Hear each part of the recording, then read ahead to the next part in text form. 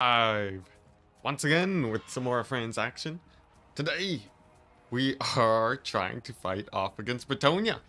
And at the start of the last stream we made a little bit of progress. We made a tiny little bit of progress. Or actually a fairly massive amount of progress. We had successfully defeated Kemmler.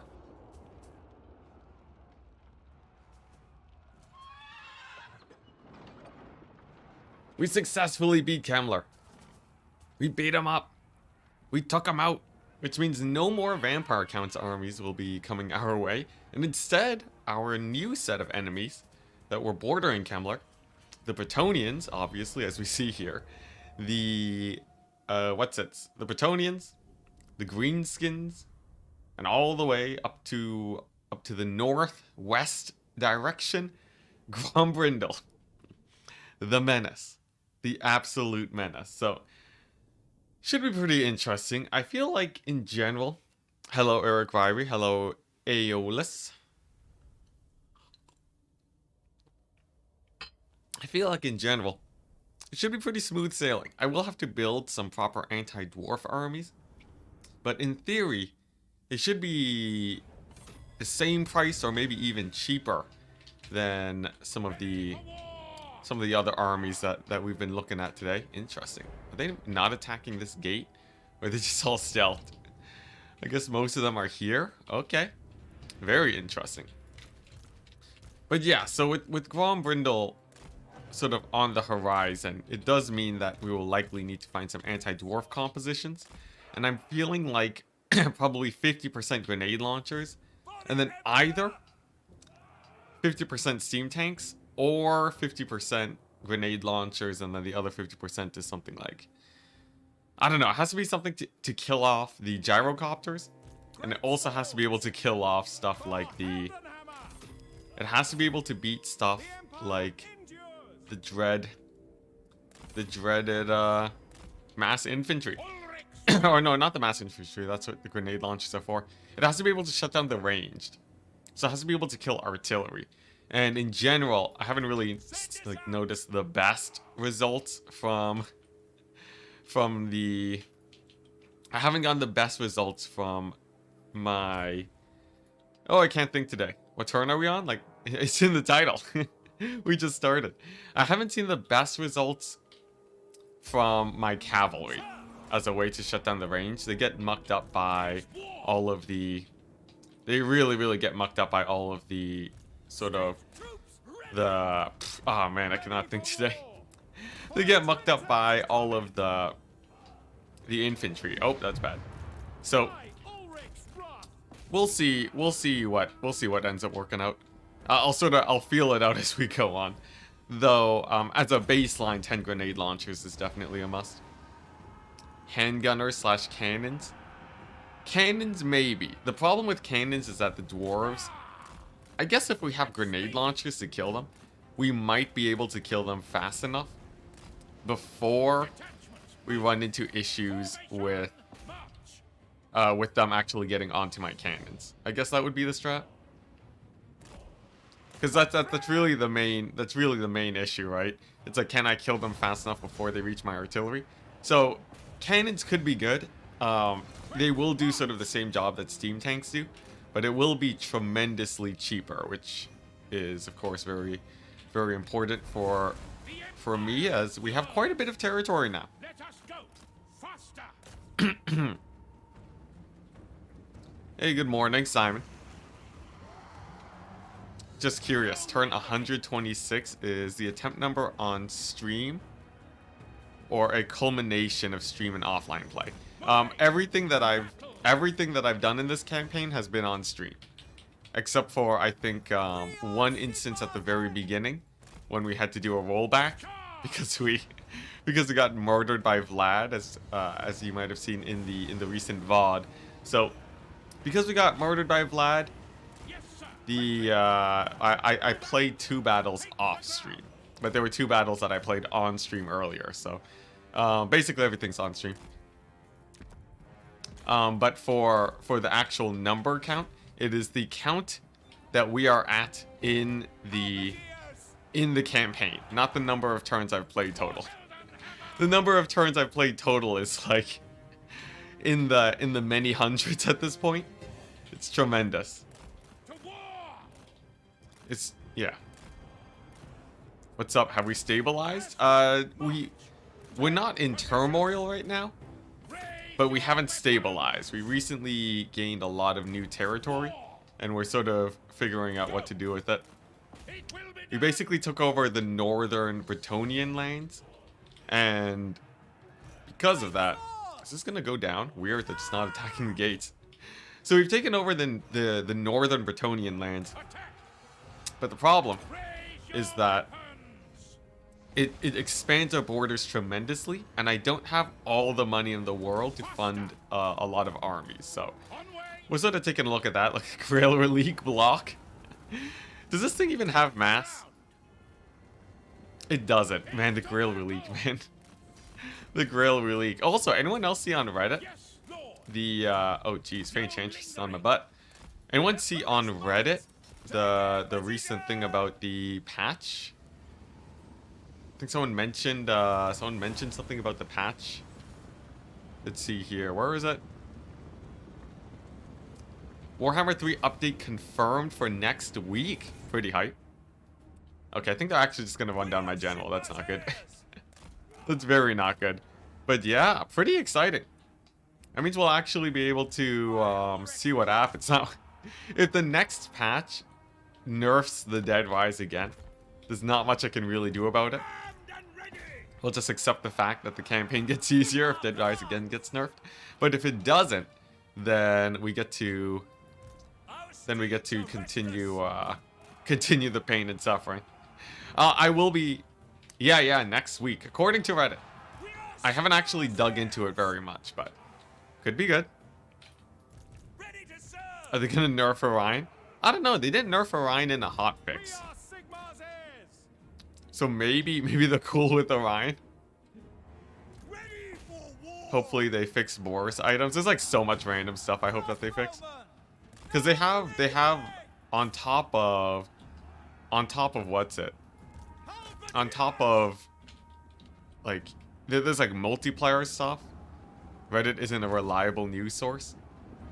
Well, it's a message from one of the CA developers saying just keep everyone in the loop. We do have an update coming your way next week. So while Reddit might not be reliable wholesale, I think a CA developer saying that it's coming out next week is makes things quite likely. Orion is Orion OP? Yeah, he gets free armies Swords. for the low price of being at war with like 20 factions. Okay, that makes it good. Yeah, pretty exciting.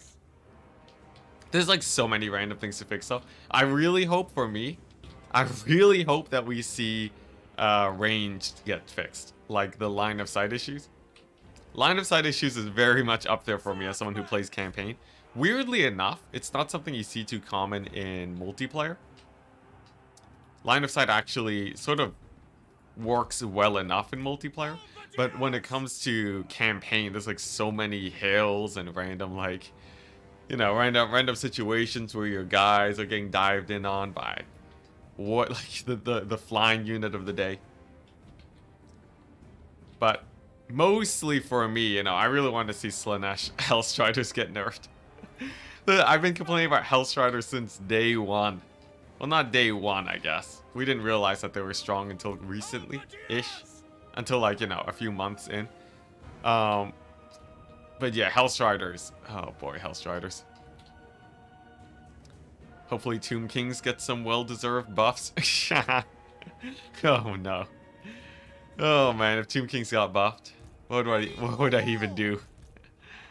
I don't know if I could bring myself to play tournaments if CA buff Tomb Kings. No nerfs boost anti-large, just like as a general statement.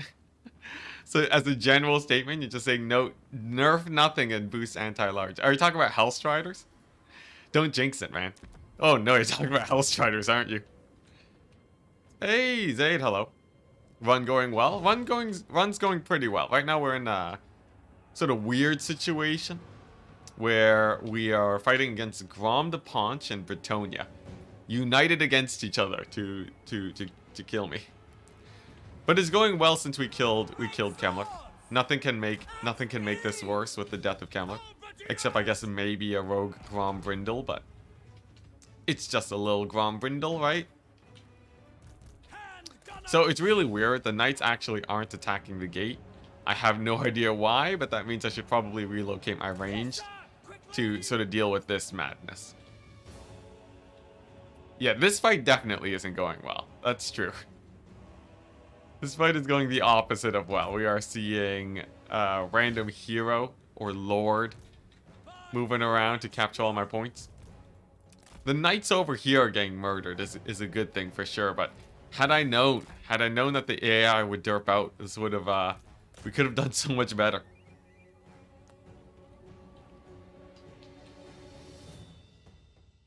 The blog mentions the garrisons feel weak, so CA might buff garrisons. That'd be very exciting. Yeah, I feel like the garrisons aren't, like, even if you max out your garrison, it's not really strong enough to fight off most enemy forces that attack you. Just because it's like, you know, a garrison needs to be able to fight off a 20 stack, right? And they only have 14 units. So like most late game 20 stacks just roll over them. It's sort of weird. But like, you know that the AI can kill your garrisons, but you know that garrisons dissuade the AI heavily from attacking you. So like, you still build them knowing that they won't actually do anything if it comes down to it. Okay, I sort of botched this defense. All good though. All good though. After this battle, I get to show off the campaign. I will continue to play the battle just to get as much damage as possible on the Bretonians. And then that should make it a little bit easier for my sort of chaff spam armies to kill them off later. Oh my gosh, look at that handgunner. Look at a handgunner. I like tell them to attack the men-at-arms. They like turn to the left. Great start. Oh yeah, amazing start. Yeah. Nothing like losing to some Bretonians on turn 123 or 26. Yeah, there we go. They're capturing the points. All right, we'll just shoot them. We'll just shoot them.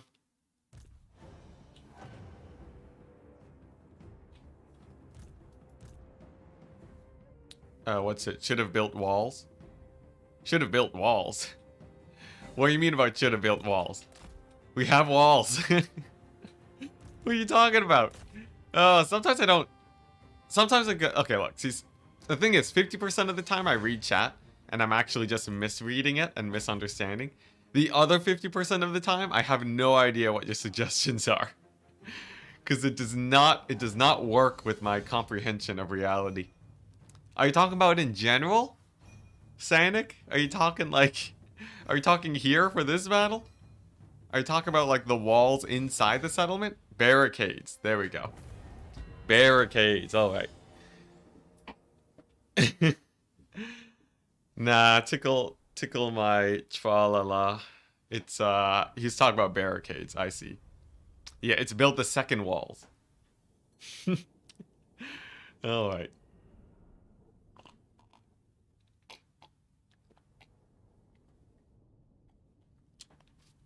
IMO's garrison should be strong enough for rebels or small armies, but not 20 stacks.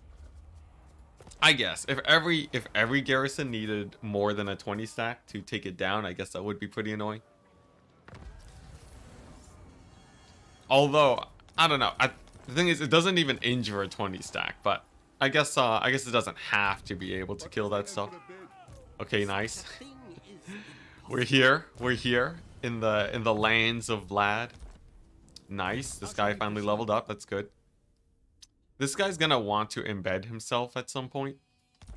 Do I have a... Let's see, we have a Felix. The heroes with the extended movement range is always amazing. So what I'm thinking is like... Yeah, well, once we embed him, we'll give him some sick items. What we want to do is we want to do the slow push on Vlad's armies here. And we want to take out Wordpad. Now, it's not going to be the easiest task in the world. Of course, Vlad has a lot of armies here. But if we can just auto-resolve him a couple times, even a few times, right? Or even just take some fights. If we win 2 rounds of Vlad and then clean up his armies without taking too many losses, we should be good. And these armies are decent at not taking losses, especially the War Wagon one.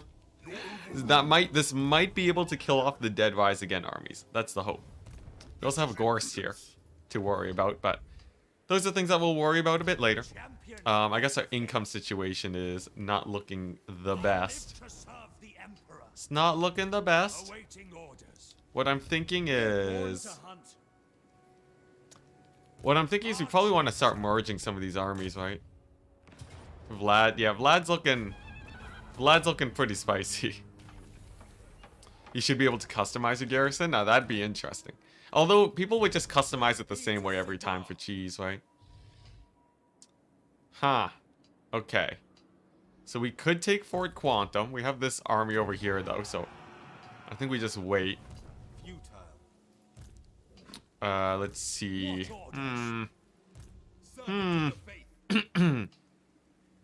There's a mod that adds a garrison unit for every building in the city. Oh, that's pretty cool, yeah. That way, at least it's a different settlement each time. I like that. Ah, yes. We're going here to pack Ice Bay. Alright, so this should be a decent sacking. Okay, 40,000 or 4,000. Pretty good.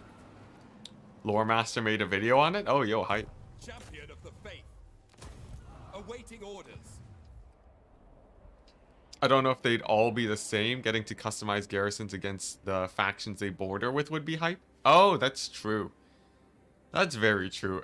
You have to make sure that you don't open up the, you don't want to open up Pandora's box. Okay, they only sacked it. You don't want to open up Pandora's box when it comes to the garrisons. You don't want to make something that's like, you don't want to have like some very obviously strong options. But like making it where you can just sort of counter bordering factions is pretty hype. I guess the only thing you have to do is make sure that they're not too strong and you're pretty much set. Let's get it done. Okay, so I'm trying to figure out what I want to do here. We have enemies all around us. We have a couple Paunch armies. Now, I think he just fought some guys because he's looking pretty beat up. We have a Matthew Smith here looking without too many targets. I guess we could take Fort Quantum again. Smith the Third is going to be pretty confused when they start calling them Alt F4 City later this stream. Nah, we're good. We're past that point. We've moved on from the Alt F4 City. Okay, weirdly enough, I don't really need to take Fort Cetra just yet. Although, I guess I might as well, because then we can attack Castle Bastogne from there. Oh, this maneuvering is awkward. Okay, this is what I think we do. Alright. Adolphus is over here at Grunberg. Grunberg is garrison, so not a problem. We're gonna get one more turn of recruitment on... Let's see, how many units does he need? 8? So we only need to do something like... Let's see, what does he have? Mostly cavalry? Yeah, so what I think we do is like this, right? Actually, we can just embed right now. And then we'd be fine. And then we'd have a cavalry grenade launcher weird stack against this. Maybe I have them attack Grunberg. I want to believe you, Ent, but you're too dang bold and brazen with these 4x battles. I'm sorry, I can't hold myself back. Okay. Here's the play. We're gonna go here. Whichever side the Wood Elves decide to attack me. Also, is Bold and Brazen a SpongeBob reference? I saw a video about that recently. We're gonna go here and hope that the Wood Elves, like, maybe go and attack us.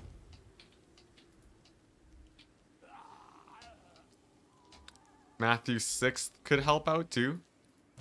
He could take out Fort Cetra. That's something. And then maybe, like, help out with the Lizardmen over there. Sure, maybe we try that out. Not that I know, but probably is. It's not the same level as what's it, that anime. It's not oh jeez. Why do I'm always at a loss for words every time. Jojo's Bizarre Adventure. I see Slanesh in the distance. Careful not to get units seduced. Honestly, my units are pretty lackluster anyways. Does it truly matter? Okay, here's the plan. Lioness needs a better garrison against 2 lizardmen stacks. We're gonna move this army here.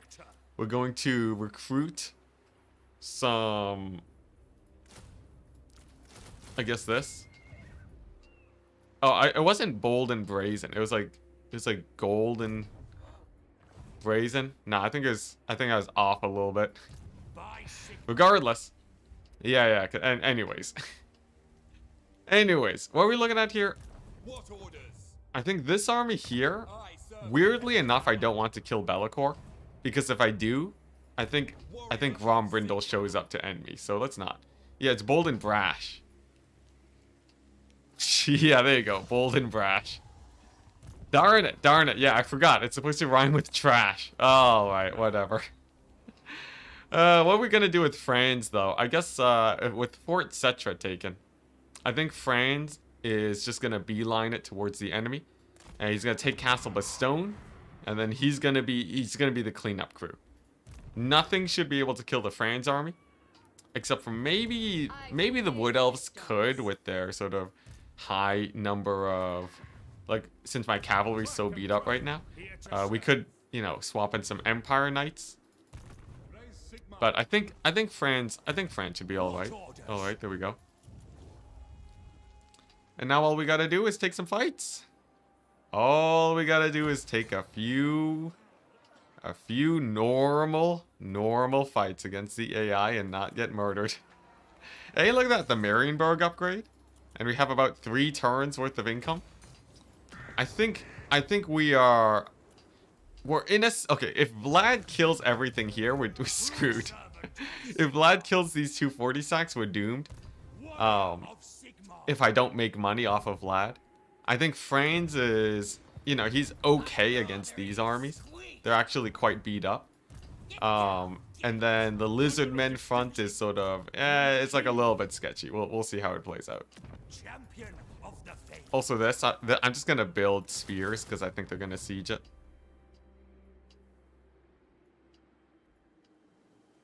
The wagon army, the Mad Lad actually did it. Yeah, we got wagons.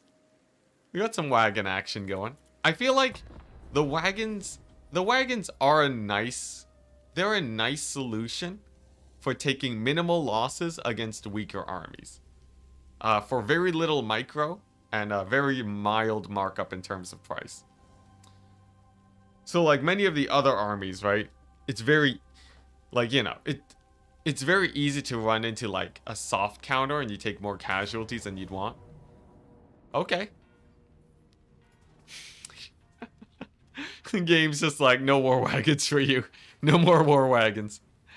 Let's see here. If we fight this, I don't think we win this. So, I will Pyrrhic victory it. That is a solid 15,000 gold. I'll take it. And then the second wave. The second wave of Vampire counts. The dead rise again. Let's see. So, then this one we're going to retreat. And then they fight this. And then this is a heroic victory. Interesting. Though, I think it might be better if we retreat.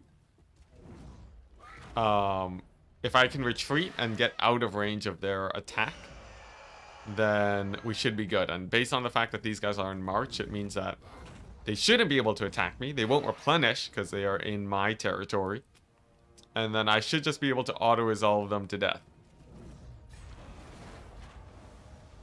Rip war wagons. They'll be back eventually. Okay. And the Wood Elves go for the Grunberg. We shall avenge it. And then, nice. Okay, this is good.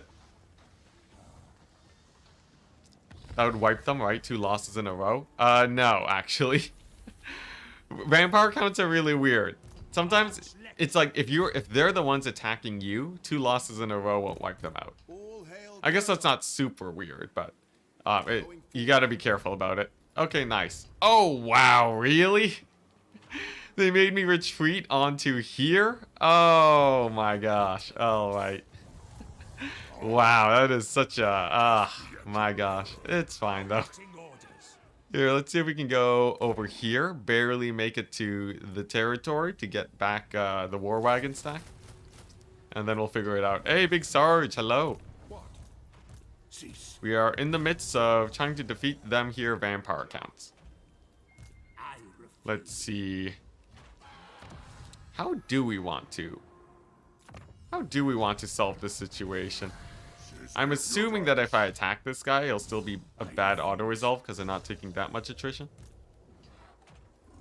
I guess I could just let them retreat, right? Like we dealt a bit of a blow to them. And then next turn they will probably have to, you know, they'll probably have to pull back.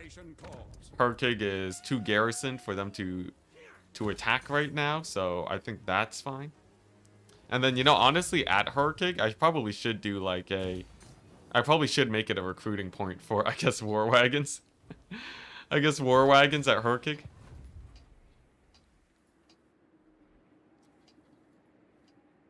That works well with Lightning Strike Kappa. Ah, Lightning Strike. Oh, right.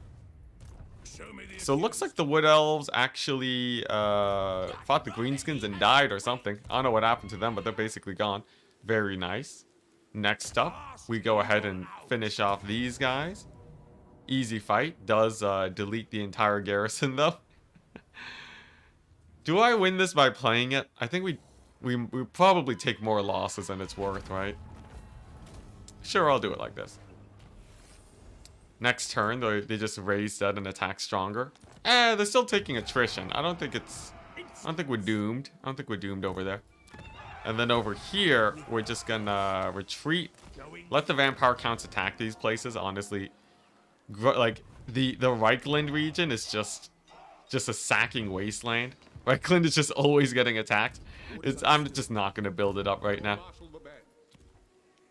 How long until the wagon mortar stack? Wagon mortars, man. At some point I will, but at that point we will have won the campaign. I haven't built a single wagon mortar yet. Interesting. Okay. You know, as long as they don't make the travel, as long as they don't make the travel across the sea to attack Lioness, we should be good. So what I'm feeling, right? We have this army over here. It's not the strongest army in the world, but it is quite anti-Bretonian. We're just gonna march it forwards, bring it down. And they're gonna start taking over the minor settlements while Franz actually does the killing. So we park Franz in here, take back Castle Bastone. Unfortunately at a much lower tier than we had it originally. And it should be nice. Yeah, so Franz, I think Franz can kill Grom. And after Grom is dead, what is there really to worry about? Not too much, right? After Grom is dead?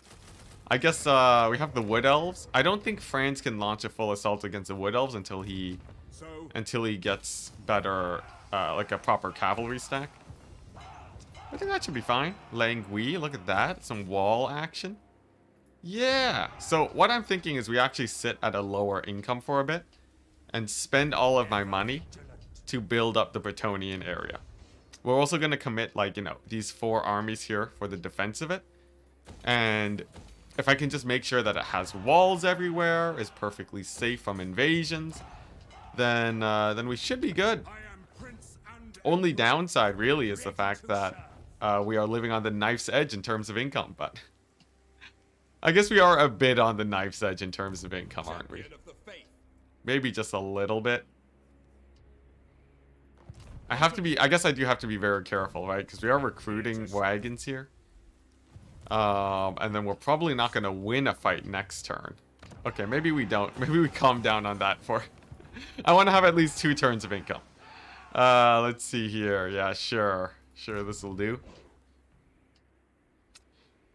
Yeah, the scary part is that it is a lot of territory to defend. And we're still dealing with Vlad. Man, my bank really... I spent so much money fighting Kemmler and Vlad that, like... Because I overproduced on armies that were really looking sketch. What's up, Enticity? Conquering Vlad? No, we're focusing on conquering Bretonia. feels like almost By Sigma. this guy doesn't have anything to do.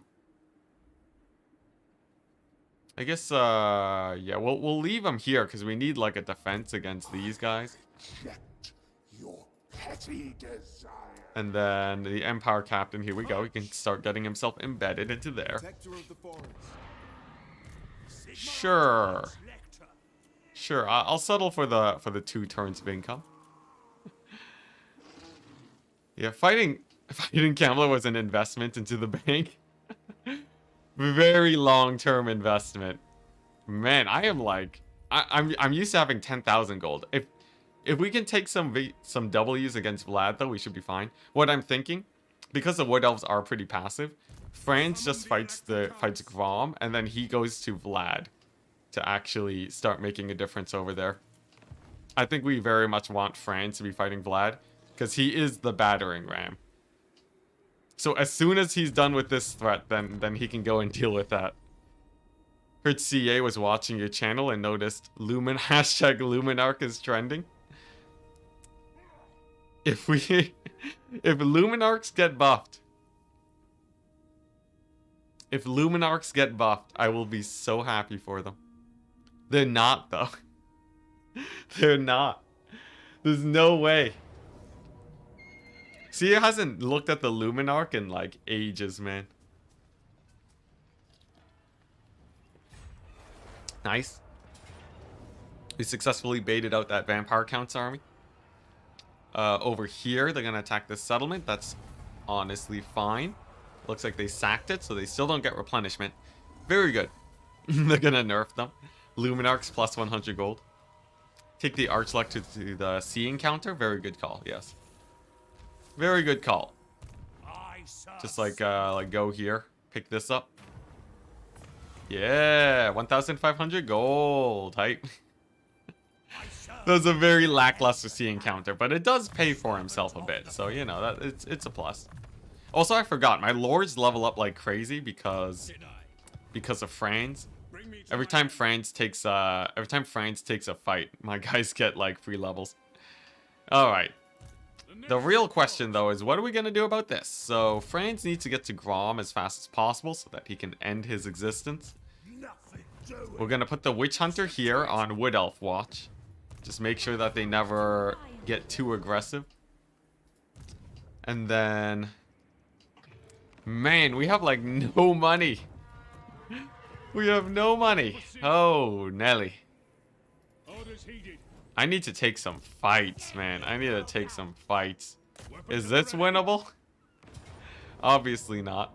It's spear spam against Quaddles and a Stegodon. And a bunch of Saurus warriors. Some Razordon hunting packs. There's like no way we win this, right? The missile resist is through the roof. Okay. The sad thing is that we almost could have won it. Whatever. I'll take the sea events, you know. Yeah, and then we'll fight some Vampire Coast.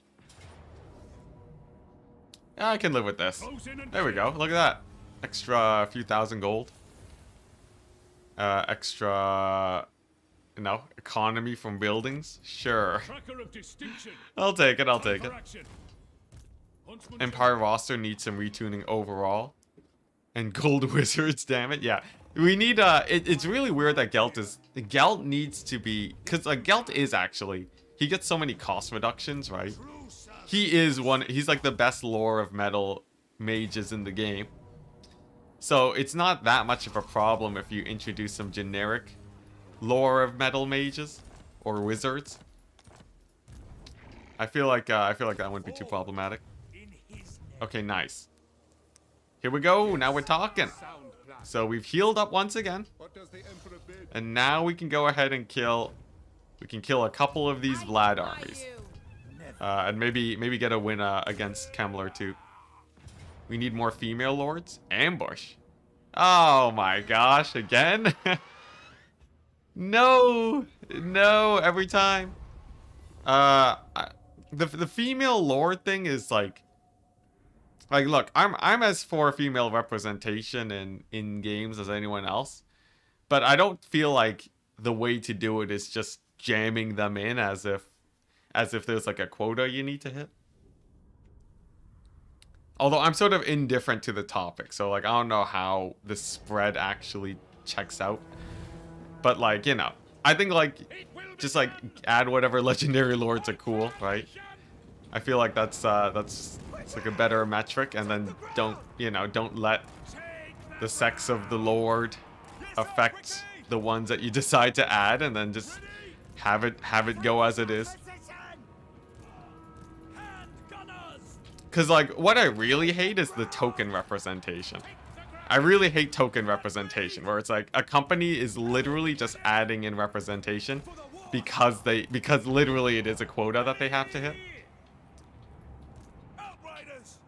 That's the worst thing, right? So like when I hear we need more female legendary lords, I feel like that's what would end up happening, and I think that's just not the way you really want it to go. Though, like, you know. Anyways, I think that I've basically said my thoughts there. Please focus on the fight. I am focusing on the fight. We're totally focusing on the fight. You know, we're doing great. We're doing totally fine. Totally fine. As always, there is not a single worry in my soul. Just play Cathay. Tons of actually, yeah, Cathay is pretty 50-50 split, right? In terms of their military. Yeah, actually, like yeah, they got 50%. Like, yeah, 50%. Like, they got Miao Ying. Female war wagon crew. Oh no. Oh no, not like this. See, the thing is, if they add that and then I don't get war wagons, people are gonna start calling me sexist. Alright, nice. There we go. Lord is down, and we have Demogryph Knights, and just a whack load of handgunners. I think the handgunners, they probably won't be able to kill off the Lord here, but they should do well enough, I think. And then since we distracted the Vargeist, I think we should have enough here to get the victory. Oh wow, look at that. He actually got annihilated. Wow, alright. That's a big plus then. Okay. I think honestly we win this ambush battle, which will be very, very good for that economy. The Luminarch Light Wizard is now female. There we go. I think in lore, right? I think in lore it checks out. How many generals are like what's the split for Empire, like for generals in the Empire, right? I'm pretty sure it's quite male centric in the same way that it was for the Romans. In the same way that it was for the Romans, it's a sausage fest for the Empire.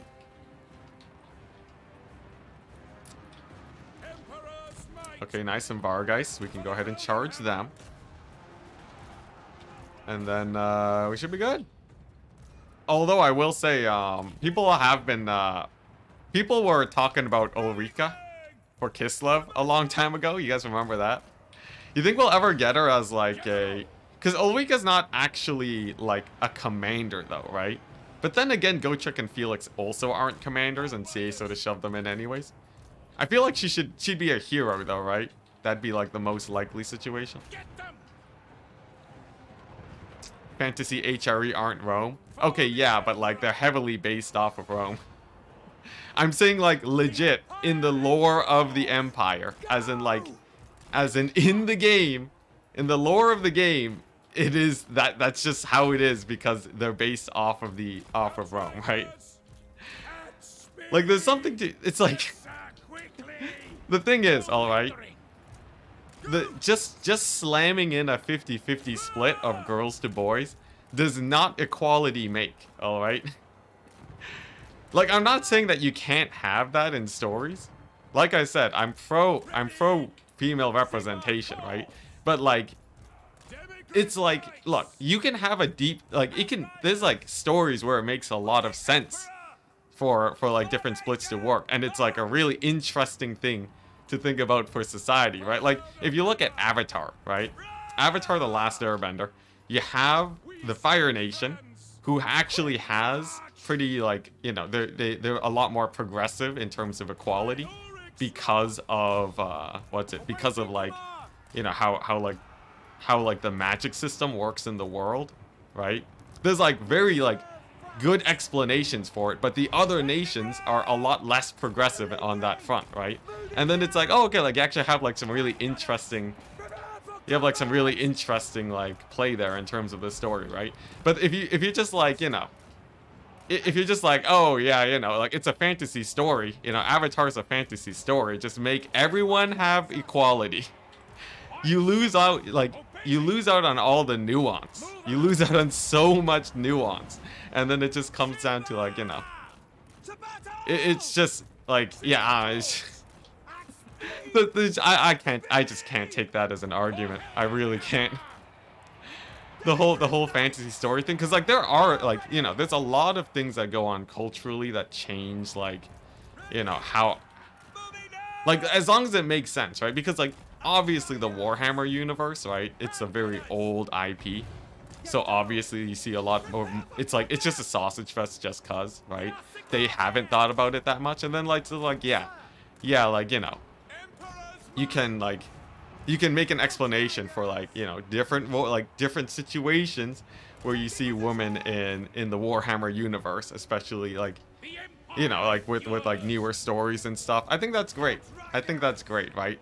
But like, if you just straight up change the lore just to have more women, it's like, oh man, it has no pizzazz to it. It doesn't even like, oh man, yeah. Anyways. But yeah, the thing is, Warhammer does have a lot of old baggage, but I think there's interesting ways to get rid of the baggage without retconning, right? You can have, there's like I'm no writer, so I can't just like come up with stuff off the top of my head, but like there's definitely ways you can get around baggage, right? Like you can write stories about how a woman, like, you know, how women can like still get power in a world dominated by dudes, right? Or you have like, you know, Cathay, right, where they're fleshing out their lore, and then Cathay has more of an even split, and it's like, oh, okay, that's interesting. That's a lot more interesting. At least I feel represented with Grom the Paunch. Oh boy, Grom. Yeah, Grom and Greasus. Yo, they added both of them, man. Mazda Mundi, they got the crew for every single, you know, for all the lizard men out there. Too controversial. This is not controversial. Paunch is a good case. Yeah, honestly, I think I don't know. The thing is, Warhammer doesn't really have fleshed out characters that much outside of like the books. Like if we're just talking Total War, look at what they did to Throg.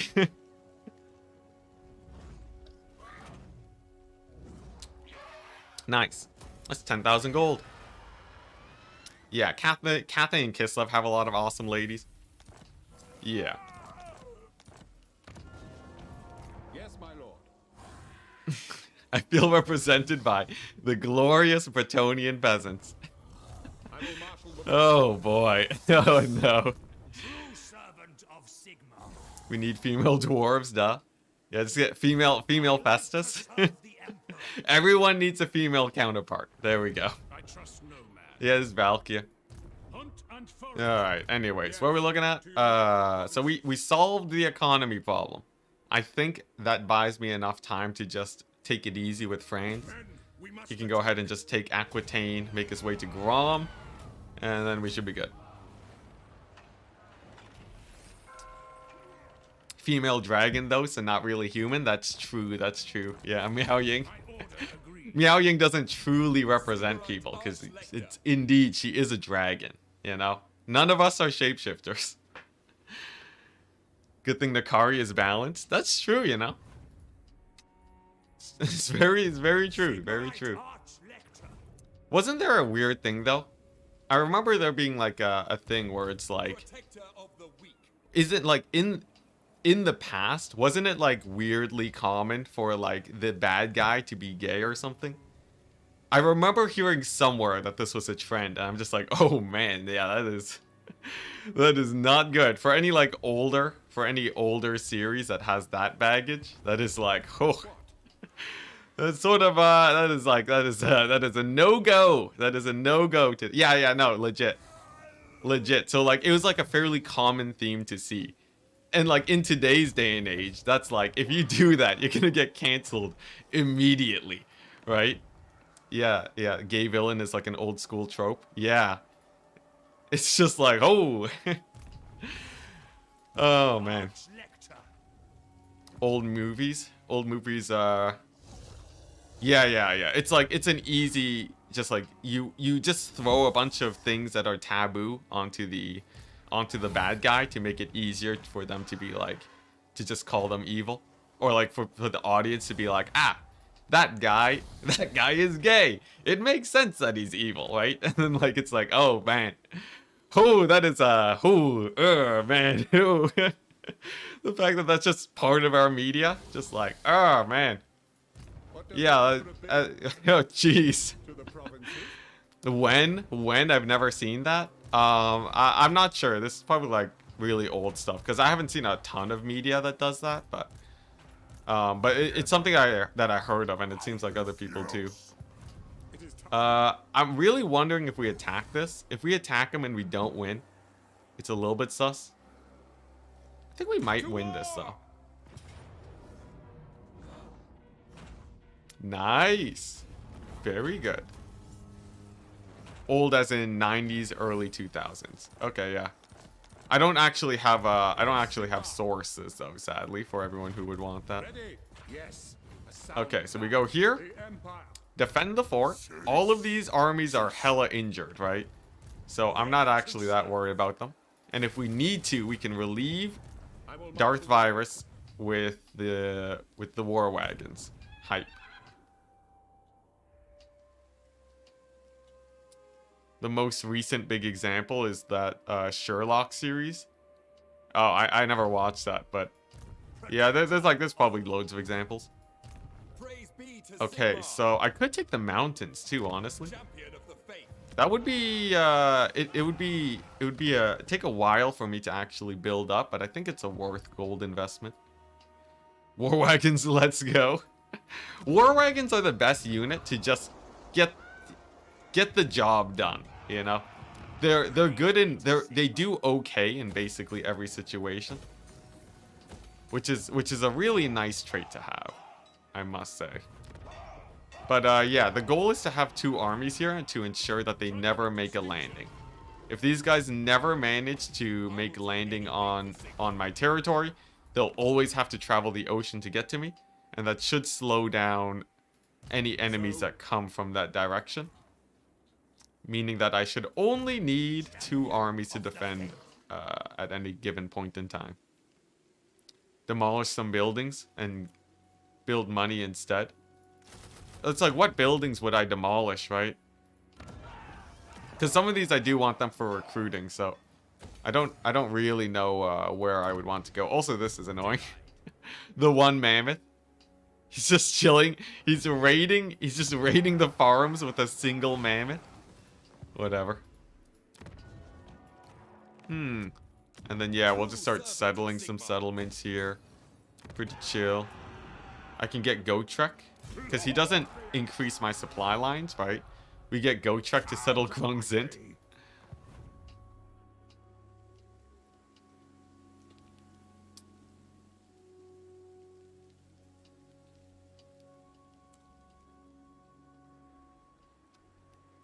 What's this? Maleficent?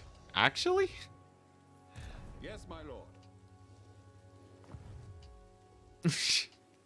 Hey, Rage. I know your name is Rage, but there's nothing wrong about talking about gay representation, man.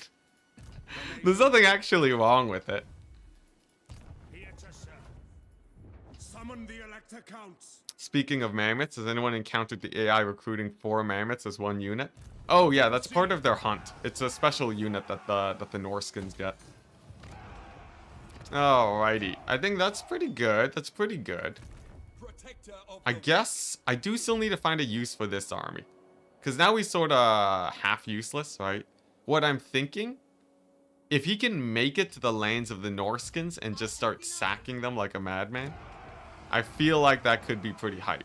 Though, honestly, I feel like that's just overextending at this point. I'm just gonna keep him safe.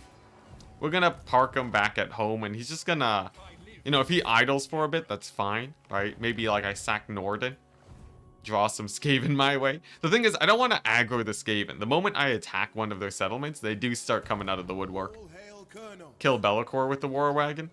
I'm too afraid that they're gonna show up with an army and just like run me over. Onwards. Okay. Let's see here. Why are there portals in Vlad's realm? There's portals? Oh, that's Be'lakor. Yeah, Be'lakor spawns portals. Don't worry about it. Oh, wow. That's so cheap. It only costs 150 to build, so it pays off for itself in one turn. Hype. Nice. So we can upgrade this to make an extra 50. This will pay for itself in forever. But it does reduce the upkeep of crossbowmen and spears. That's actually sort of huge. Actually, -3 upkeep for crossbows and spears to the lumber yard? Wait a second. I should build, like, all the lumber yards then. I make so many spears. This is perfect. And then Uberstrike, we can finally re-garrison this bad boy. Because if you don't have any more enemies there, very nice. And then it's just a continuous war against Vlad. Which is, you know, it's going okay. It's going okay. It's like a big back and forth there, but... yeah. Alright. I really need to start winning some... like, Franz needs to kill Grom, and then either kill the Wood Elves instantly, or... he either kills the Wood Elves instantly, or he bounces to Vlad. The thing is, he doesn't really have the composition to kill the Wood Elves. I think he's much more built to kill Vlad instead. So I'll probably just send Franz up there to deal with it. Let's see here. While we're here, anywhere I can make increase the income of these places? I think corruption's low enough here. We're gonna change this to an income area. Over here, we don't really need the growth anymore. More income, and then more income. There we go. Yeah. I want to start making some economy buildings because we need more armies to handle the territory that we have.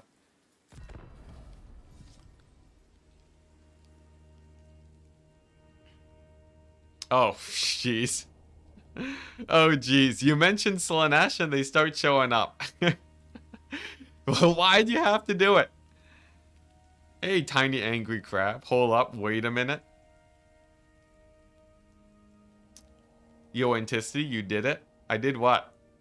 What did I do? The Empire's finally running a balanced budget? Oh, yeah, it's true, yeah. Yeah, we're actually, well, I don't know if you'd call this balanced, but it's better than it usually is. Alrighty, here we go. So, we are looking at the forests of Kemler here. And I have... excuse me. I have 2 armies. One of which is a war wagon stack. Let's see if this wins it. Sell some extra items, by the way. Oh yeah, I can do that if we're in a pinch. Okay, I'll take that. That's a great auto resolve. And then maybe we can start running some of these guys down. Yeah, in a pinch I'll sell items. Though preferably we don't, because merging them is just slightly better. Okay, nice. Nice, nice. So then we go, let's see here. Then I think this army bounces back. Because, yeah, there's no way Gorst decides to siege me after a fight like that, right? We bounce back here. Okay, we rout him off. That's okay. Fine by me. I'll take that money. And then we just chill. We chill and we just keep taking these fights against Vlad. We technically don't make any headway, but it sort of encourages the bank of Vlad phenomenon where we just keep fighting him and we keep winning battles, and overall it just counts for a good amount of extra income. Nice. We now have the mountains. Very good. I don't really need this tap room anymore. And then I guess we take back Fort Quantum. After all these years, finally. Fort Quantum is ours again. We're back to turning hedge wizards into paste. Not yet, not yet. Anyone know if Enticity ever played StarCraft 2? I played Protoss and got myself to Masters. The very bottom of Masters. I hit Masters and then I quit playing. Or I didn't quit playing, but like I stopped playing StarCraft immediately after. But yeah, that's what happened. Oh, I wonder, could I This could be a good pick. You miss Kemmler's credit card, don't you? I don't want to admit it, but I don't want to admit it, but I do. I do. My boy Kemmler, man. You never realize how important they were to you until they're gone. All right. Nice. That's a good bank. So we have another 2 turns worth of money. We have Franz. He's gonna go here, and he's just gonna say hello to Grom. Very aggressively. We're just gonna go march straight into his face because honestly, I need to just kill Grom. You have lived for far too long, good sir. Today's the day where you shall meet your maker. We're gonna take Massif Oracle at tier 4. And then we're not gonna care about any of this territory. This territory is too hard to hold. So our border is actually just gonna be right along here. Along this area. And then Massif Oracle is where we draw most of the enemies. Oh, I forgot. Boom. What's this about Yellow Taxi in the background? No Grom Brindle, right? Shouldn't the lizards be dying to Grom Brindle? They're actually allied with him. As it turns out, endgame scenarios can indeed ally. I don't know. I don't even know how. But yeah, the endgames. They have allied with each other and minor factions too. Terrifying. Bloody terrifying. How close are you to actually getting to victory, Enticity? I'm not sure. I haven't made it this far in a campaign before. This is actually the first time I've made it this far. So, we're sort of just winging it. And we'll know when we get to a victory, What I'm thinking is we're also going to get Gotrek, by the way. And we're going to use him to, I guess, kill off this guy. Do you guys think Gotrek kills a mammoth? Maybe if I, like, give him, like... Oh, actually, yeah, let's give him 3 war wagons. And then he'll go ahead and kill the mammoth for us. That'll be a useful use of him. Just because he doesn't count for supply lines anyways, right? Might as well put him to work. Nice. Can I afford this? No. Okay. We'll keep passing turns then. What is this? Fort Quantum? All thanks to the war wagons, you made it this far. Yo, grenade! I can't forsake the grenade launchers, man. The grenade launchers, they really did the clutch. They really clutched it out for me. I can't forsake them. Huh? Is there any way we can get more economy? Not really, right? I can make extra recruitment buildings here, but nothing amazing there, sadly. I guess Aquitaine I might as well do that. Alright, just in case, we're gonna turn some hedge wizards into paste. For those of you that don't know, this is just a great way of making a quick buck. You just salvage 1 million of your ancillaries and banners and you're good to go. Because you can't fuse them, right? So you can't fuse them, so we might as well just salvage them. Yeah, you can't fuse them. So, let's see here. Where are they at? Where are the hedge wizards at? Oh my gosh, I already have so many camp followers. Oh my goodness. There should be like an easier way. There should be like a shift-click select option. Why do I have so many camp followers? Why do I have so many grave robbers? These have to be like guys that you get from fighting the vampire counts. Jeez, this is like, honestly, this is so much. This is like thousands of gold. Yeah, okay, goodbye, hedge wizards. Alright, throw them in the mill. Throw them in the mill. We only have so many wizards. I will not have this many wizards in by the end of this campaign. I don't need this many hedge wizards. Well, it just keeps going. This is like the vast. This is my entire. I have no other ancillaries. It's just. Oh my gosh. Yeah, okay. Yeah, we don't. Why? We're just coming out of the woodwork. 3,700 gold worth of hedge wizards. Alright, I'll take it. Jeez, peasants! Okay, I guess it makes sense that we have this many peasants. Soiling green. Yeah, we don't need peasants. We'll also mix in the peasants, you know. It's always good to get a balanced diet of hedge wizards and peasants. Okay, actually, there's infinite. Wow, I have not been keeping on top of my ancillaries. We're gonna have, like, bank after this. We're gonna be filthy rich. This is like breaking the piggy bank. Oh, wow, that's a lot of peasants. All right, sure, sure. Okay, nice. That's 5,600 gold worth of peasants. Nice. We did it. Okay. All right, nice. I think that'll do for now. That just got me up to 23,000 gold. Filthy rich equals 5,000 gold. Honestly, it's a pretty big jump for the economy. It's a pretty nice bump.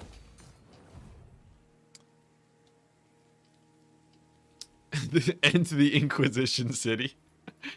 Oh man, yeah, heartless. It needed to be done though. It needed to be done.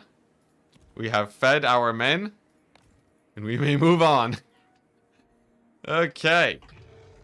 Let's hit the end turn button. I want to kill Grom, and then after that, we figure out what in the world we do against the Wood Elves. Now, the fight against Grom's going to be a nasty battle. Grom, unfortunately for us, has quite a few armies, so he's going to give friends a run for his money, but the destruction of the Wood Elves is huge.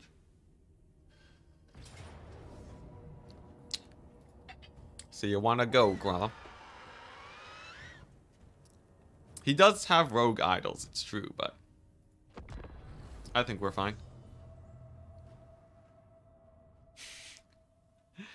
The Knights of Knee. That's a Monty... Is that a Monty... I'm pretty sure that's a Monty Python reference. Anyone who hasn't watched Monty Python? I'm pretty sure we're all in the age group where we would have watched Monty Python, but if you haven't watched Monty Python, watch Monty Python.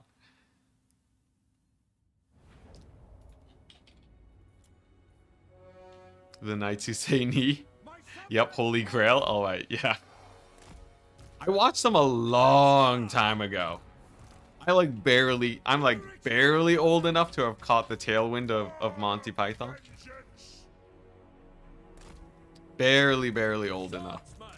I think I watched it mostly on YouTube. Like I didn't watch the OG Monty Python stuff. It's knee with an eye.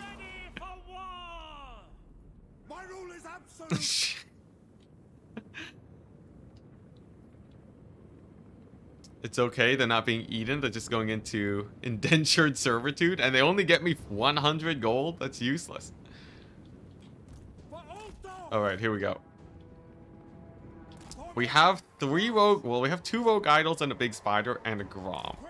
Now the rogue idols will slap friends. These guys do 600 damage, 73 melee attack. So we got to be real careful about them. And I think we can do the classic split and kill. They got no ranged really, so that's not really a problem. Maybe I use like the warrior priest and get something done though. Okay, you guys know way more Monty Python stuff than I do. I'm like surface level Monty Python, alright? Like I get Black Knight references. Alright. I get the coconut stuff.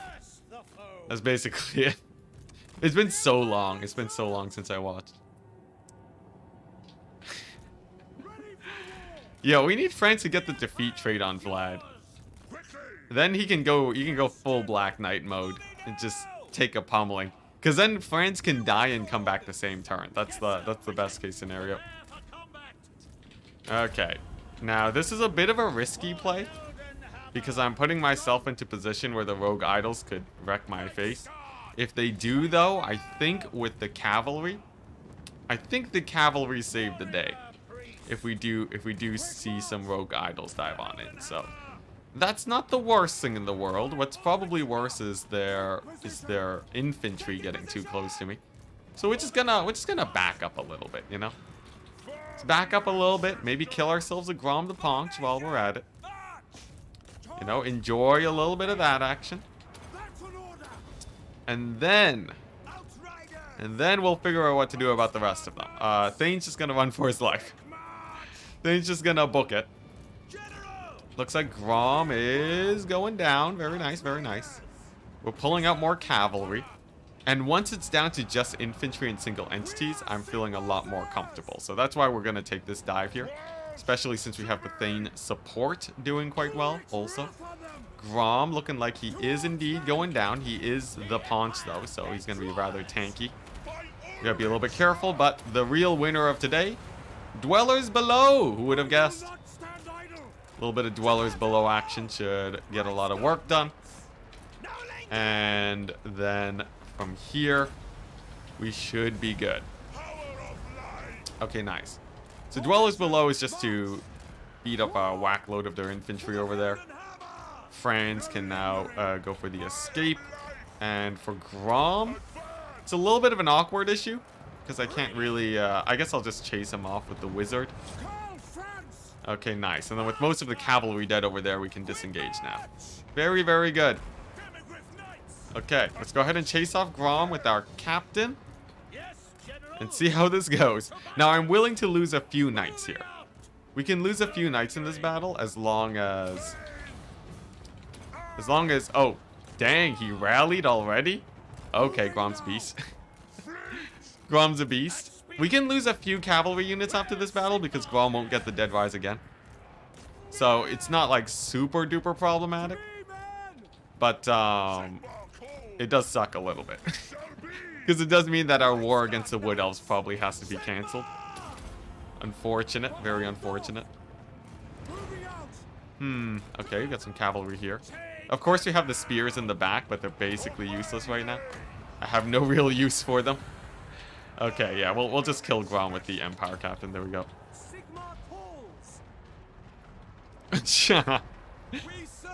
You guys are still talking about Monty Python stuff? I'm like here trying to survive this battle. It's like one of the harder battles that we have in this campaign, and you guys are just bringing up Biggest Dickus. Okay, looking all right. You know, we got the anti-large on the large units. That's like everything you could possibly wish for. Also, fun fact: miscast chance increases effect soulfire, which means that the theory is true, and it means that indeed, It means that indeed, this is just the lore of Sigmar. Prayers are magic. I know this is heresy, but it confirms it, alright? Why would prayers miscast if it was not just magic? It's just the lore of Sigmar. Although I think that's technically not lore accurate, like they're not supposed to miscast, but still, in the Total War universe, it checks out. How come I'm not using my infantry? Because, I guess I could probably just throw them in and have them do well, right? I guess that probably would have been a better play, to just have them sort of block up these guys, but, yeah, just because it buys time for my cavalry, but, you know, why not just lose all of your cavalry, right? I always say, why not just sacrifice all of them? I think I just killed him. I think I just killed my Thane. Come on, heal him up. There we go. I think he lives to see another day. Very nice. Okay, nice. Let's just throw these guys into the pits. We'll throw them into the pits. And then, should be a victory by Dwellers.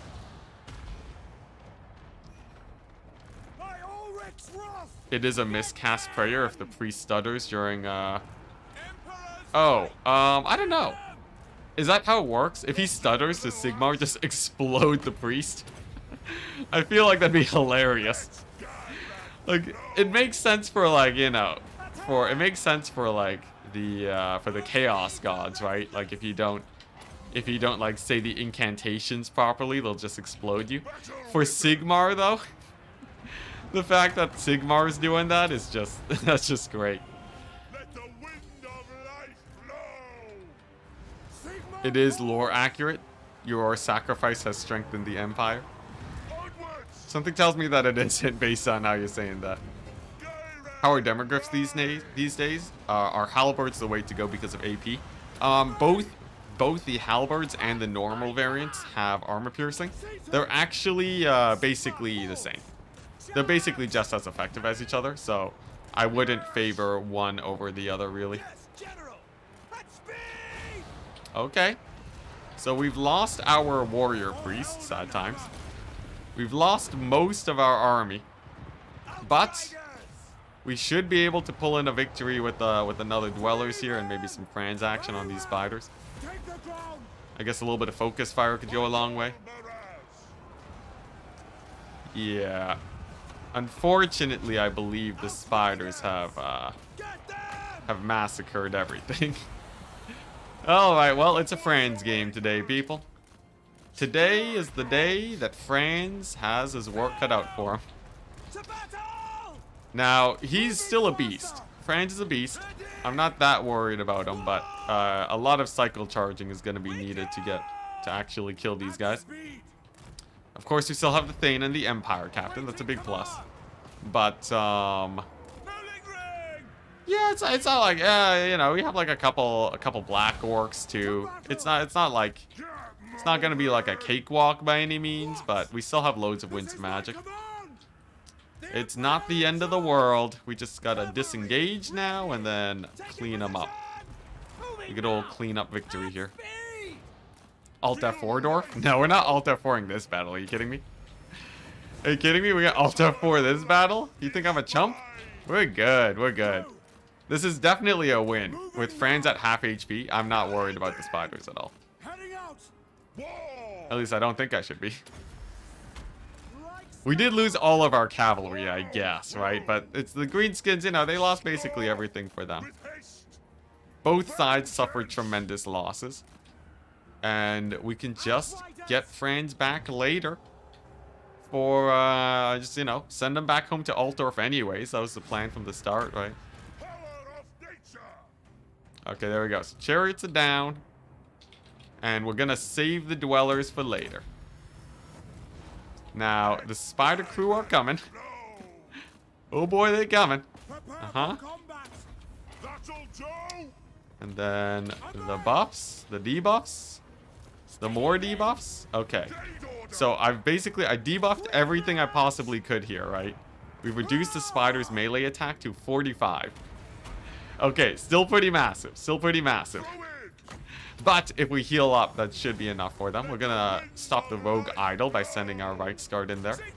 And then I think Franz and the Empire Captain have enough damage to win this, it seems. I will not stand idle. Yeah, the charge is too mighty.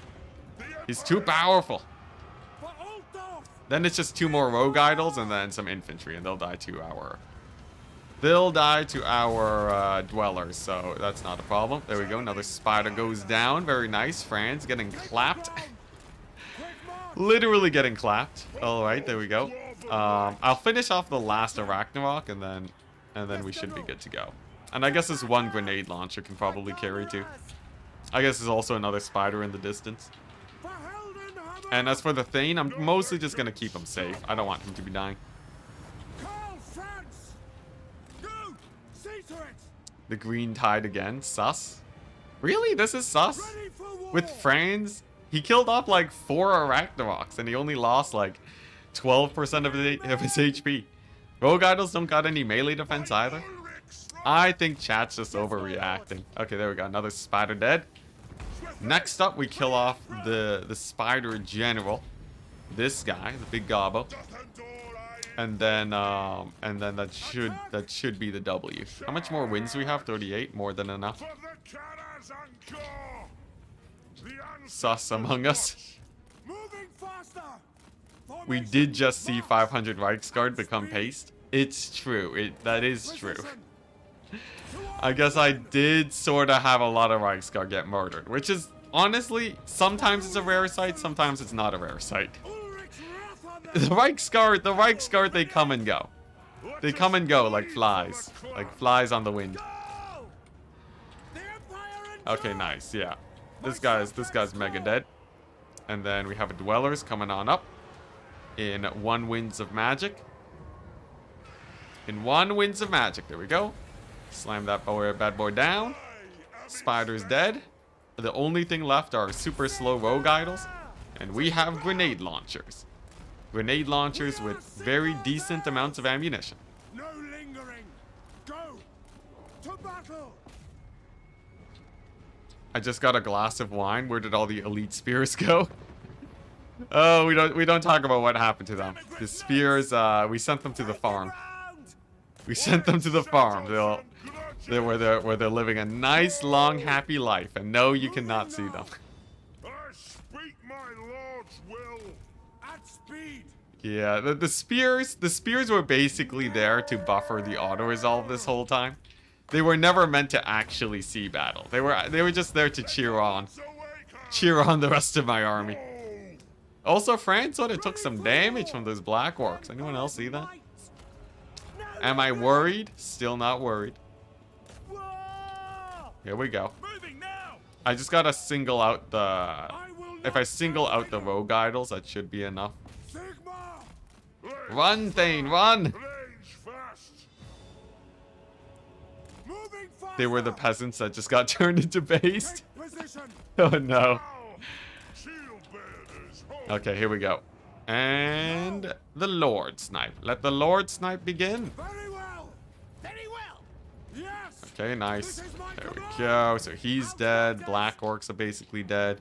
We got 16 grenade launchers. Hype. I'd be more worried if we didn't have the Demogryph Knights. But with the Demogryph Knights, I think we don't really have anything to fear. The Demogryph Knights are just really good for being a buffer against the rogue idols. It doesn't mean that they are most definitely dying this battle, but worth. Totally worth. Trolls are sort of being a pain here. France. Can I get a Dwellers here, maybe? Is that worth it? I think it is. Sure, why not? These guys don't have infinite ammo, right? For the Okay, nice. Empire. There we go. There's the Dwellers. March. And we finish off their general. Franz is at 800 HP. Perfect. Exactly how much HP I would want my Franz to be at. Exactly the amount of HP that I think is good for him here. For Helden Yeah, this is the thing is, we've won battles with Franz on less HP. I'm still not that worried. Yes, sir, quickly. You know what? Place your bets now.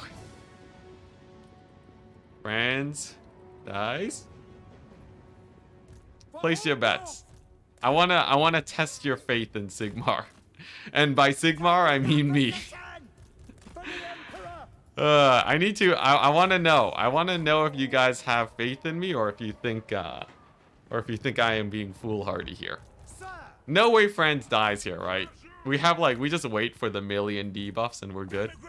The rogue idols need at least 2 attacks to kill him. They will not be able to get their 2 attacks. I have faith in the Emperor. 36%? Oh, I can live with that. That checks out. I will say though, me losing these grenade launchers is sort of bad. While I did the poll, I managed to lose. I went down to 10 grenade launchers remaining. Subjects call. Minor misplay, minor misplay. They still have enough ammunition though to kill off the Black Orcs. Forward. It looks like way less. Yeah, it actually looks like way less. Right? We are Okay, nice. Good volley, good volley. How much more shots do they have? 3? Okay, just enough to kill off their infantry. Perfect. Perfect. And then we just get our heals on these guys, right? We heal them back up to max. Then we're good. That's an order. Jonathan Anderson? Is it pronounced Jonathan? Or is it supposed to be Jonathan? Anyways, thank you very much for the 50 sec. Better bring that counter back up. I refuse. In the words of France, I refuse. Sigma calls. Outriders. Twitch chat saying France is dying? How could you? How could you, Twitch chat? Hey, Borna. Hello, hello. Okay, yeah, we're just gonna take this nice and slow. Nice and slow. Nice and slow. You know, just group up all of my guys. Group them up. Heal them to max. Alright. Here we go. Finish off the Black Orcs. No worries, still 18 Spearmen to hold the line. I can't have them tank the charge. I could have them tank the charge. It's not the worst idea. So what if I just like grab my spears, right? Counter back up. Here, all right. The bravest spearmen in the world, all right. So they're gonna sit here. The rogue idol's gonna charge them, but because they're braced, right? Remember, guys, the power of their spears. These spears are gonna stop the rogue idol from getting charge bonus. How does that work? Honestly, I feel like super large single entities. I feel like they should have the thing where it makes it where they make it where braces don't actually do anything. Okay, nice. We'll kill off the Black Orcs, right? Here we go. Come on, spears. Brace! Hold, men! Hold! Oh, weird. Is the rogue idol not gonna... Is it not gonna attack me? Is the rogue idol actually gonna... Is he chill? Is he a chill rogue idol? Hey, look at that! The fear! The fear in the rogue idol's heart. We've done it. We've done it, men. Beat him up. Beat him up. Throw all the debuffs on him. I think he just punched my spearman. Okay, nice, nice. Come on. Come on, beat him up. Kill him. Kill him fast. Kill him fast. He punched Franz. He missed. Come on, come on. Beat him up. Beat him up. The debuffs only last for so long. Hey, Franz nearly dead. But not dead yet. Not dead yet, and we managed to kill it. Okay, so Franz took one hit. Thankfully, he's unbreakable. Alright. Alright, now the spearmen are gone, obviously. The enemy have army lost. Very good. I should have... oh, I don't have enough for flesh to stone on Franz. Okay. You know, maybe we keep Franz safe and send him in when we, like, really, really need him, right? Here we go. We're gonna send in the Empire General. Get some cycle charging here on the rogue idol, right? Here we go. Maybe use the wizard to distract. Some wizardly distractions. Yeah, this works. This works. It's just a rogue idol. Just a rogue idol. That punch on Franz took out like... Because they do more damage the lower their HP get. They also get more, they also lose armor because of it. But, like, it's pretty spicy. 780 damage. This guy's gonna, like, one-shot some of my guys if I'm not careful. Let's see. I feel like I should probably disengage here, right? And then charge him again. I feel like I disengage and wait for cooldowns. Okay. Nice. Nice. There we go. Okay. Hype. Hype. Let's see here. Man, this Grom army.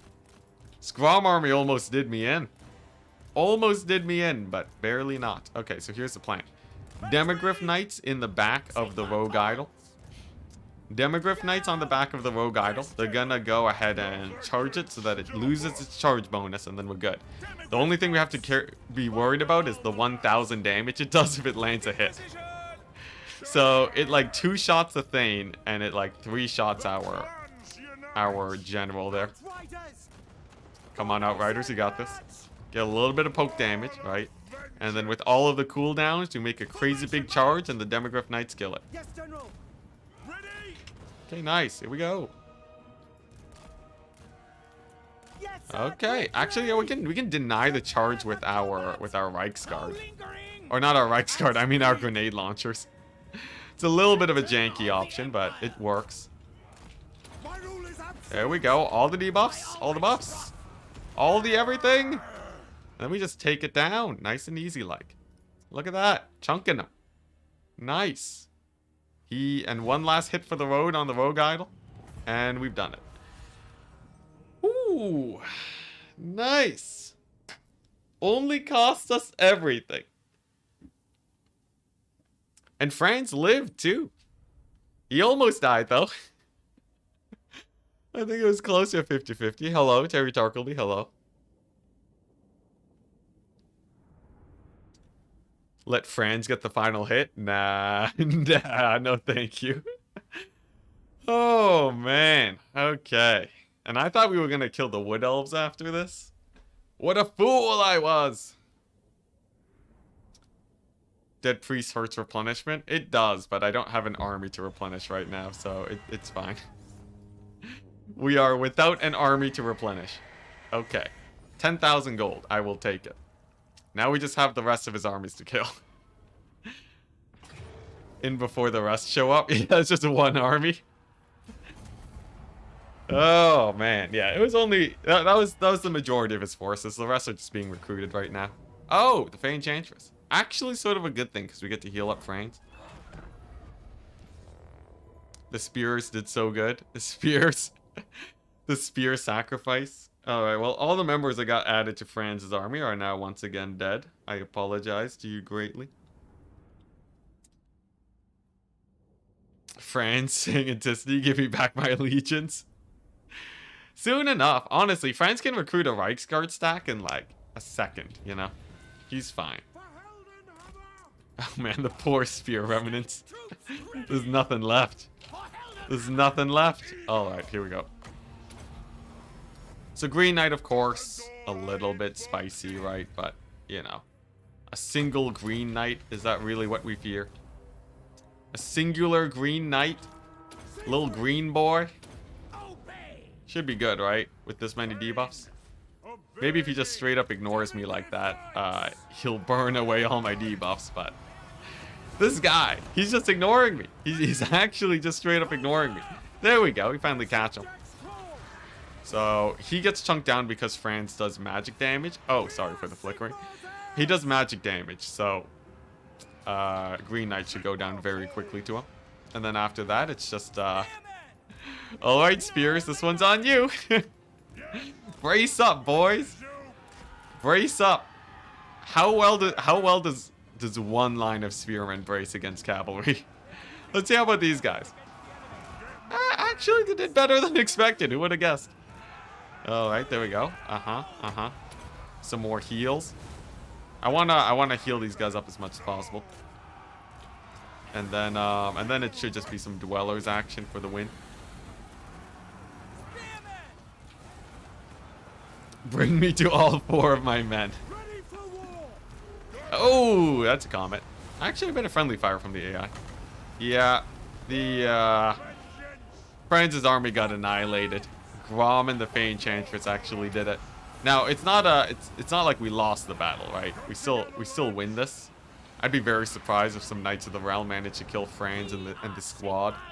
But we basically have just enough to kill Grom, I think. And then Franz has to head home. Ain't no fighting them right now. Okay, nice. These guys suffer penalties from debuffs more than I suffer penalties from debuffs in the forest, so I sort of prefer fighting in there. Now we just wait for the dwellers below, and then with the dwellers, we win the battle. I will say though, if the Fey Enchantress had a Grail Knight stack, we'd be so screwed. A Grail Knight stack would be the end of me.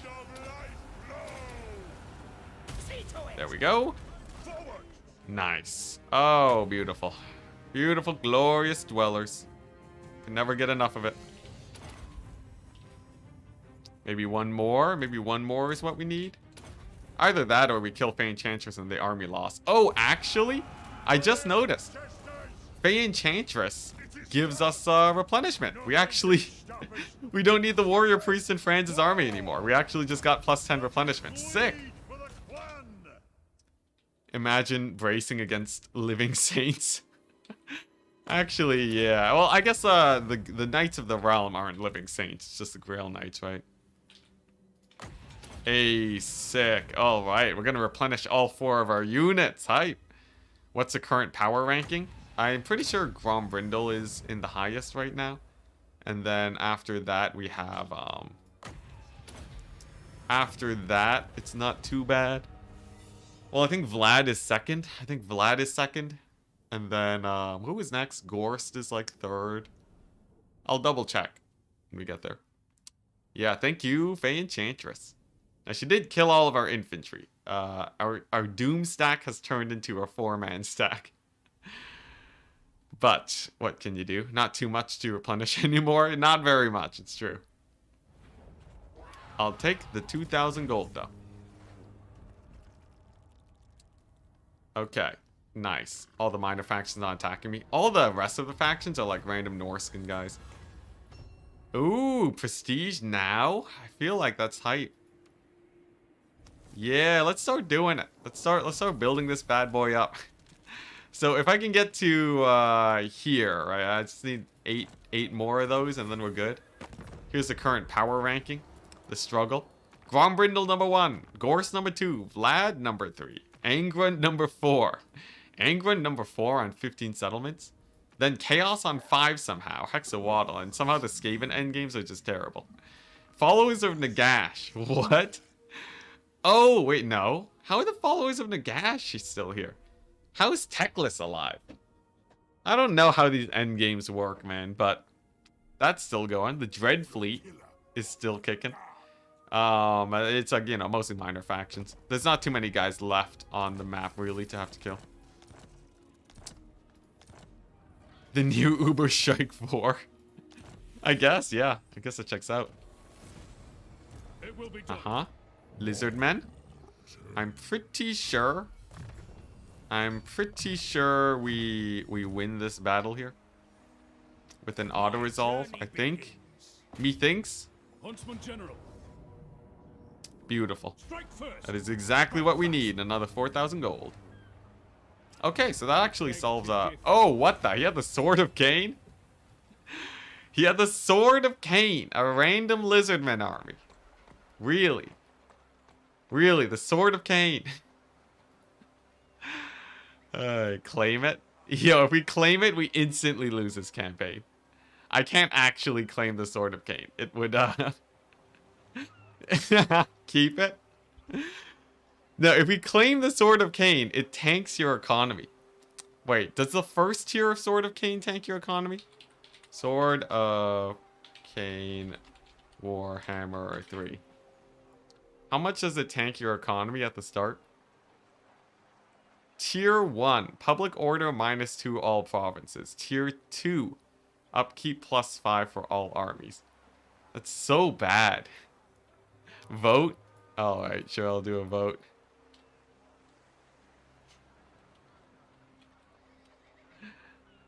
Mission accomplished. Alright, chat. This one's on you, alright? This one's on you. Jonathan? Claim it. Really? Alright. Alright, well, with a donation like that. Oh no. Alright. Alright. You know what? Screw all of you. I hate you all. Okay. It doesn't impact your economy on the first tier, alright? Alright. Jonathan, you know what? You're gonna do that? Here. Here, I'll let's see. This guy's already Matthew Smith. I'll give you this one spearman, alright? You'll get to follow the guy with the Sword of Kane, and you get to see how much you like that. Alright, here we go. We can hold on to it for a turn, alright? And it'll help us kill, you know, Grombrindle when he shows up. Maybe it'll help us kill Grombrindle, you don't know.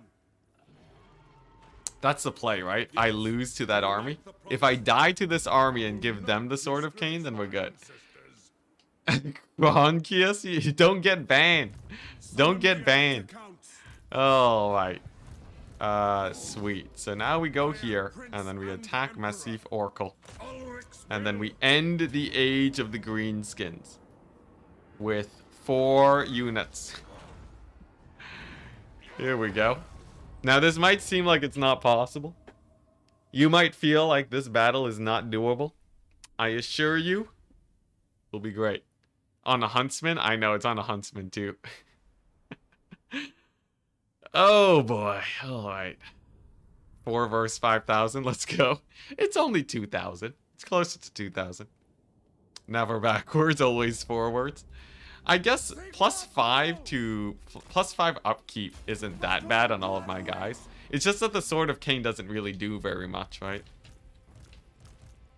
Like the Sword of Kane, what does it really do in the end? Mad Lad just does it do any? It's just like a little bit of a combat buff, right? On a Huntsman General.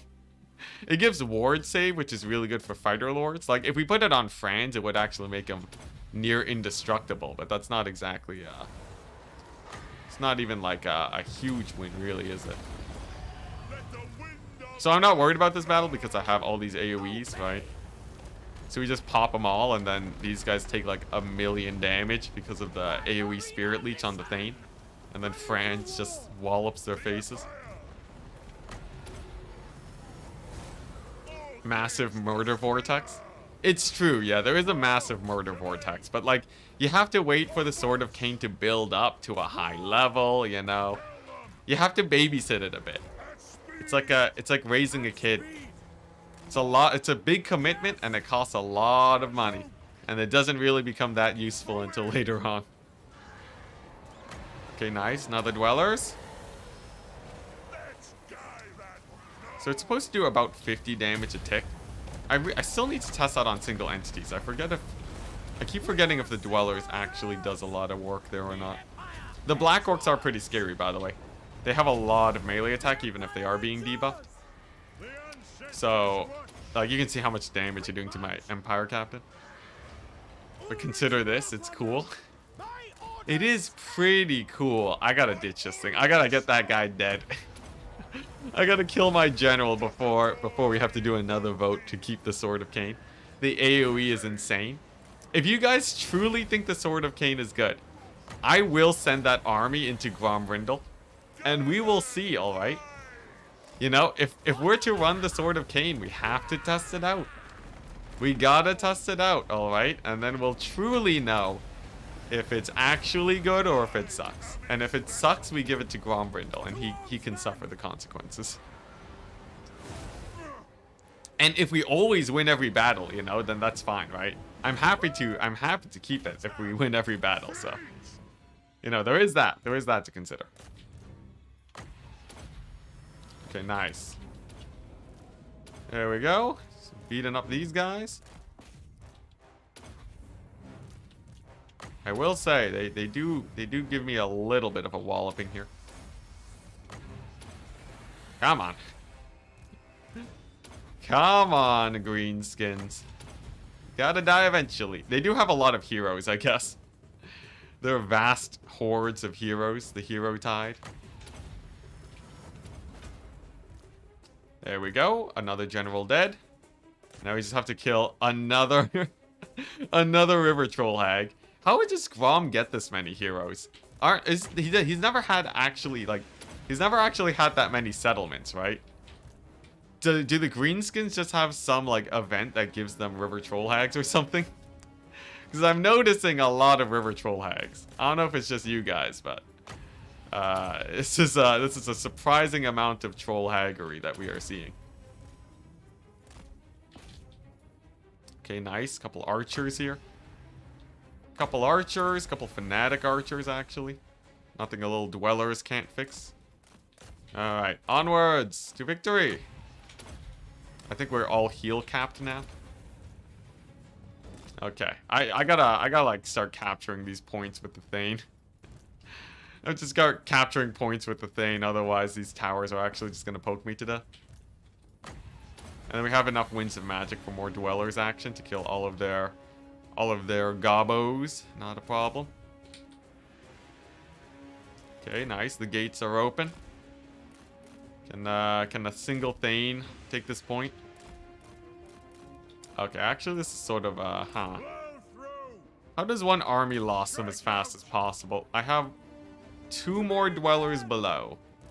They have 2 more black orcs. Okay, we'll just capture the points. It's good. We'll start off with this one. Come on. What the? How are they holding it? Okay, there we go. Nice, nice.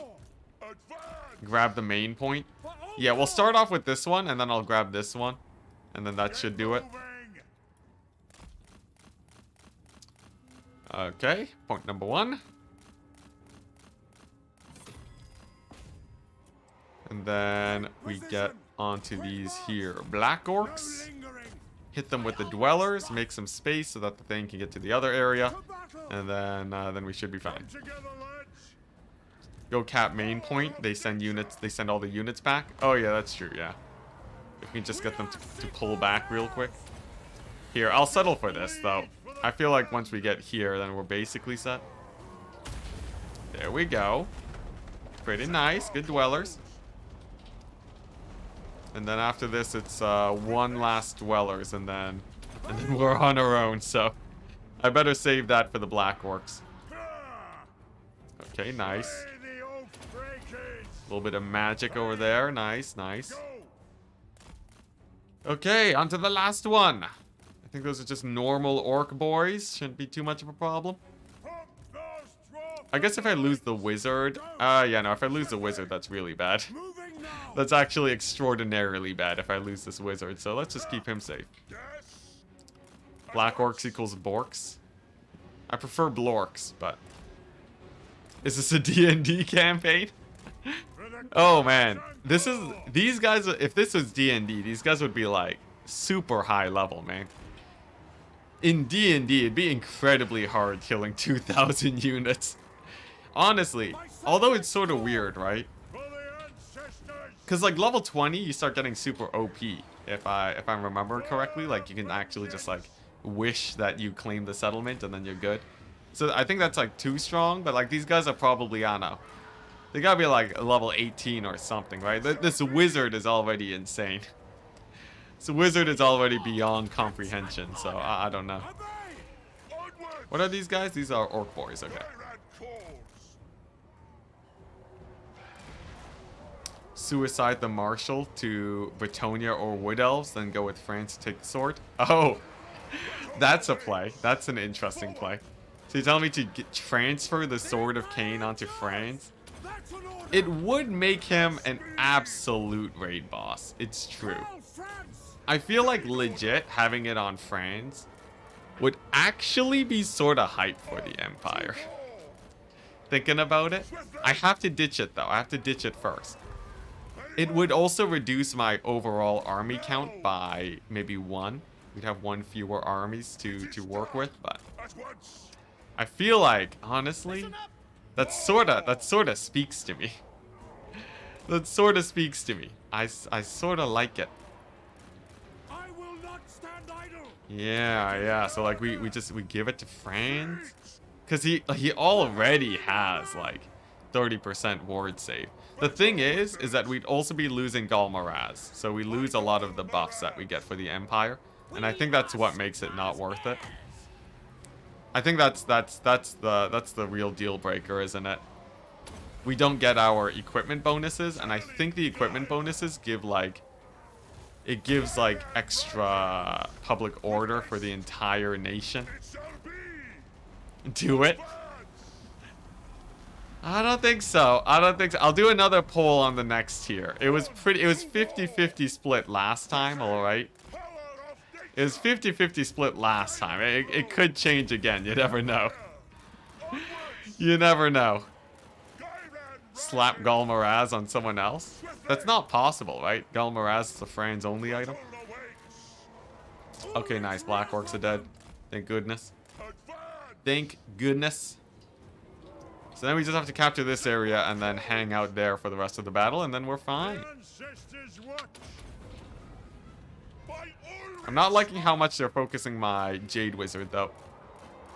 Those little towers are sort of whittling him down a tiny bit.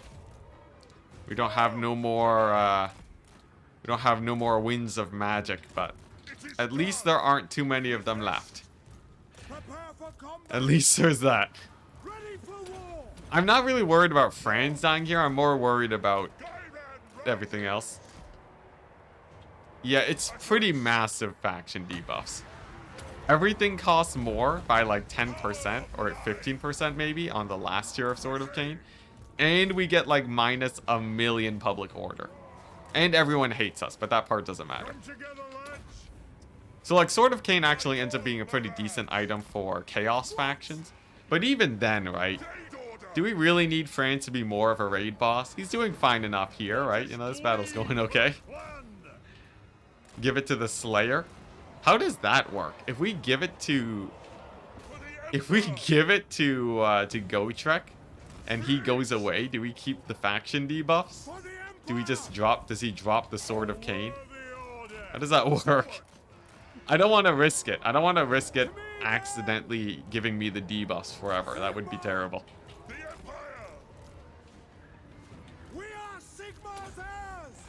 We have to find out on this campaign of all campaigns, this one. This is the one where we're experimenting and learning. Even if I had the entirety of the Empire, I'd be like pretty apprehensive about the Sword of Kane. We'd have to be like basically winning the campaign to get it to full power. Alternatively, right, all I have to do is drop it, right? All I have to do is suicide my lord somewhere, and then we lose the Sword of Kane. So like it'll never end the campaign, you know. I'll just have to suicide my my general, so it's not the end of the world. With haste. Okay, nice. I think we've won the settlement battle. We've ground our way through the greenskins with our 4 heroes of the Empire. Franz, a Thane, a bush guy, and a captain. Can you even equip it to Gotrek? Well, it auto-equips when you win the battle, right? So Nothing can I separate. assume it. I assume you can. Okay, nice. The Empire endures! Thane. Charge him. Nice. And then debuffs. There we go. I think the Boar Boys are like the last real issue here. Come on, Thane. Capture that point. There we go. No more towers and army losses. Wow. Interesting. Alright. Not bad. Oh, just stretching my legs. Don't mind me. Nice. 700 kills on the whiz. Make a Kane save. What do you mean by a Kane save? Like a backup save now that we've gone the Sword of Kane? Sure. Might as well, right? That went better than I expected. The wizard is a beast. Between the wizard and Franz, we are indestructible. We killed 1 million heroes too. I think we killed about like 10 different greenskin heroes. Because it's 4, then 7. And then a few more in the other armies, maybe? Okay, no, we killed closer to 8 heroes. Nice. Oh, yeah. We've done it. That's Grom the Paunch's final settlement. The Paunch is no more. He is no more. He has just random nothing armies left. And in the meantime, we got Franz over here. We got the garrison. Maybe these guys have lightning strike. I ain't doing that! Even if they do, does it even matter if they lightning strike the garrison? We just build towers and we win it, right? Okay, we'll park Franz right outside there. We build the walls and then we're set. And for the Sword of Kane army, No, I will not. how strong is the Sword of Kane? What buffs is it given right now? It gives him some ward save and it gives him the vortex ability. We'll wait 1 turn. If the Sword of Kane can't kill a couple dwarves, alright, it's worth dropping. Imperial Authority? What about Imperial Authority? It's doing great. Get rid of the sword, stupid. The chat voted. Sigmarite Chat voted for it. One does not simply drop it without a proper test. Send me a champion. Okay, Gotrek is gonna shoo away these here Norskins. Stop them from raiding me 24/7. And then over here, we're just gonna... I'm just gonna do this. I know it's like foolhardy to be like right in front of his face, but it increases the odds of him attacking me more. So, you know, we might as well. Oh, and I forgot. We have a donation reward to redeem. Oh, what is this campaign? Alright, here we go. Lurkus Ridley the second. He did donate for this. And at least it doubles the number of units in France's army. Now, we have to go outside because Grom's going to siege it, so we definitely don't want that to happen. Oh, crap. Nolan got revived? Crap. There goes our authority. Alright, it was not meant to be. Well, we have to kill him. No siege attacker, though. Do we have a general for the siege attacker? Do we have, like, an extra general lying around? Yes. The Empire. Yeah, I'm starting to take more Empire generals just because they can siege attacker. Yeah, this counts as killing Nolan though, so I think it. Oh no, it doesn't. Okay, hi. And to see 99% of the chat vote has made me lose faith in humanity. 99%. How's that possible? It was split 50-50. That means no matter what they voted, you lost faith in humanity. Oh no. Alright, nice. So, there we go. This guy is basically max level, so we can just deck him out. Just make him a beast. Make him a Franz raid boss. Beautiful. Beautiful. Praise chaos. Chat is far too excited about praising chaos. Okay, nice. So, we are enacting the plan now. Operation... Mix in some single entities into your army, dang it. So, I think this is pretty nice. Put him on a better Pegasus. Beautiful. And this guy, we can finally give him some proper items. So, Bloodbringer. Very nice. Extra speed reduction. Although, honestly, it's probably better to give him, some sundering attacks instead. Give him any good items here? Some better armor. Any good talismans? Honestly, I think I used up all my good items. And we have like a million. We have so many ogre blades. Can we get anything good? Scroll of leeching? That's okay. Obsidian amulet. It's just only obsidian amulets. France needs a war wagon stack. I'm not going to give France a war wagon stack. France does not need a war wagon stack right now. Then this guy, he has pretty garbage armor, honestly. Seed of Rebirth is great on him, but I feel like we should give him like should give him something better. Yeah. There we go. Good talisman. Give him some extra, like 20% more damage. I think I saw some better armor here too. You could just give him vast quantities of armor. Honestly, glittering scales for the stat buffs is slightly better right now. And then I believe we have some of, yeah, here we go. Potion of toughness, hype. Plus 16% ward save is great. Honestly, that might be giving him an item too good for his worth, but whatever. Okay, nice. Once again, the war with Vlad continues. Let's see what we can do here. Man, these armies, they run away very far. I still want to chase them down though. And so could you fuse a bunch of you could fuse a bunch of those items? Yeah. That's the plan. Soon enough, soon enough. Sword of Kane can buff a trash army enough to do sea encounters. I guess. Most of the sea encounters aren't that difficult though. A trash army of like spears and some crossbows is enough to beat basically any Vampire Coast army. Except for maybe like some of the harder encounters, maybe, if they have like rotting leviathans. Okay, nice. The wagon stack continues. Good old war wagons. This is the perfect situation for them, you know?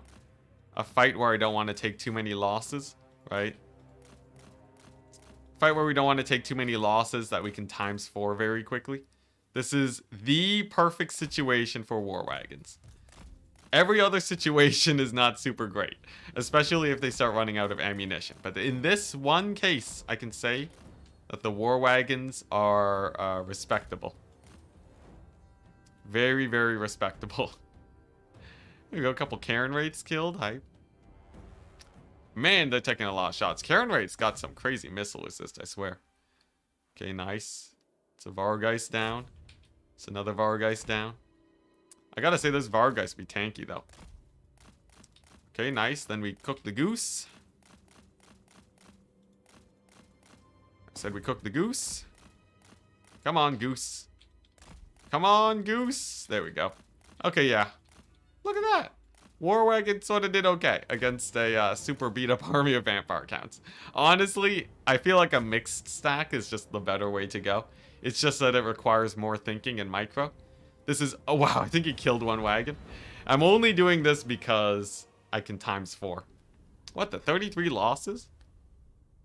That's got to be the one wagon, I guess? Because there's crew on them? I don't know. DT, yeah. Coming back to the wagon kite.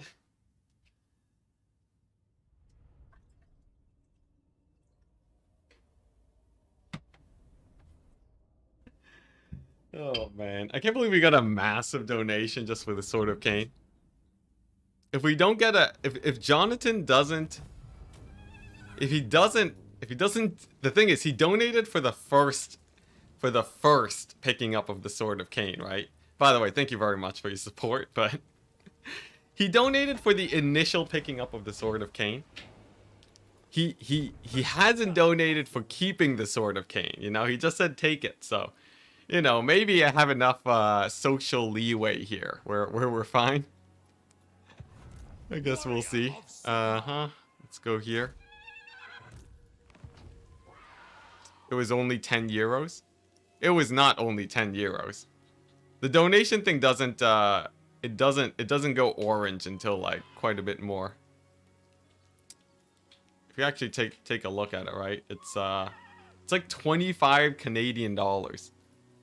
Oh, actually, I guess euros are worth a lot more than Canadian dollars. Sorry, yeah, you were talking about euros. Euros are like $1 million, all right? 11 euros is a lot. That's a lot. Are you kidding me? Are you kidding me? That's like... It's like a whole... That's like... What just happened? Anyways. That's quite a bit. That's like enough beans of... That's enough like cans of beans. Beans of cans. That's enough beans of cans to survive like an entire month. Are you kidding me? Give it to the dwarf, Jonathan. Oh my gosh, are you kidding me? You're going crazy, man. Thank you very much. Give it to the dwarf. Yeah. All right, well, I guess here, I'll give you this settlement in commemoration of the Sword of Kane. John, don't take the sword, stupid. Whoa, what are you guys doing? What am I supposed to do? John, I don't know. I guess I'll give you Musion in commemoration for you guys telling me not to take the sword. Okay. Look, I'm not holding the sword ransom for you guys donating. Alright? I don't want this to become a ransom situation where people are donating because they're terrified of the Sword of Kane. Donation fight? Okay, John donated like 22 euros. Are you kidding me? And Jonathan also donated like 22 euros cumulatively. What do I do? Actually, telling me to give it to the dwarf. We're gonna fight the dwarf next battle, alright? If we win, that's the sign I should keep the Sword of Kane. Bigger bet decides. Yeah, this reminds me of, what's it? The thing that they do in summer games done quick. Give it to the dwarf. In games done... Oh, huh? Look at that. Text-to-speech says GIF. Don't take the sword, stupid. This reminds me of summer games done quick, where you choose to save the animals or kill the animals, except this time it's keep the Sword of Kane and lose it. Thank you very much, guys. That is quite a bit of support, though I feel like you more just are... You're more just here for the Sword of Kane than me at this point. Alright, here, we're gonna take the fight against the dwarf, and we'll see how it goes, alright? We'll see how the next turn goes. In the meantime, we've managed to gain... Oh my gosh, keep it forever? Jeez! Okay, alright. You know what? At this point, I feel like my financial obligations All right, Jonathan. I really hope that you have a very high paying job, my dude, or that you won some sort of lottery or something. Here's the play. All right.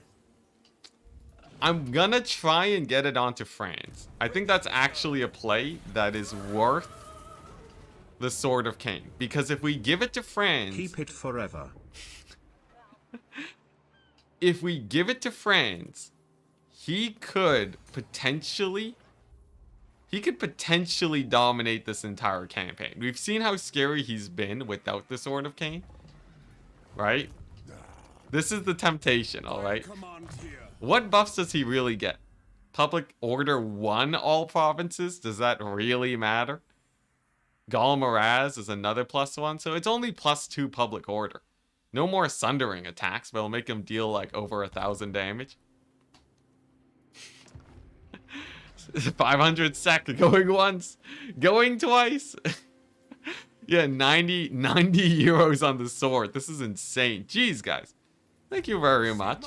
I will say the support is very much appreciated. I wouldn't have expected the Sword of Kane to be such a divisive topic. Last time people voted not to have the Sword of Kane not get taken. So I will say I am a little bit surprised, but I will try my best to do it justice, Jonathan.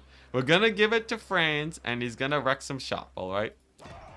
We'll give it to Franz, and we'll see what he can do to mess things up.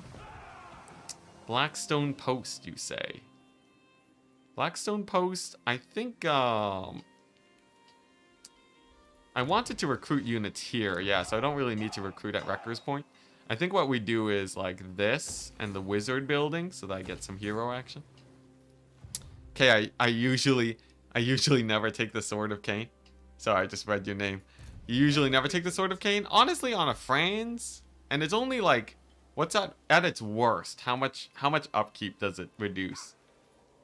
At its absolute worst, it is +10 upkeep for all units. At its absolute worst. That's it. It's 10% upkeep. That's actually equal to like 1/3 of our supply lines. So like 10%, so that's only 2,000 gold. Really? 2,000 gold for the Sword of Kane? That feels like it's a small price to pay, right? Is that not a small price to pay for infinite power? For unending power and unkillable Franz? The debuffs are gonna obliterate you? Are they really? Are they really, chat? I don't know. I feel like I'm taking the 3,000 gold for plus Chaos Corruption. What else does it do? Minus Public Order, -8 all provinces. -8 Public Order, does that really matter? Like, come on, you build one bar. You build one bar, right? And the people are happy, alright? Literally a single tap room, and it negates the effects of the Sword of Kane, right? That is not a big investment if we're talking about the Grand Empire. Surely. Public Order is going to be a problem. Like, maybe in Norska, but, like, you build 2 tap rooms on your set. You know? It's all good. It's all good. Look, we'll put it on Franz. Worst case scenario, if the Empire is truly crumbling, which it won't, then we lose a battle with France, right? That's not the hardest task to do. We can lose. It's pretty easy to lose a battle with France, so we'll be good.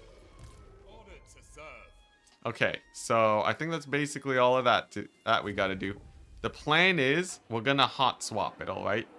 Hot swap Sword of Kane action. So we're gonna drop it off on one of these armies, right? Lose to one of these generals, and then Franz is gonna pick it up shortly after. And then from there we shall dominate the Empire. When will we summon the Elector Counts? Soon enough. We've taken over half the Empire, and it only took us 120 turns. So I think the other half, you know, if it goes twice as fast, maybe turn 160. Enticity, I want to win a campaign. 10 minutes later, Wild Sword of Kane appears. I don't think it's that bad.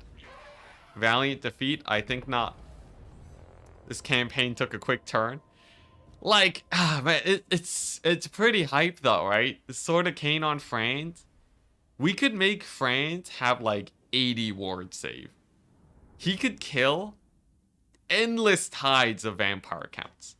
An army that can keep on pushing forwards and winning fights without taking massive losses is sort of huge for a campaign like this. This is vitamin D. I'm not taking drugs. Oh, jeez, I dropped my vitamins. Oh, jeez, I dropped my vitamins again. It's not drugs, chat. It's vitamins. I encourage healthy living.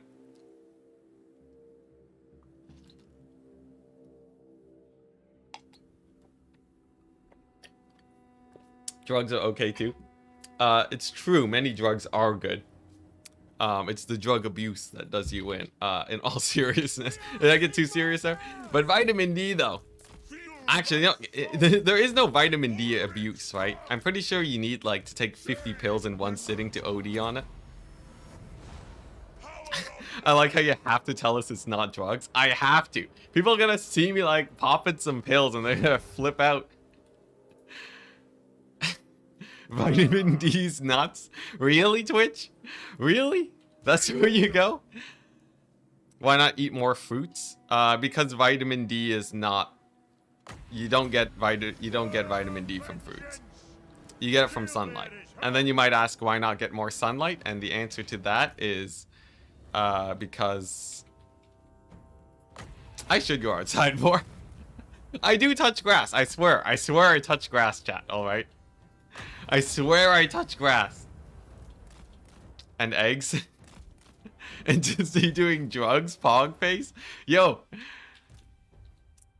Yeah, I'm a vampire, guys. I'm a vampire. I burn in the sun. Yo, legit, my skin burns in 15 minutes in the sun. I'm sad to say. Hey, Spirit of the Gorg. I think the sword took Enticity and not the other way around. Also, there is vitamin D side effects like... Oh, well, like, yeah. Like, if you take, like, 1,000,000 vitamin D pills, but if you are, if you don't have enough vitamin D, then, yes, you definitely want to take it. Vitamin D is not in milk and cheese.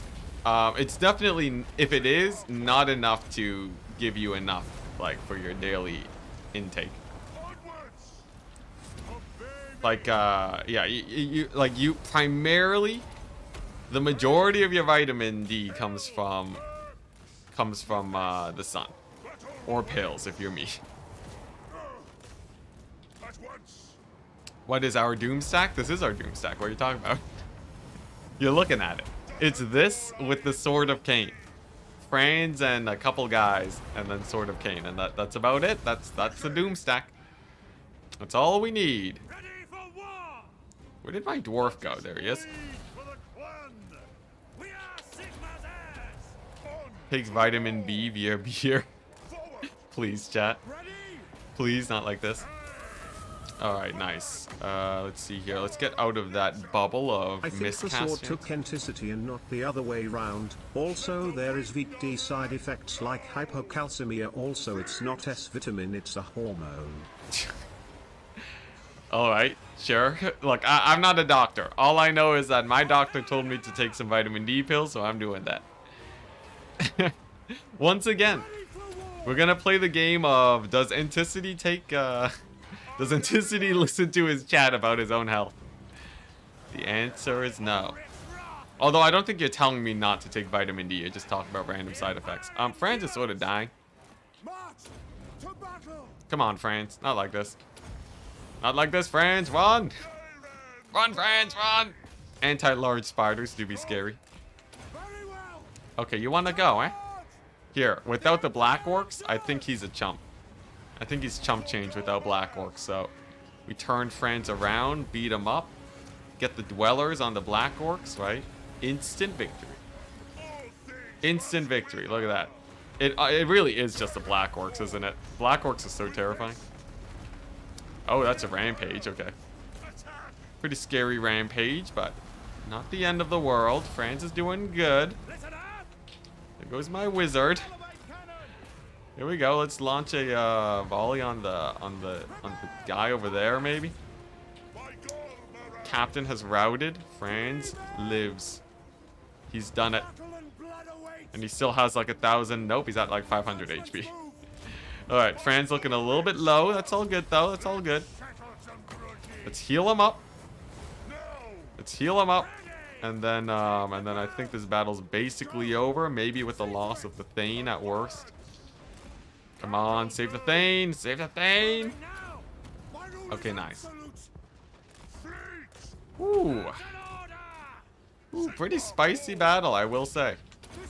I will say. I was, the heal capping on my guys was pretty rough, but without the Spider General, I think that's the end of the greenskins. Nice. Ooh. Oh, yeah, we might die to corruption, it's true. Or not corruption, attrition. We might get attrition down. Franz might get murdered by that. We'll see, we'll see. There's a chance he doesn't die to attrition.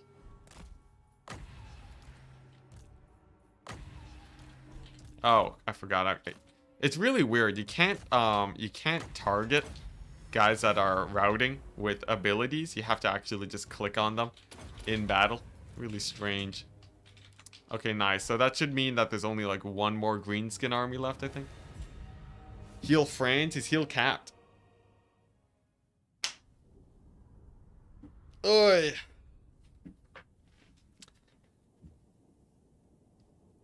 Healing caps. Yep. We're good though. Heroic victory. I'll take it. Thank you. Are you too big to fail now? Most definitely not. The last campaign we lost was at about this point when Vlad and Grom converged and started killing everything. And then I couldn't win battles, so I couldn't make the money to fund my armies. And then we just lost the entire empire. It's pretty sketchy. Though we are ahead of that point now, and we have a better built empire to actually give economy. So we'll never drop below, you know, a few armies. But it's a little bit sus. As I say that, we get attacked by the Undead Tide. Valiant defeat, you say? I think we're safe just retreating, and then we kill him after. Yeah, hype. How many crises are you still worried about? Vampire counts and the dwarves. Skaven are chump change. They're not a problem. Wood elves are also chump change. Not a problem.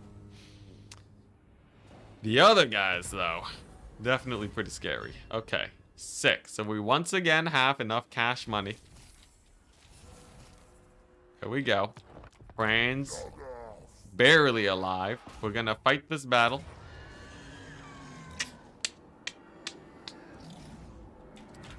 I want to heal up Franz just in case. Do the spiders still give unending damage bug after the spiders? I never heard about that for the spiders. I heard about that for Festus, but you're overworking Franz. He's been heal capped every single battle for like 4 battles. It means we're making the best use of him.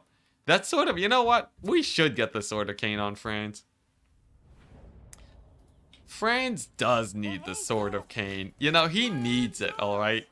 Mad Lad's been overworked. It's true. Chat's right.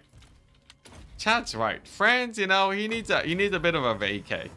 And what better vacation than selling your soul to the realms of chaos? I think that's the plan. I think that's the plan, people. We're gonna do it. We're gonna do it. We gotta finish off that chariot real quick, and then we just gotta kill off the boar boys, and then we're good. Oh crap. Let's see here. Here, we'll regrowth them. Yeah, I feel like, you know, it's been a long time coming. Give him the sword, it's fine. Honestly, right? -8 public order when we have tap rooms. Because people are worried about public order. I'm not that worried about public order. Because, like, public order is just, you know, it's just a matter of perspective, really. Don't forget whose idea it was to transfer it to France. I want the credit. It was it was a culmination of chat that got us this far. I can't give you full credit. Also, we can't forget the people that just donated like $100 to me. I feel like that'd be a bit rude. That'd be a bit rude. Really? You're gonna ambush me every time? The Fae Enchantress? Okay, well, we'll just kill her. Okay, anyways, moving on. Moving on, we have a sword to claim. So Franz, gonna go here. Gonna march stance his way all the way here. Replenish, sick. And then here's the plan, right? Bretonian region's doing pretty good. Really? He's just gonna run? What a guy. From Rindle's showing up? How many more turns do I have Gotrek for? I have him for 2 more turns. I gotta drop off this army fast. Here, I'll drop it off over on these guys. So the plan is simple, alright? The plan is very simple. Lose to these dwarves, okay? Give them the Sword of Kane.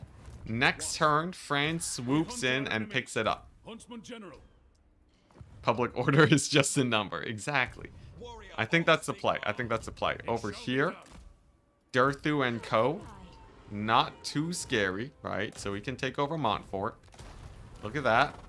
We've gone it. Build up the Empire. And then for Vlad, back to Vlad. Always back to Vlad. Huh, interesting. Let's go here. What's this army? Just Gorse and Skellies. That's a win, right? Isn't this a W? Nice. Okay, so that's a Gorse army down. Gotrek is bailing. He knows what's coming. It's all good. We don't need Gotrek. We have the Sword of Kane. Huh, okay. So, real question. Can we beat this army? Hey, Trago, member for 5 months. Wow. Are you / your parents are Vietnamese, right? Have you ever eaten pho? And how does it taste? Oh, well, yeah. No, eat it all the time. Are you kidding me? Yeah. We're from Vietnam, but I'm like basically 50% Chinese. But yeah, it's great. It's great. It's basically it's like a rice noodle not soup. Well, I guess soup, but it's like a thin soup. So you have like a nice sort of meaty broth. And then like, you know, and then just like that's basically it. Yeah, like green onions on it. I don't have to describe it. But it's great. I would highly recommend getting it. Go to your local well, actually I don't know what pho places you have. I want to try making it. Oh yeah, I've had it homemade too. Yeah. My mom actually makes it pretty often, so it's great. Cooking stream. I only know how to make like two dishes.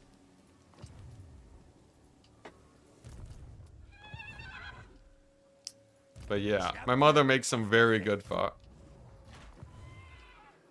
Yeah, beef pho is that's a classic, isn't it? What am I doing with this army? I don't think I think I do. I think I go here to hold the fort, and then this army replenishes back up here. What are the 2 dishes? I know how to make my own fries, and I know how to make shakshuka.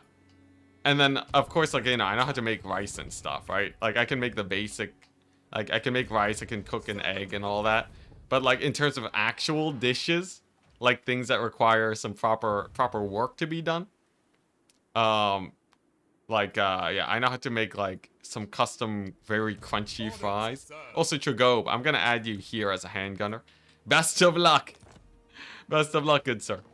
And then shakshuka is just a super easy dish, so that's sort of cheating. I'm thinking, I want the movement speed thing on this guy. What's it called? Messenger? Okay, yeah. Basically, all my generals, I want to give them a messenger and a scribe. Oh, we can't give them scribes? Oh, no, he has one. Okay. So, first we'll see who doesn't have a scribe. And then we'll give it to him. And then that should make sure that all my guys just have enough movement range for the foreseeable future. Who calls? I think most of them should have scribes just because of all the battles that they're doing, but yeah, even a few of them don't have it. There we go. Nice. This is like just basic bookkeeping that will make life way easier for me down the line. Okay, nice. Wow, we don't have a scribe yet? Look at that. Okay, and then the other one is the messenger, which we have fewer of, so. To the provinces. Gotta be wary. Gotta be a little bit frugal with these. Ah, you can use a messenger. Boom, extra movement range. Extra movement range for you. Extra movement range for everybody. I should have done this way earlier. I've been, my bookkeeping. I've been a bad bookkeeper. I guess it's because mostly I usually do bookkeeping between streams, right? So like I'll do all the ancillaries and stuff while off stream, so you guys don't have to watch so much. But then it does mean that if I end while like right before a battle, then I can't do anything obviously because we have the battle to play. And then that puts me a little bit behind. We're good though. Shakshuka, green or red? Red. This green Shakshuka? I've never heard of that. Summon the Elector Count. Farming the Fey Enchantress trait on some generals could be good.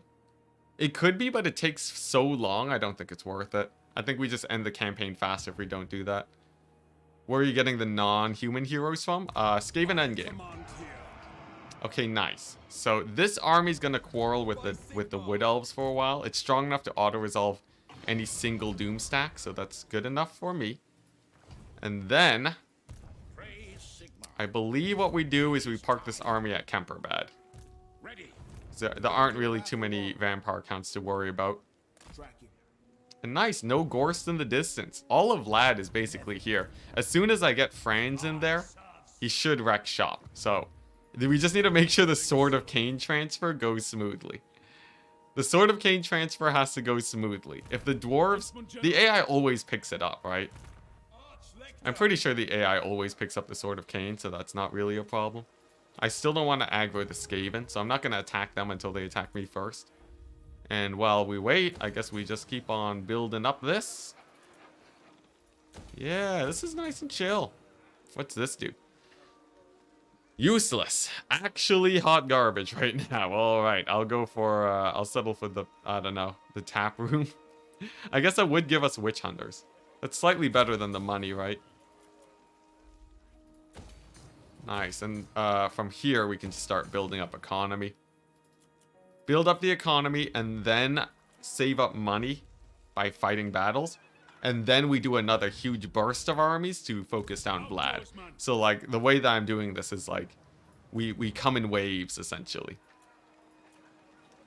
We come in waves, and right now we are in a lull period for the Empire, but it's all good.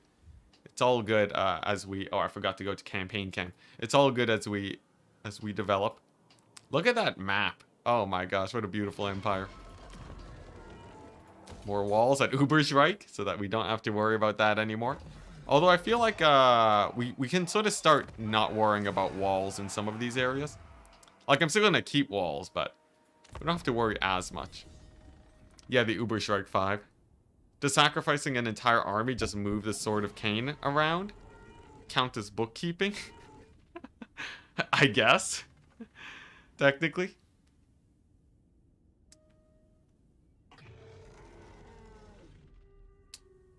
Oh my gosh, made a wild boar neck roast with potato dumplings and Brussels sprouts? That sounds great.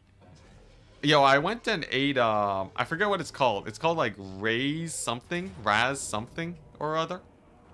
But it's like, it's basically like you put in a lot of, like, you put in like cheese and like potatoes and onions and stuff onto like a tiny pan. And you put that in like this tiny little easy bake oven essentially. And then like it melts the cheese, it cooks the food, you take it out. Oh yeah, of course, send a picture on general chat on my Discord. You can tell people that I wanted to see it. But yeah, and then like you put the tray in, you take it out, and then it's like, yeah, raclette. I had raclette recently at a friend's place. amazing. Absolutely amazing. No pandemonium. No, it's not that. It is not. Oh, what's it? Let's see here. I'm just gonna, Weird. Sorry, 1 second, chat. 1 second. How do you moderate stuff? How do I... That's a ban. That's timeout. How do you delete... Okay. I wanna keep it... whatever. Well, I'll leave that up. Pandemonium. That's like on the edge of PG, isn't it? That's like the edge of PG. Whatever. I don't know how to delete messages on Twitch. What, do I just not have... Why can't I delete messages on Twitch? This is something that I should know. If the Slanesh bots ever go to Twitch, there's nothing I can do about it. Oh, man. I thought Poutine was Russian. I have no idea. Oh, is he sieging? Okay, very good. Very, very good. Now, can France actually attack him? That's a real question. Huntsman General. Okay, here's the play. So we play this battle, we lose it, right? And then we use France to finish the job. That's the play. That's the play.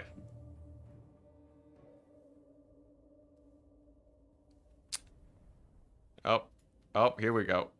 I'm just gonna remove that message real quick. We don't want to go into politics. We don't want to go into politics. KJC. It's just how we run this place. Alright, here we go. What if the AI returns the Sword of Kane?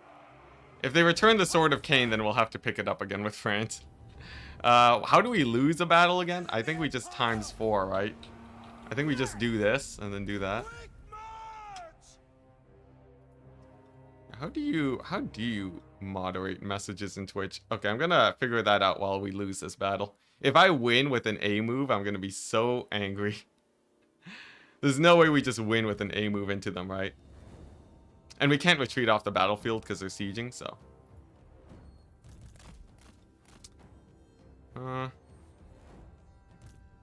It's weird. Because I popped out my Twitch chat. Let's see here. Twitch. How to delete messages as mod. What, am I not a mod? Am I not logged in or something? Maybe it's because I'm not logged in. No, surely not. Delete messages on Twitch. This is just something I need to know how. Stream manager. Oh. Twitch. So I have to actually like go to Twitch and then like go to my stream manager. Seems like a pain. Creator dashboard. Don't mind me losing this army, by the way. This is fully intentional. This is fully intentional. We do this so that we can drop off the Sword of Kane to these Dowie. How is this AoE nowadays? The AoE does... Honestly, the Sword of Kane Vortex shouldn't do as much as it used to anymore since CA nerfed it. 14 damage AoE. I guess it gets stronger as it upgrades. I guess. Okay, so if I do this... Okay, got it. Twitch. Stream manager. Okay, I'm in the stream manager. Then there should be a chat here. And then... Okay, that lets me mod. Lets me time out. It's weird. There's no actual, there's no removal of individual messages. Go there. Show mod icons. Show mod icons. Huh? Oh, I have show mod icons off? Oh, I'm just silly. I'm just a silly goose. Oh, okay, I see. We got there. We got there. Anyways. Let's get the Sword of Kane. Rip my army? Ah, no, it's fine. There we go. I can delete that. Does that work? Unable to delete message. Really? Really? You're gonna do me like that? You're gonna do me like that, Twitch? Okay, there we go. It's because I wasn't logged in. Okay, there we go. We're good. Anyways, Pandemonium. I'm just deleting that because it's on the edge of PG.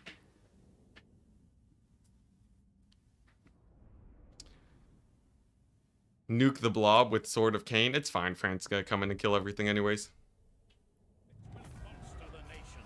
Alright, nice. So, there we go. We keep most of the army in there. Let's get a guy that we want to level up. Like, let's get this guy. Put him in there. He will level up. And then, now is the time, people. I sent it in general. Nice. Let's take a look. General chat. Oh, you sent it in general chat for the other Discord? Hey, hype. I gotta say though, the lighting in your image doesn't, it looks delicious. It looks delicious. I'm not gonna get you wrong, but I think your photo work. Oh man, I have a really hard taking food pictures out because I can never get the lighting right. Here's the image though. Open. That's massive. Oh. I do have the right to judge your photo work. It looks amazing though. It looks amazing though. Thank you very much. For the food pics. What does it even mean? What does what even mean? Bring me to my men. Are you talking about Pandemonium? Alright, here we go. Friends, it's time. It's time. So the goal is to win the fight, get the Sword of Kane, call it a day. Should be pretty chill. It's mostly artillery and, yeah. Nothing that can really kill my single entity, so... Should be nice. I don't have any better lights. I think you need, like, daylight. But if it's nighttime where you're at, then you're sort of screwed. Here we go, guys. Here we go. Here we go! It's time! We're gonna actually get the Sword of Kane on France. Oh boy. Oh boy. This is gonna be, this is gonna change up the campaign a lot. Because if we let it build up, it should give France basically invincibility.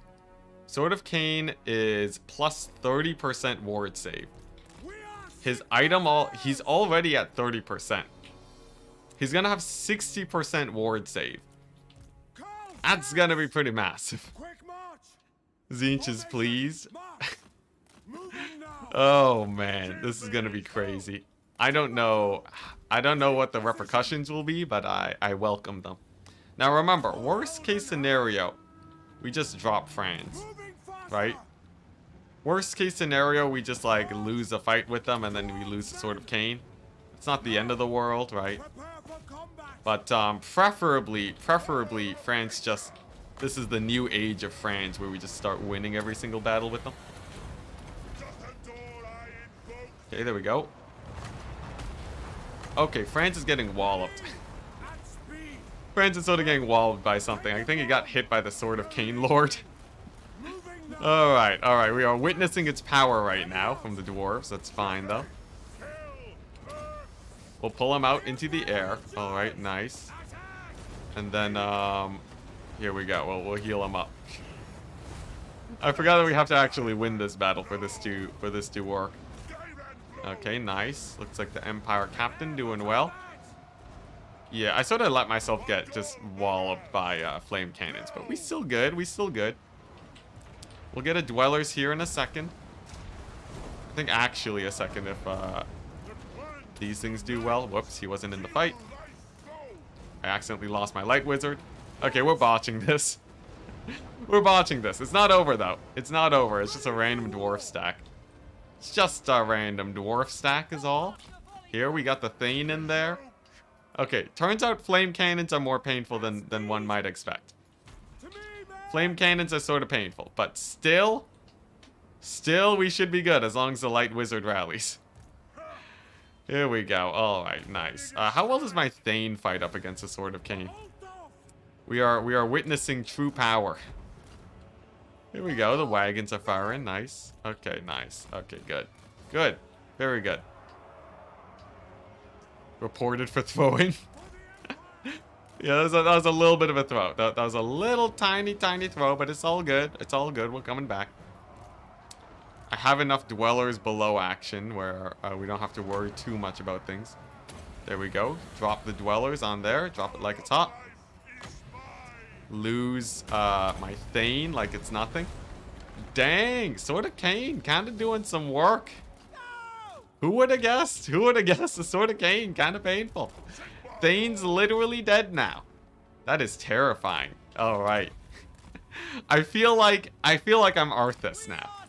I feel like this is Frostmourne and I just lost my dwarf friend willingly so that I can get this item. And it doesn't matter that he's dead because we're gonna kill everything anyways. There we go. It's true. To complete the tragedy. To complete the tragedy. He really did have to die. It's true. Alright, here we go. Another heal. It's fine. We still got Jaina. We're good. Alt F4 time. It's fine. He'll be back. He'll be back. As long as Franz has enough oomph in him to kill this lord. And he really should. Alright, here we go. And this is where the dwarf... What's this? The dwarf wools me with the Sword of Kane. This guy? He might wool me. He might wool me. I'm not gonna put that completely out of the question, but...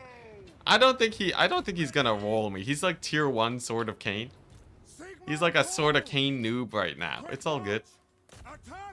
Okay, nice. So we kill off the Thunderers, and then it's just like a random dwarf stack.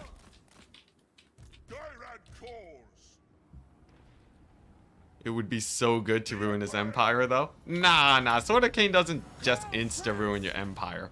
Especially with CA and how they changed up the... Creative Assembly changed up how public order works. Where you get more public order the lower you are.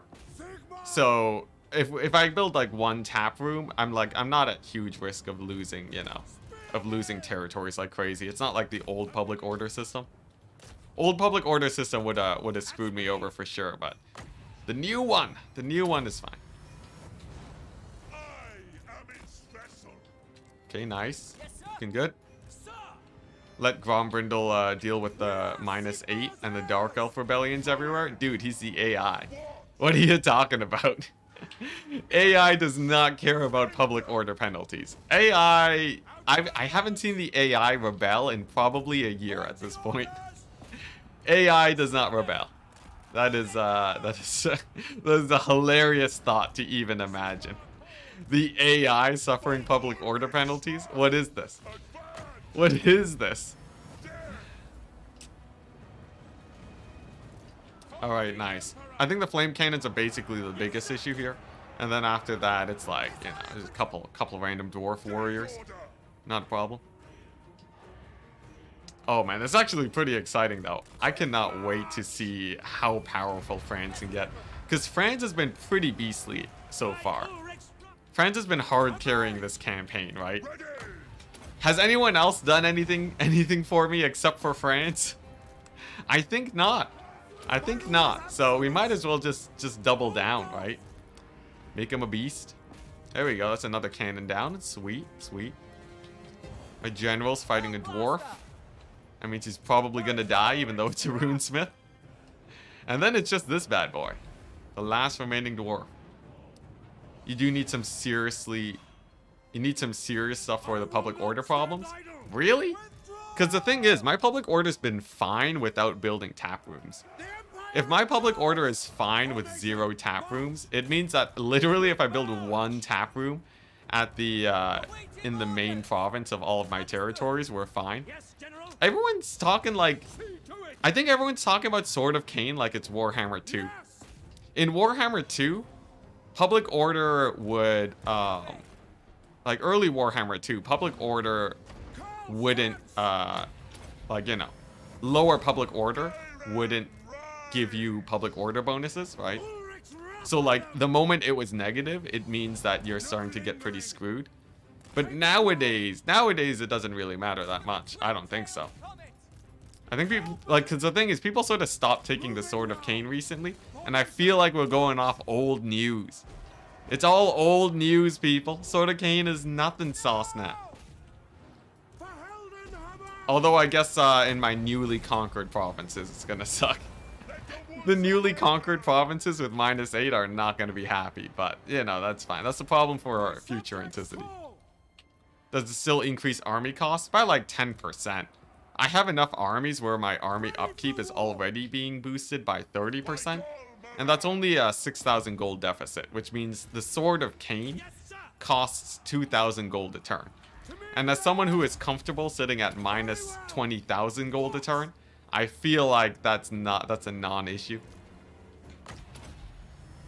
Yeah, you know what? Conclusion? Chat, 50% of chat is full of pansies. That's the conclusion. We'll see though. We'll see if I eat my words in the near future. Nice, army losses, sick. It is time. It is time, friends. Frostmourne calls. Take him out. This dwarf. Grom Brindle. He hasn't succumbed to the corruption. He's like, you don't know what you're getting yourself into, boy. That's not what the actual text was. What was the text in that cutscene? What's it? The guy's like, I'm protecting you from the Sword of Kane, something or other. And then Arthas is like, screw you, man. Give me my sword. Okay, he's getting sort of walloped. Okay, here we go. Call in the support, call in the Empire Captain support. You know, in the campaign, all right, Arthas has like a few riflemen, all right. All right, it's not like Arthas didn't have a bit of help killing the entire world. It's fine. All right, there we go. Yeah, now we're good. All right, and then we pull the Empire General away so that Franz can, Arthas can get the kill. Okay, no, he's still sort of getting walloped. All right, you know what? Just tag team him. just beat him up. There we go. Hey, we did it. We did it. Not nearly as climactic as I thought it would be, but fine. Okay, so based on the fact that a random nobody dwarf could cause that much pain, what the thing lived? He shattered? What a pansy. Shameful display. With the fact that Sword of Kane made a random dwarf lord that powerful, I think we're good. Galmaraz Mourn Hungers. How many souls do you think we'll be taking with France? Oh my gosh, ultimate power. Ultimate power is upon us for the low price of $50. Yes, here we go. This is it, people. It is time. Claim it. We've done it. France with 20% ward save. So, what now? Franz is rocking 50% ward save. Pretty good. He resists 80% of missile fire. Can we juice him up even more? Armor of Destiny, of course. I think that's the best armor we have. So it's just this. Is there a better one of those? Better one of those items going? Category. Let's see, what do we got? Potion of Healing, Crown of Command. We have we have minus spell resist. Nah, Featherfall to work. Mask of E. Why do I have these? Get rid of those bad boys. Potion of Speed. I have so many potions of speed. What's going on? I'm like made out of potions of speed. Okay. All right, there we go. I guess we could give them what? No, I think that's the best item. I think that's the best one we can give them. Okay. Late game friends, we've done it. Is there an enchanted item for the life regen? I think that's a talisman, right? And also we already have a wizard anyways for France. I think I prefer the debuff. Did it seriously just crash? Did the game seriously just crash? What the? The corruption is too strong. The corruption is too strong. Alright, it's all good. We'll just... That is ominous. Mildly ominous. Scammed. What the? Feels like I'm watching Enticity turn from a Jedi into a Sith. Yo, France is gonna be indestructible, man. All right. Anyways, that should just pick up from right when we won the battle, and then we get the item. We should be good. Can't handle France. I hope it doesn't glitch out and we don't get the event for the Sword of Kane. Cause then we'd have to figure out what to do about that.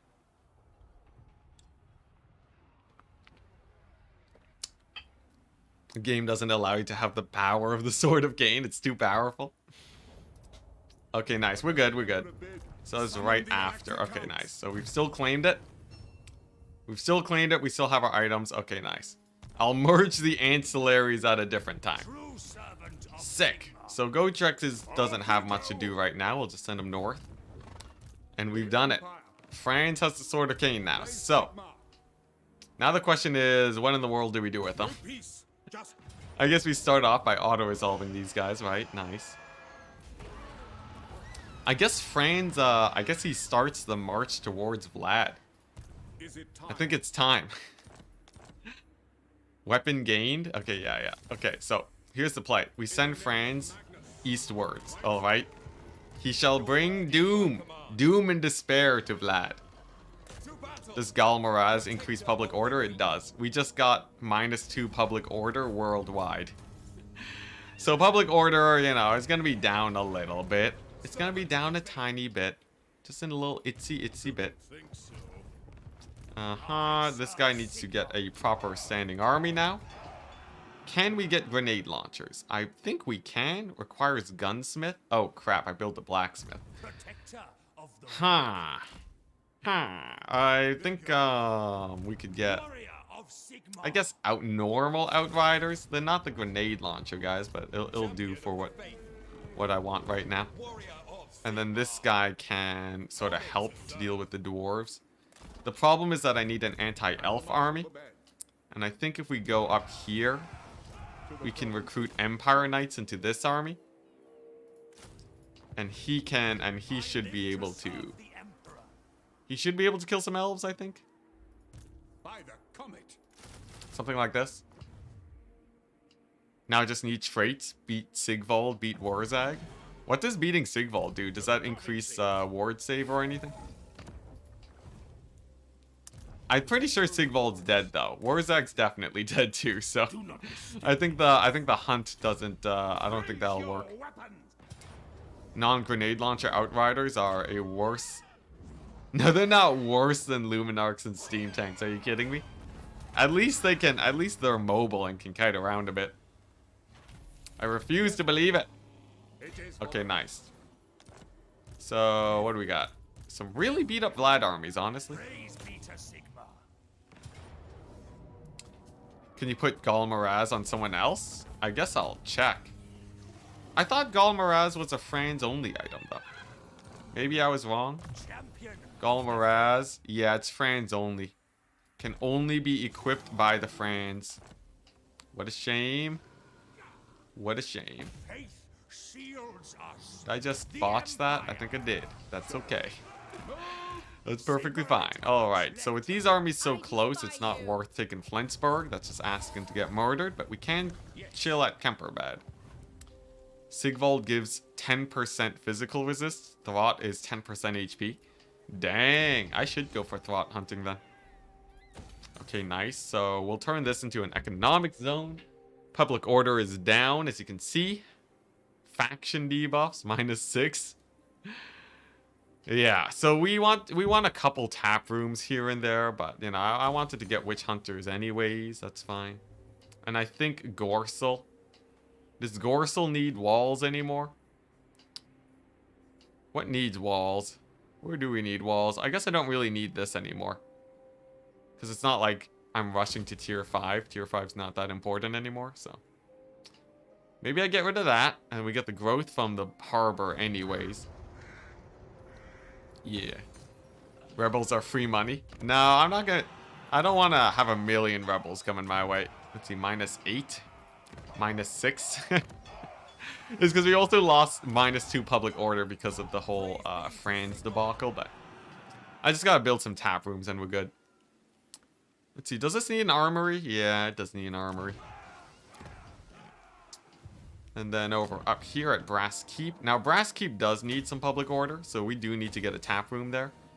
But I think we get a warrior priest building. And then that should be fine there. Nice. Sigvald for the physical resist. Yeah, I've been hearing a lot of that. We can try him out. Can you switch Franz out of the Elector for Reichland to free up the Rune Fang? I don't think so. Can I? No. That'd be hilarious if I could, but no. You can't just hot swap Franz out of there. Okay, nice. Build up this. Okay. Sweet. I think we're pretty set. I think we're pretty well set.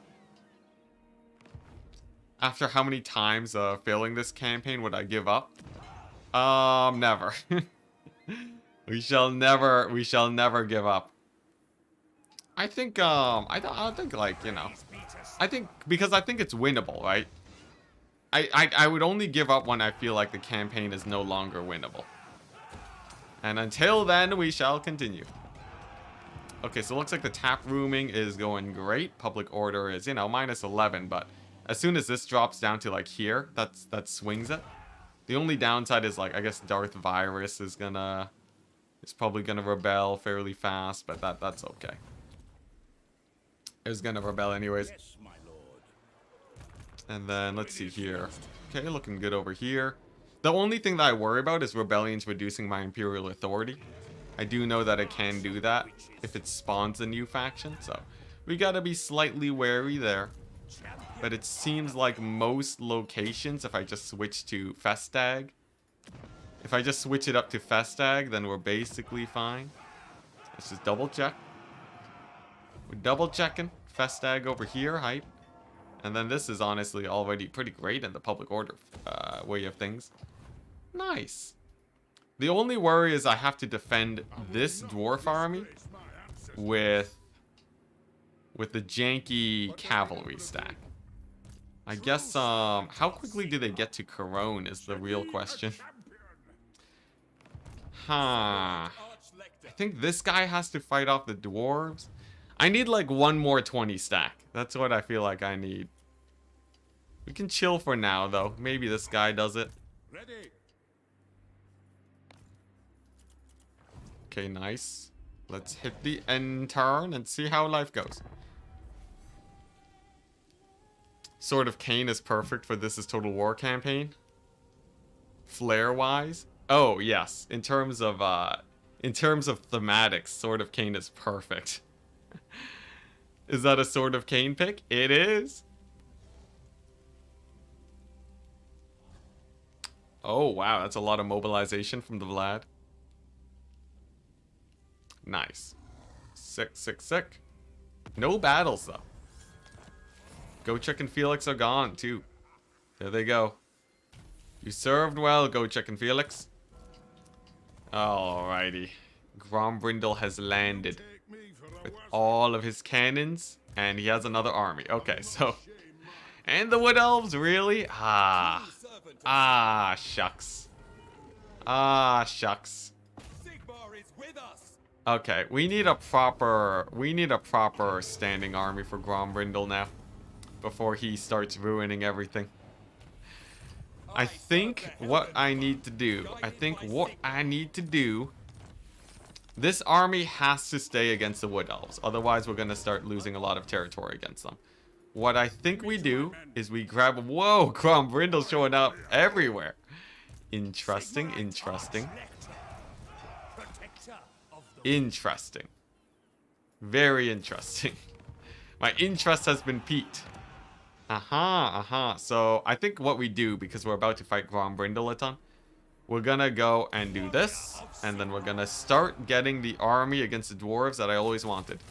Mass grenade launcher, and then something to kill off the artillery. So either we get some cannons, which is a decent choice, or maybe even the war wagon. Seems a little bit dumb, but I have a hunch that we can make them work against the dwarves. Beautiful. That's actually perfect. That's actually beyond perfect for me. Sick. So now we have the money to make armies. Okay, we're good. Hellblasters to kill the artillery? I think we need the range. I think Hellblasters don't have the range to do it. Okay, that's fine. Go back to Grunberg and then scout them up. Okay. Not the worst. Not the worst. The nation calls. And Wartbad's actually undefended. Okay, this is pretty sick. First things first, we're gonna make our way to the Bank of Vlad. To battle. The Bank of Vlad and win some battles here. Pyrrhic victory. Always take auto resolves where we can. Now we're making money again. Okay, now this is actually perfect, chat. What about more grenade launchers? The grenade launchers do really bad versus the artillery, sadly. The grenade launchers are really bad versus the artillery. Let's see here. I think that's not winnable, sadly. I could march stance these guys, maybe. If I march stance them, what are the odds that Vlad shows up and kills me? I think it's too risky. We're gonna pull back again. And then we'll leave that guy there to retreat and maybe bait out a few of them. Okay. War wagon mortars. The war wagon mortars? Honestly, against the dwarves, like, I could almost see an argument for it.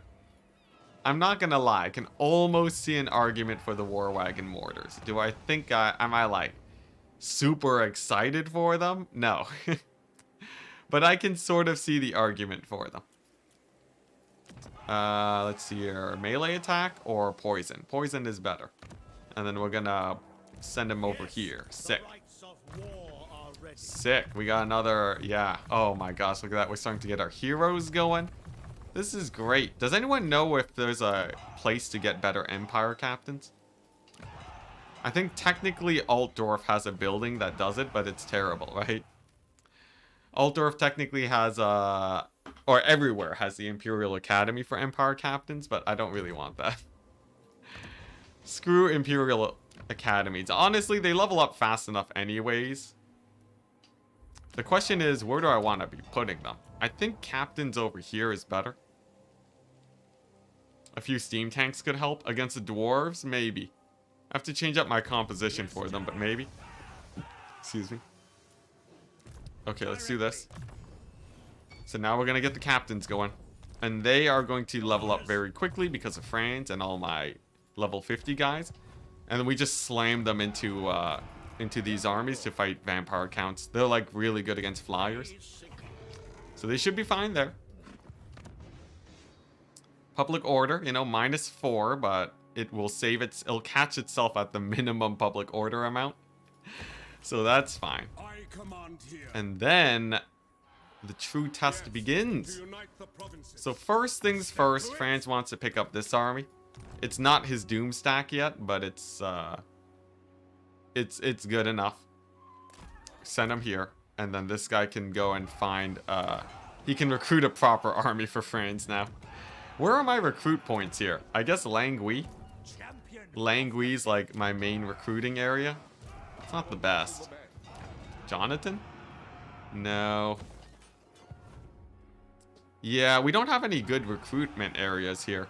I think what we do is we build a gunsmith at the John, and then that way we can recruit grenade launchers at Lioness.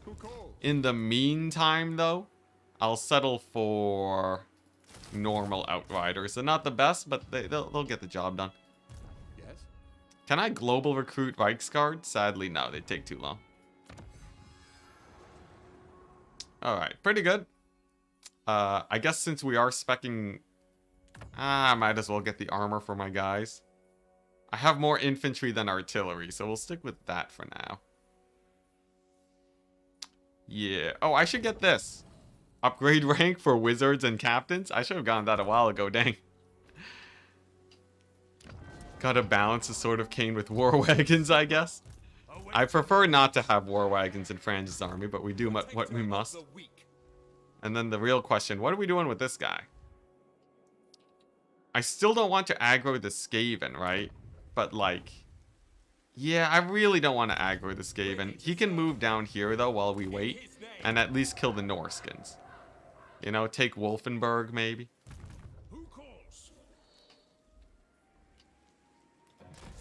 Okay, nice. That's all the movement we have out of the way. We're gonna keep building up walls, keep building up the Bretonian area. And then we're pretty well set, right?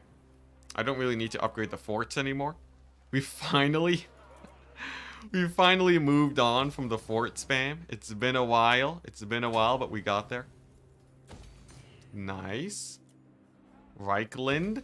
Honestly, the Reichland public order is great. And this building, the +2 control faction-wide offsets a decent amount of the Sword of Kane. That's another reason that we're not especially worried. Beautiful. Reichland building up. Building up into what it was meant to be once again. What is this? Recruit rank. Okay, that's not actually super important then. Nice. And then the tap room. Look at that.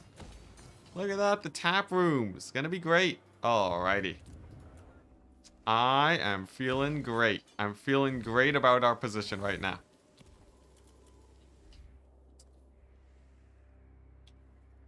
I guess this is sort of sketch, right? Grombrindle with 3 armies on my coast is sort of sketch. Literally the man himself, Grombrindle. Interesting, interesting. He has all of his items, of course. Against my Franz. I feel like Franz could probably kill him, though, with 50% ward save. I guess this is the test, right? We're testing to see if Franz can kill Grombrindle. I feel like Grombrindle's pretty chumpy, though. There's a technology for +3 rank. Yeah, I'm only researching that now. I guess, you know, the difference between level 3 and level 6 isn't super massive. As I fear, they're taking Langui, the minor settlement steals. Okay. The true test begins. Franz against Gromby, people. Now, Franz is pretty juiced up, alright? He has the fire damage, he has an Empire Captain. He's pretty juiced. He's pretty juiced. I'm pretty sure this Franz army can kill most Dwarf 20 stacks. And then he would struggle against the Dwarven 40 stacks. But I think we're fine here. I guess we see. If I just don't tank a million artillery shots again, right? Should be fine. Alright, here we go. Nice. Most of the artillery's hanging back. Perfect. Okay. Alright. Let's send them in. So we kill off Grombrindle, then we use our knights to kite the enemy. We use the dwarf as a distraction piece. And then he can do a bit of fighting later on. And the true test. Do you guys think we kill Grombrindle? It's just a Grombrindle, right? Oh, he doesn't have Galmaraz anymore. Sad times. I'm gonna miss Galmaraz. But by the looks of it, Grombrindle stands no chance. Ultimate power! Ultimate power is at our hands! Yeah, if we lost this battle with the Sword of Kane, that'd be just disgusting, right? That would be so dumb. If we got the Sword of Kane, sacrificed so much just to lose this battle. Okay, nice. Grombrindle's dying. We're good. Even though Franz is tanking, like, the shots to the face. Looks like he's fine. The Ender, the killer of dwarves has arrived. Nice. Look at that. Dead Grombrindle. In quick time, too.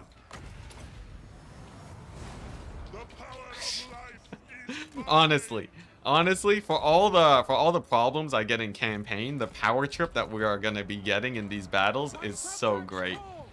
Look at that. Just boom. Throw that down right away. Decent damage. Could be higher, but decent damage. It's no dwellers below, but I'll take it. And then we have the cavalry cleanup. Sick. Let's see here. We'll use this to shoot the gyros. And then, yeah, that should be a battle. Sick. Okay, this is a very good omen. This is a very, very good omen for what's going to happen here. Because the problem that I've been having this campaign isn't even economy or public order. The problem is the fact that Franz's armies constantly get whittled down, right? With this change, with this power spike, we actually leveled up our Doom stack. Which is something that I didn't expect would happen this campaign. Previously, we were limited to the Franz Reichsguard Doom stack, with the Wizard being the strongest thing.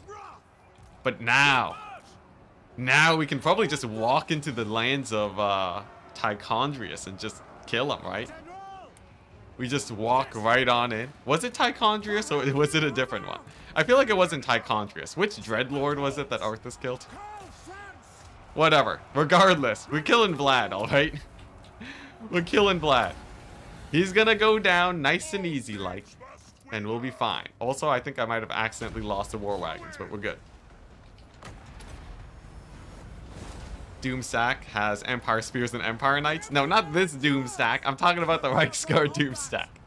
I'm talking about when we finally get juiced up. This is part way to it, but we can kill a dwarf stack with it, so big plus.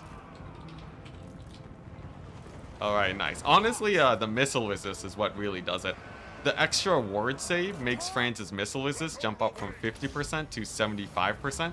So it reduced the overall damage that he takes from missiles by half. Actually massive. Nice. Okay, wagons are just gonna route off the map, that's fine. And we won this battle. Okay. Now this is just the beginning, alright? This is not like the scariest dwarven army we've ever seen, but... Oh, really? Alright, well, you know what?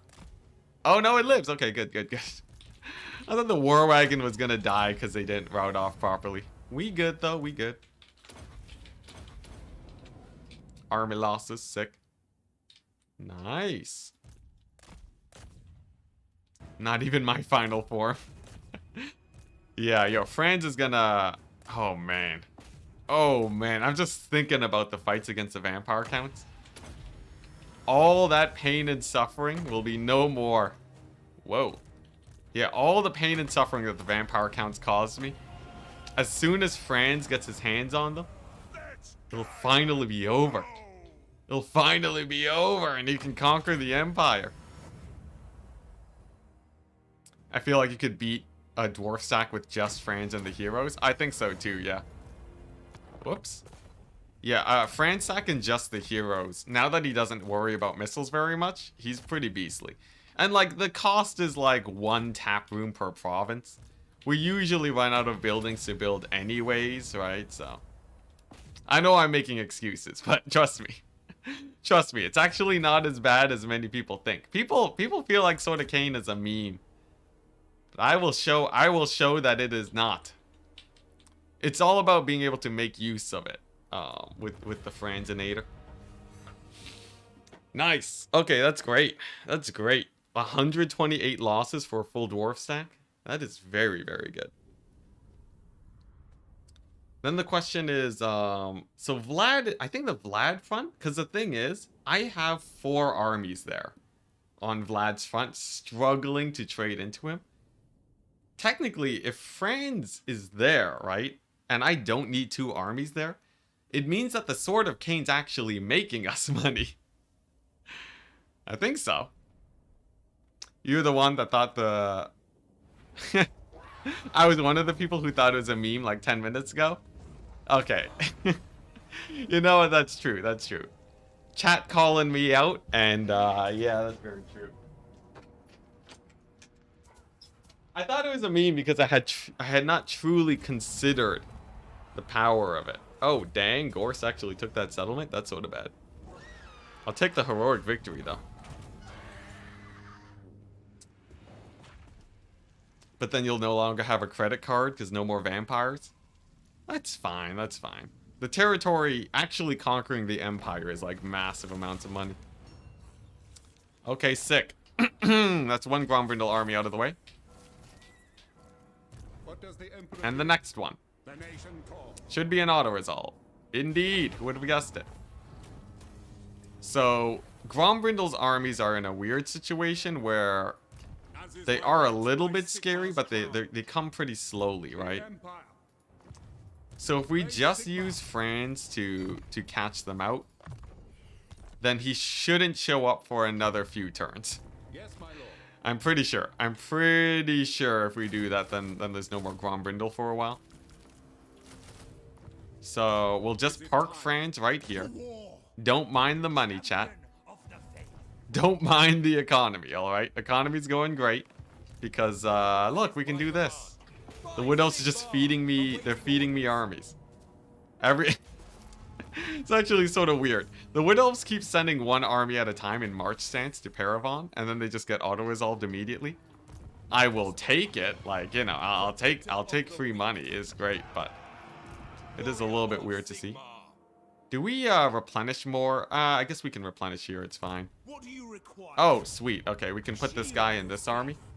Because Franz has enough replenishment now that he's killed the Fey Enchantress. He doesn't even need a warrior priest. That's the crazy thing. So we'll leave him be like so. This army will replenish now, and then... Nice! Yeah, I think we're doing great. Man, I desperately need Siege Attacker here. At this settlement. Praise be to Sigma. Let's see here. How do I think if I replace him with a... Do I have a Siege Attacker Lord? I don't. Yeah. Alright. Dang it.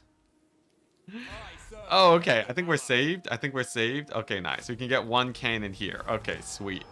Thank goodness we're saved. So nice. Beautiful. So now we can make sure Gorse doesn't have settlements. As always, we're denying Gorse settlements so that he doesn't have anywhere to recruit. It's the same situation as Grom Brindle, where reducing their settlements is gonna slow down their armies from moving towards me. There we go. And then this should be an easy auto-resolve. Sword of Kane with Beastmen is so OP. Oh, yeah. Sword of Kane with Beastmen has literally no downsides, right? That's what makes it crazy. Because even Chaos has to worry about upkeep, but Beastmen are none. Tomb Kings have to worry about public order, so Tomb Kings would suffer from Sword of Kane. Yeah, I think so. I think so. I think Sword of Kane on Beastmen is like the W. Okay, nice. I'm gonna put Warrior Priest in here now. That should be sick. Hey, nice. And now we have the heroes. So this army's getting better and better at fighting Vlad by the day. But I guess that doesn't really matter because we'll have Franz in there in a second. Hey, nice. And it seems like the Dwarven incursion is done. The Wood Elves are settled. And then this army is gonna... I guess what he does is he just brings a shipment of grenade launchers. Because I can't recruit with him, right? He's gonna bring the grenade launchers, and then we'll have two armies up here to hold the coast. We have one army down here to hold this area. So, like, I have one army defending here, right? One army defending this border, and then one army defending this border.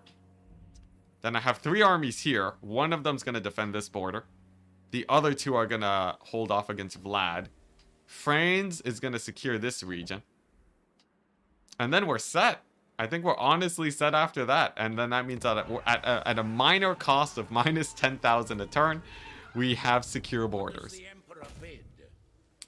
On Tomb Kings, it's okay now, I think. Way easier to develop. Oh, really? What they changed with the Tomb Kings? I don't remember seeing any changes that they made to them that would help, you know, for their construction and such. How did Gorst get there? Gorst no longer has any enemies. He's taken over the Darklands and he's coming to kill me. And that's why Gorst is over here. He's grown bored of the Darklands rumble. Because he allied with the Skaven who've taken over Cathay. It's been a campaign, man. It's been quite the campaign. Nice, looking good. I don't really want to spend money on that just yet. Okay, we gotta ration off where we're spending our economy. But then we should be good. I trust no man. Moving on. There's all my hero movements out of the way. Over here, I was gonna get, I guess we'll settle for public order for now. I guess I do want one tap room, right? I'll get the one tap room, and then we'll leave this on growth. Yeah, as long... We're not super close to rebellions anywhere. Not just yet. Not until the Sword of Kane gets more intense. I will marshal the men. Thank goodness this is finally built up again. Reichland, I lost so much of Reichland on the previous streams that it's really hurt my economy not having it built up. Okay, nice. And I think that's all I have the money to build up right now. Yeah, because I don't want to have to start deconstructing, you know, buildings or hedge wizards. Okay, sick. So if France kills off these two armies, then we're basically golden. Is Gorse still kicking? Gorse is flourishing. It's not just kicking. All the buildings are way cheaper. Growth is super fast. Oh, sick. That's cool. Maybe when I'm finally done a France campaign, I can try out the Tomb Kings. Okay, now here's the interesting thing. If we lose this battle, we lose the Sword of Kane. So it's a little bit sus, but I think it's worth it. And I don't think they're that terrifying if it's just Iron Drakes. Are you going to spam nobles for the income boost? I don't think it actually boosts your income by that much, right? Because none of my settlements give me enough money for it to really be worth it.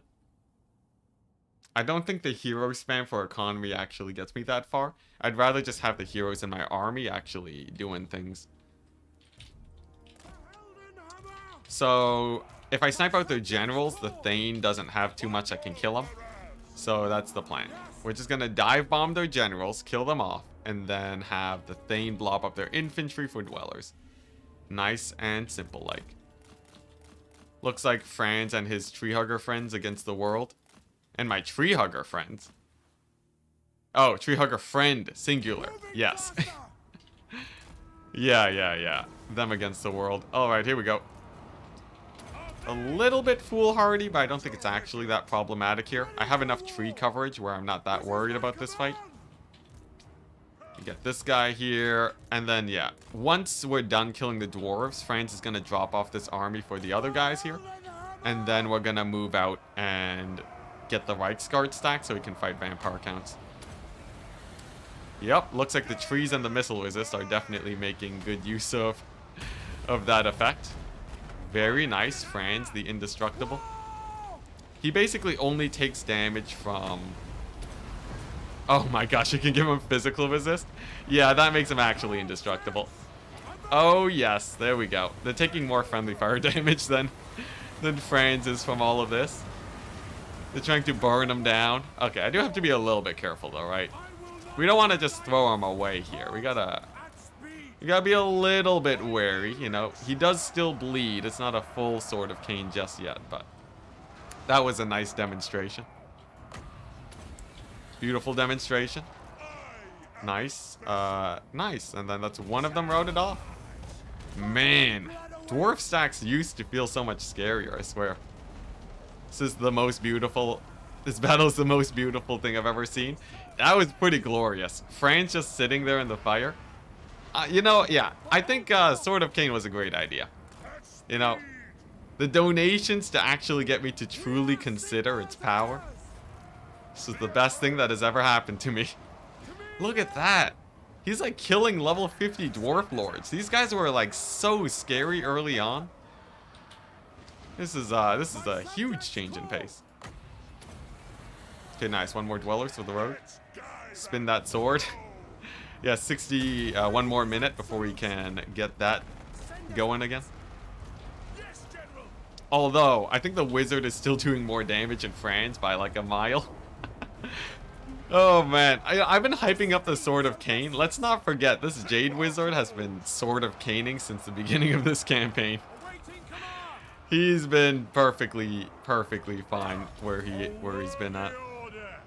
Okay, nice. But that's their generals down. I think one more dwellers on this blob, and then maybe army losses if we're lucky. I guess we still have a lot of dwarf warriors here, but it's mostly the shooty infantry, right? Okay, nice. Okay, sick. And that's another general dead. And Franz has not even seen his heal cap yet. That's actually sort of terrifying. That's actually sort of terrifying. Because I didn't even really play this to the maximum potential of what France can do. If we actually played this battle carefully, we would have been fine. This implies that France has the ability to kill 3 stacks of dwarves if they don't have the right composition. Though I guess we do run into some Winds of Magic issues later on. Karl Franz, the heir of Venerian. It feels that way. And the replenishment too. The fact that we don't need the warrior priest. I find it hilarious that we've cut the warrior priest at this point. Like we've forsaken Sigmar. Oh, it's glorious. Okay, nice, nice. There we go. Honestly, he's just drawing the fire too from the Iron Drakes. Means that they're not shooting at my knights nearly as much. Here we go. And I think that Dwellers does it, right? There's like nothing left really here. Oh yes, that Dwellers does it. Are you kidding me? That was spicy Dwellers. Nice. Okay, well, that was glorious. Corrupted by the Sword of Kane. This campaign's going places now. There we go. And then a regrowth on this guy. Nice. Add some Hellfire to clean up the blob. Yeah, Hellfire or Hellstorm rocket batteries would really sort of finish off this build here, but I don't think we even need them. I think like just Reiksguard will do. Beautiful. And he's heal capped. Okay, well, yeah. This is perfect. This is perfect. I never knew that I needed ward save until this day. Hey, Dr. Jellyfish, happy to have you. Malekith would be proud. That's true. We're using the Sword of Kane to kill dwarves. It's perfect. Dr. Jellyfish, what's up? Happy to have you here. Are you streaming war like multiplayer or what? Nice. That is 7,000 gold. Hi. WP would give even more weapon strength. What's WP? What is this whoop you speak of? Multiplayer? Hype. And it is what is this? Do I retreat from this? I think I do, right? The other armies fight better. What is WP? WP stands for word person. Nah, I can't think of anything. Also, hey, we're building up authority. That's great. That's great. Bring me to my men. Let's see here. I think we chase these guys down first. Oh, beautiful. Okay, auto resolve? No. This will still do. Warrior priest? Oh, I see. The thing is, the warrior priest is so you have to babysit him so much. He's sort of a pain. I guess he could give more ward save though, and ward. That's not weapon strength. That's ward save. I see. It's true. He could give temporary ward save, but like I really don't like how much I have to babysit the guy. He dies to like everything. Doesn't matter how much ward save I give him. All right, get that move speed going. And they're in. Oh man. Oh man, times 4ing through these battles now. Good stuff. I guess this isn't like a proper 20 stack though, right? We haven't met a true challenge for this army. The true test is against the vampire counts, I guess, right? So depending on how difficult the vampire counts are to kill, that is what determines the strength of the doom stack. Okay, nice. Now I want to kill off all of their generals first because those guys are they're the ones that are outside of the garrison. So if I kill them, then I don't have to bother chasing them off afterwards.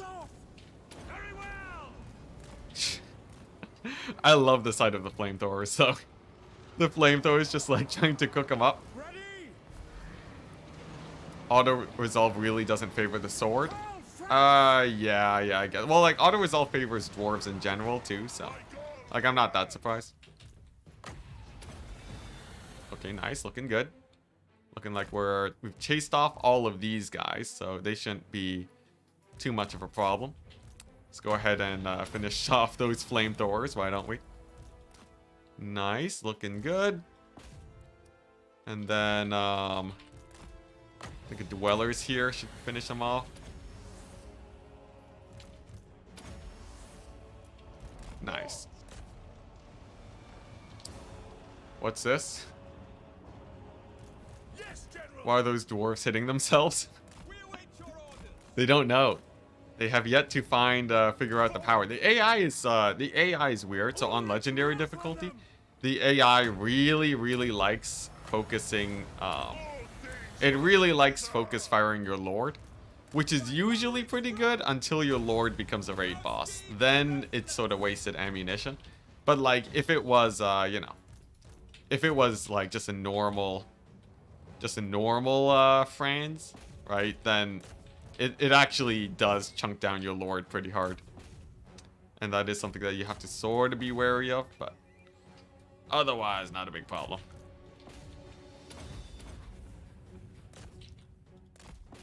Nice. He should have a... Yeah, there we go. He has this charged up again. Yep. Yep. This is it. This is the disgusting. Oh, man. That is crazy. It's like an extra cast of dwellers below with the rampage. Sick. Dwarves going full Skaven with those flamethrowers. Yeah, I don't know why he's building only flamethrowers. I guess he might have the AI might have built like a wrong building along the way. So like they built the wrong building and then because of that they're just like what's it? They built the wrong building and then they just like now that's the only thing that they can use to make like they're recruiting from the province that's closest to me and it only has a flamethrower building. So they're just spamming iron drakes and miners. A little bit weird, but I'll take it. Nice. Okay. Just lost in the Chieftain playoffs. Oh, I see. Jellyfish. Ah. Yo, I haven't played in that many tournaments recently. I wish I had the time and energy to get back into them, but tournaments just last far too long.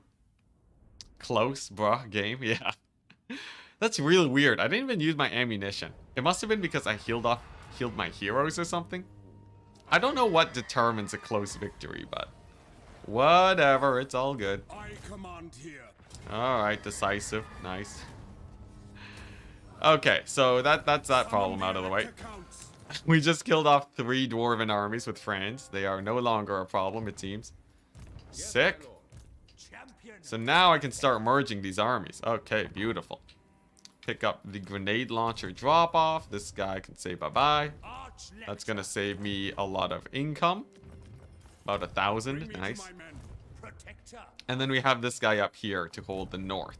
So I'm going to leave his units in Franz's army for a turn. And then we're going to hot swap next turn. And then Franz actually... Franz wants to start getting rid of some units. So we're going to get rid of 5 units here. The spearmen. The unnamed spearmen. We're going to do this. Drop off these guys. And then for the Empire Knights, we don't need these Empire Knights. Yeah, we don't need the Empire Knights, and then Franz will drop off all of these guys. So he'll drop off 16. No, he's going to drop off 15 units. So that means this guy can go down to this. Budgeting, chat. Budgeting. Grudging. Would Franz's full name be Carlos Franz? Carlos Franz? What makes you say that? True servant of Sigma. He wants to talk about grudging? To the provinces. It's fine. Grombrindle's miles away, man. He's across the sea. He can't grudge from that far away. We're safe. Defender of Okay.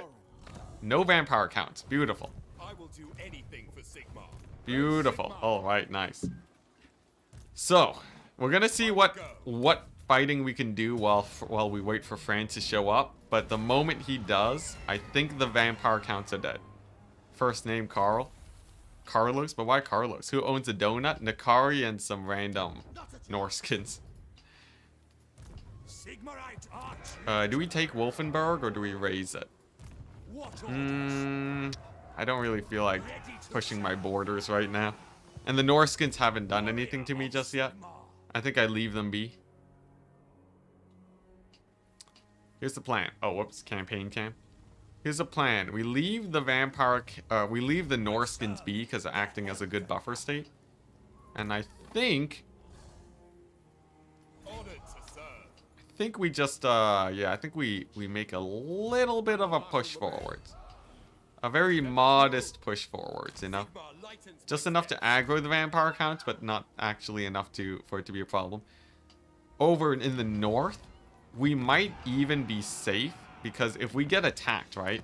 I just make an army at Middenheim and they go up. Or we make an army at Arandu and then we move out. So I think that's not really a problem.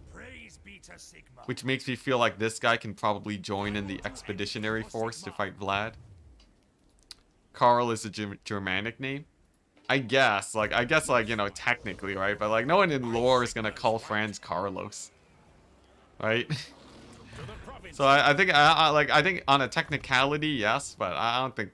That's not, like, you know... It's not really, like, making my mind blow. Oh, great. Gorst is back. The Gorst.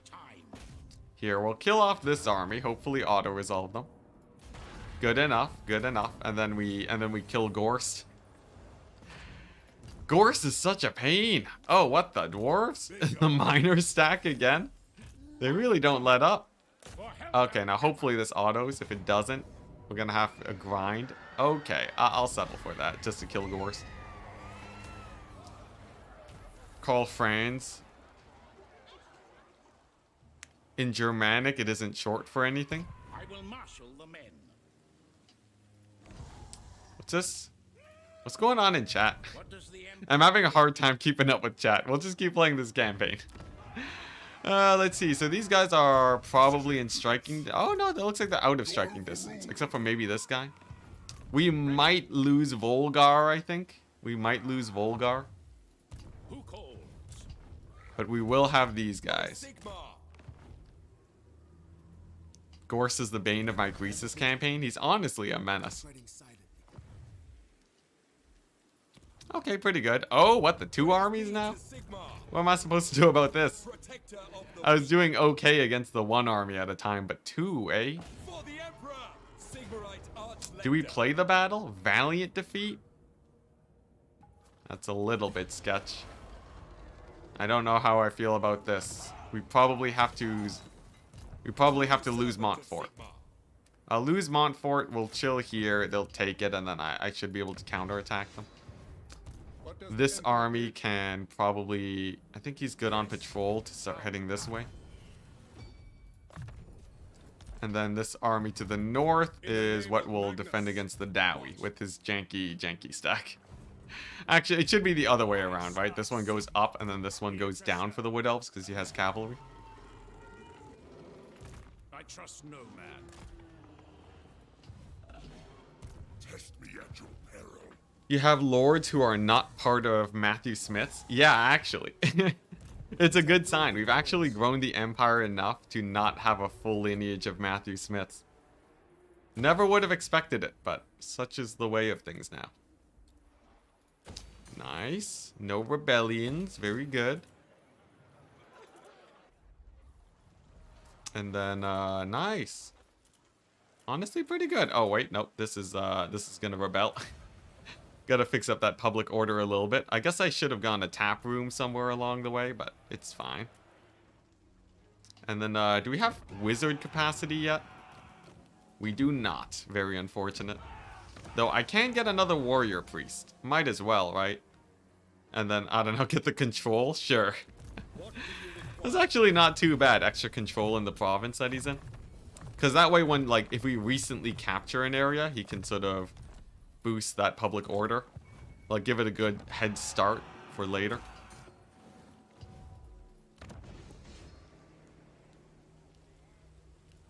I'd assume, what, France is named after Charlemagne, aka Charles the Great, which in German is Karl der Grobe.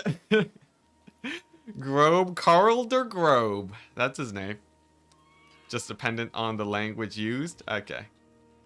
I'm no history buff, alright? My linguistics are terrible, as you have probably just heard. Nice. Karl de Grobe is right? Surely. I'm pretty sure Karl de Grobe is... That sounds about right. The weird part of Franz's name is his surname, which means Frenchman. Oh, weird. He is pretty close to Bretonia, though, you know. Maybe there's some bleed over. B is S. Oh. So it's Karl de Gross? Really?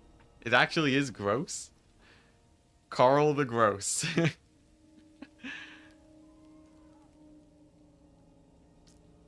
It's like gross, but I think it's speaking like gross in English, the big. Interesting. Gross? Oh, it's gross, not gross? Oh, I see. It's gross. Oh, I see. We got there eventually, chat. What are we looking at? Vampire counts they have attacked. We're just going to retreat, bait them out, and then get the auto-resolve easy battles on them. Hey, sick! That's actually perfect. That's exactly what I would have wanted from the Wood Elves. Beautiful. The Wood Elves are the new Bank of Kemmler. Gross meaning great. Yeah, obviously. I don't assume they would call them the Gross. To the provinces. Okay, nice. Beautiful. So, all we gotta do is encamp stance our way up to these guys. So we got the replenishment, they got the attrition. We attack them. They dead. Beautiful. Oh my gosh, that is exactly what I needed. Nice. Oh man, this is going way better than before. Yeah, last time we were screwed because Gorst took over Tempelhof, because I raised it, or I occupied it. Gorst took it, and he started spamming out 8 armies a turn my way. Because we've been keeping Gorst in check, we haven't ran into that issue. Speaking of issues, though. Speaking of issues. Dwarves, the dwarf tide. Now, funnily enough, the grenade launchers can technically kill the vast majority of these guys, but I don't want to have to sit around for that. Here, we'll do this first. Oh, I was off by 1? No, I have to keep this in France's army. I love the donation. Alright, Franz. So continues your trek. So he's gonna fly on over there. There is no Grom Brindle in sight. You'll love to see it. What the? Why is the Sword of Kane things... Whatever. We'll leave the Sword of Kane thing at Langui. This guy's gonna go down here, and then we're good. Have you tried a War Wagon Doomsack? I heard it's quite good. Are you memeing? Are you memeing or what? Where did you... Who told you? Who told you that the War Wagon Doomsack was good? I need to find them and beat them up. The War Wagon Doomsack is okay against, like, Norskins. So, like, if you want an easy army to ward away the Norskins, it is a low brain power army. You know, if I made a mixed army against Norska, I wouldn't be able to ×4 my way through the battle. So, it's a good way of dealing with these minor armies without having to worry about... without having to worry about, like, you know, suffering losses because you're playing lazy. Grombrindle has entered the chat. This guy must be Turin. They're good in multiplayer, that's true. I'm not saying that they're bad in multiplayer. Man, these Wood Elves are relentless, I swear. They just keep coming. They just keep coming. Thankfully, this army's, like, barely strong enough to auto-resolve them each time without losses, but... if they, like, step up the pressure even a little bit, then it starts becoming a problem. Oh, dang it. Oh, we're so close to replenishing. We're like 1 pixel away. 1 hex. What a shame. Vlad von Karstein said War Wagons are very OP. Would you beat Turn in a fight? In a brawl, like in a fisticuffs fight, I would get massacred. I would get massacred by Turn in a fisticuffs fight. In a Warhammer fight, I have generally had them a decent but not tremendous advantage versus them. Hopefully that is a satisfactory answer. Nice. I think we do we keep up the pressure? I don't think we do. I think what we do is we kill off this Dragon Lord. We leave the Necromancer because he's easier to kill. And then we just like we back up with this army, right? Go here. And then just chill. Cuz I'm in no rush to stir the hornet's nest. I don't want Vlad to be coming after me. My dad is an Elector Count, and he told me that war wagons are good. Well, I guess we gotta get war wagons. I have war wagons. Why do people keep talking about war wagons? We got them. We got them, chat. How many more do I need to satiate your lust for the wagons? Is this Slaanesh corruption? Is this like a proper representation of Slaanesh corruption where it's like, you know, it starts with 120 stack of war wagons and it ends with, you know, just every single army being made out of war wagons? This is excess, chat. This is excess. Where are the witch hunters? Witch hunters! Kemperbad is at risk. Yeah, so no Kemperbad action. Nice, but we're actually starting to make bank again. And our economy's looking good. This is great. This is great. Nice and chill. Alrighty. Hero not moved. Oh, just this guy. Nice, nice. Let's see what the intern has for us. And don't forget about the Luminarchs. I actually did, but for a brief, glorious moment.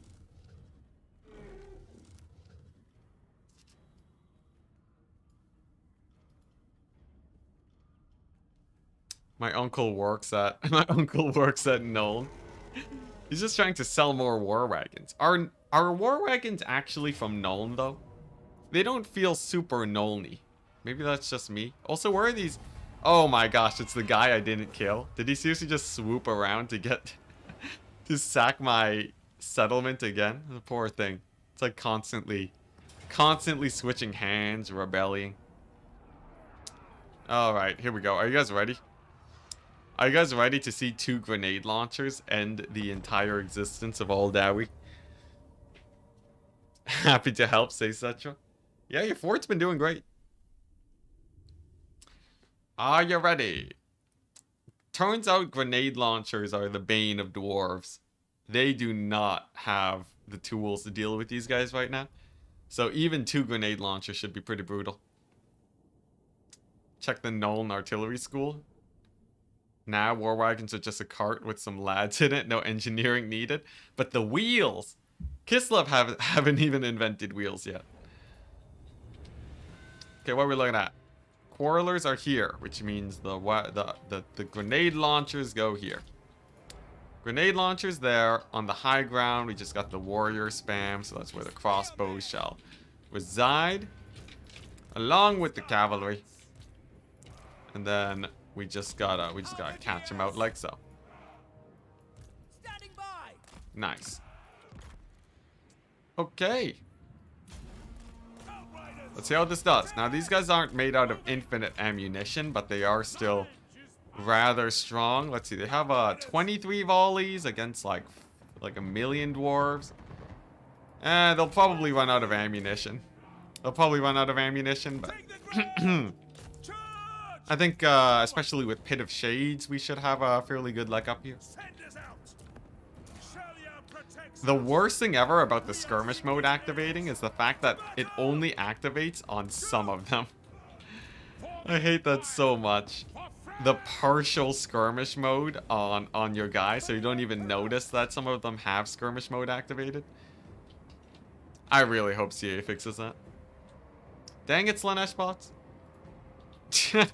They stopped typing coherent words. They legit. Straight up, Slanesh bots are just like, you know what? I'll just start spamming letters. That'll be good enough.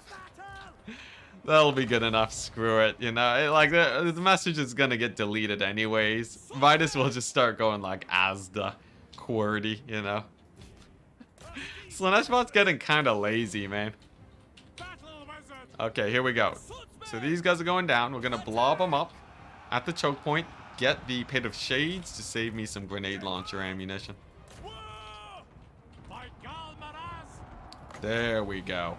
Now, dwarves do have a lot of magic resist. I think they're rocking a solid, like, 35% magic resist. So they are a little bit tanky here, but it should still be good.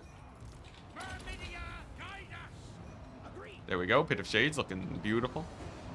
And then just a couple guys here. Nice. Slanesh bots. Yeah, it's what we call the glorious bots that show up to the stream every once in a while. I just deleted their messages. Yeah, those flirty QWERTYs, man. Flirty QWERTY. Rolls off the tongue pretty well, actually. Okay, nice. Cannon towers are the way. And then I think like we just focus on Pit of Shades here. No need to get too fancy with things. Just Pit of Shades them to death. 20 seconds to pit. And then if I kill off the general, that should help with the leadership against them. And then it's just 20 miners to kill. And while 20 miners are terrifying to the forces of France, we should be great. Yacht Brandon.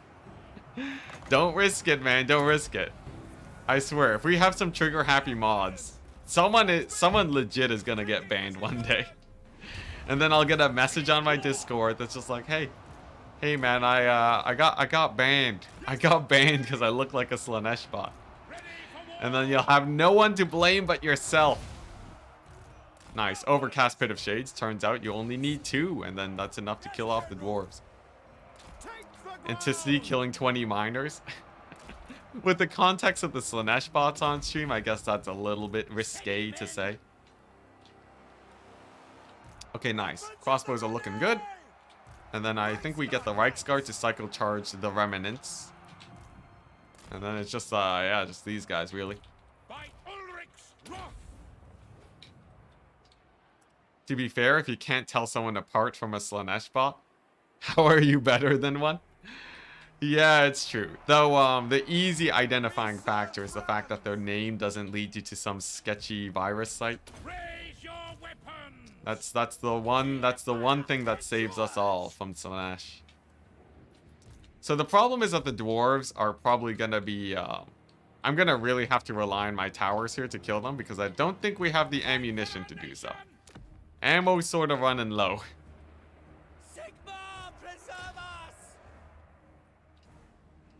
So they're strictly worse than Slanesh bots? Who?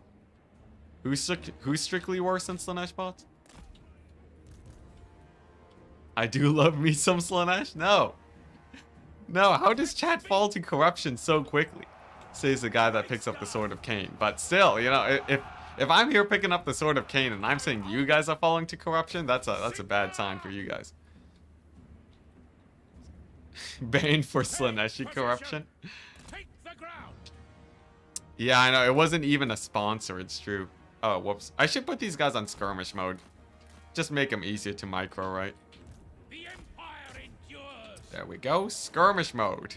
I love how I'm complaining about skirmish mode and now I'm using it. Still doesn't mean I can't complain about it, though.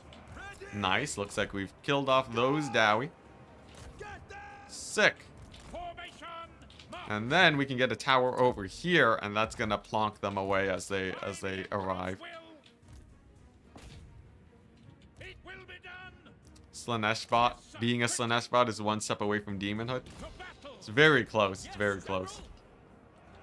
Though, full out demonhood, it can get worse. Slanesh bots are pretty tame, honestly, by most standards. It could get real bad. It could get real bad. We had that one Zinch bot that showed up for a bit, the one that just like kept reviving and refused to die. I guess actually that was more of a Nurgle bot, wasn't it? That one bot that like every time I banned it, another one would pop up and just be like, I'm not dead. I don't even know what was up with that. It didn't like... I guess it was, I guess it might have been like to promote some weird channel maybe. That's the only way I could see that being worth it. Either that or someone had a vendetta against me.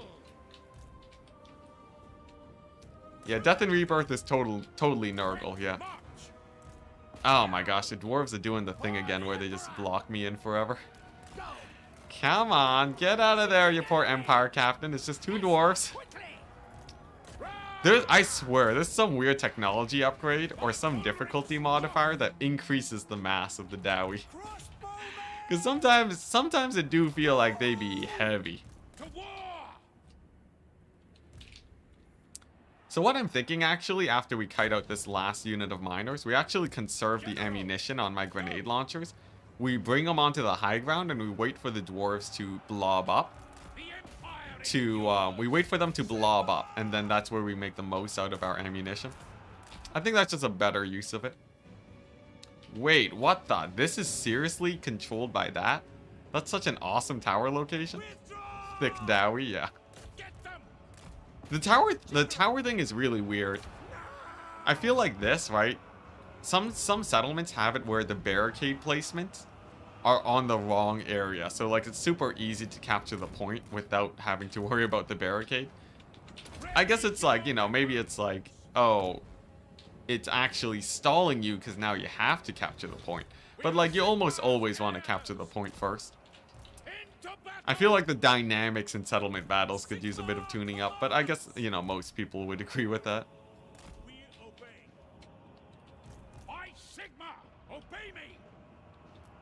Alright, nice.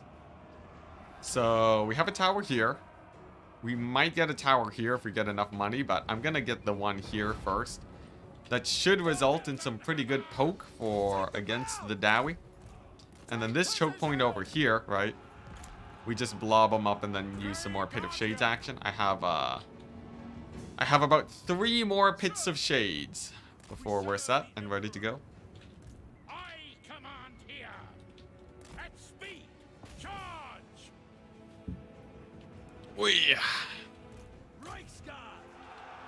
And then after this battle, they basically have no more scary dwarves. Didn't I have more supplies? Did my supplies just drop? Am I going crazy? I thought I was sitting at 900. Maybe I'm just going crazy. Ready for war! Formation, march! Okay, sweet. Whew. I'm sort of feeling peckish again today. I ate meat today. I actually had some proper protein. Why do I always get hungry by the end of these streams? General! Anyone just get like inexplicably hungry after 4 hours? Like I guess 4 hours is a decent amount of time. But like I feel like, I don't know, maybe I'm just not eating enough, maybe? Maybe I just gotta start eating more. But like I feel like I'm always just like, I'm like really peckish right now. Build the barrier. Yeah, we got the barrier, we're good. Big old Pit of Shades right there. And then, if I'm lucky, a charge in the back with the Reiksguard should be able to kill him. Maybe some terror. The thing is, the terror route saves me a lot of ammunition because I don't have to waste it on them. Oh, yes, this could be huge. Why don't you have a boiled egg at hand? Actually, we ran out of eggs today. No eggs. No eggs in the fridge. I was actually going to cook myself up an egg earlier, but yeah. Unfortunately, we are lacking. Though, I've heard from multiple people now that eggs apparently are like... Eggs are the clutch way to fill yourself up. Madman the Pope. With the weird for the Emperor. Alright, sick.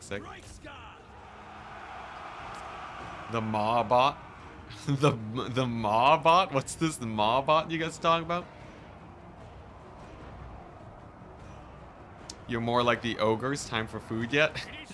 I think most of us can identify with the constant hunger that the ogres suffer through. That's fairly relatable, you know, the Maw. It's fairly relatable, because like if you look at the Chaos Gods, they're pretty extreme with how they handle things. Right? The ogres is just like, you know, No just give it some food, you know? Is anything more human than that? Why don't we have more Empire troops worshipping the Maw? Hey, nice, look at that. Cannon tower time. Oh, that's true. I guess that's a halfling thing, yeah. What is what gods do the halflings worship? Do they have their own god? Is that a thing? Excuse me. I'm gonna wait for them to blob up a bit more. I have a limited number of Pit of Shades, especially if this guy overcasts, so we're gonna leave them. We're gonna leave them be. Let them blob up insanely hard, and then we're good. Okay, I think that's about insanely. That's about as insane as it gets there. There we go. Let's get that Pit of Shades going. And then we kill off the Quarrelers, and then that should basically be the battle, right? Nice. Nothing like a little bit of settlement blobbing tactics. Love to see it. Unfortunately, Overcast Pit of Shades on Dowie just brings them down to half HP, but we'll get them with the next one. We'll get them with the next one. The Grey Order. They worship Sigmar's footstool. Surely not. The thing is, I don't even know, right? I don't know if you're joking or if that's actually a thing, because that's just how halflings are. Halflings are like the Skaven, but amped up even more. Where the Skaven have like a little bit of seriousness to them, halflings go all the way into being like a full-on joke faction. You guys do not know how much I want to pendulum this army, but Pit of Shades is just better. Yeah, Pit of Shades. We'll do a zoom in for the last one. We'll do a zoom in for the glory. I'm pretty sure it just kills all of them though. Well, actually, I guess that's a good thing. That's exactly what I want. Yeah, I'm pretty sure this kills all of them. Prepare yourselves for the pit. Oh my goodness. Glorious. Glorious. Glorious Pit of Shades. Never change. And this is post-nerf too. Pit of Shades used to do like 20% more damage. Insane. I think we get a mass route if I charge them here. And again, Overcast Pendulum now. Yeah, I think this Pendulum does it, right? Because that's enough shock damage to do them in. There we go, and that's army losses. Sick. I like it. Oh, I forgot about the grenade launchers. This whole time I said I was going to use the grenade launchers to win this battle, but it turns out the single Grey Wizard is apparently enough to end all of the Dowie. I'll go ahead and I'm not going to kill off their Lord because they're probably going to respawn with an endgame Lord. I'd rather keep them alive. I can kill this guy though, just since he's level 15. Don't want him to level up into a menace. What's happening? Legend stopped streaming. What happened? Oh yeah, Legend stopped streaming. Just I think it was just burnout. I'm pretty sure. Pretty much just burnout is the TLDR. Oh, and toxic chat apparently too. Really?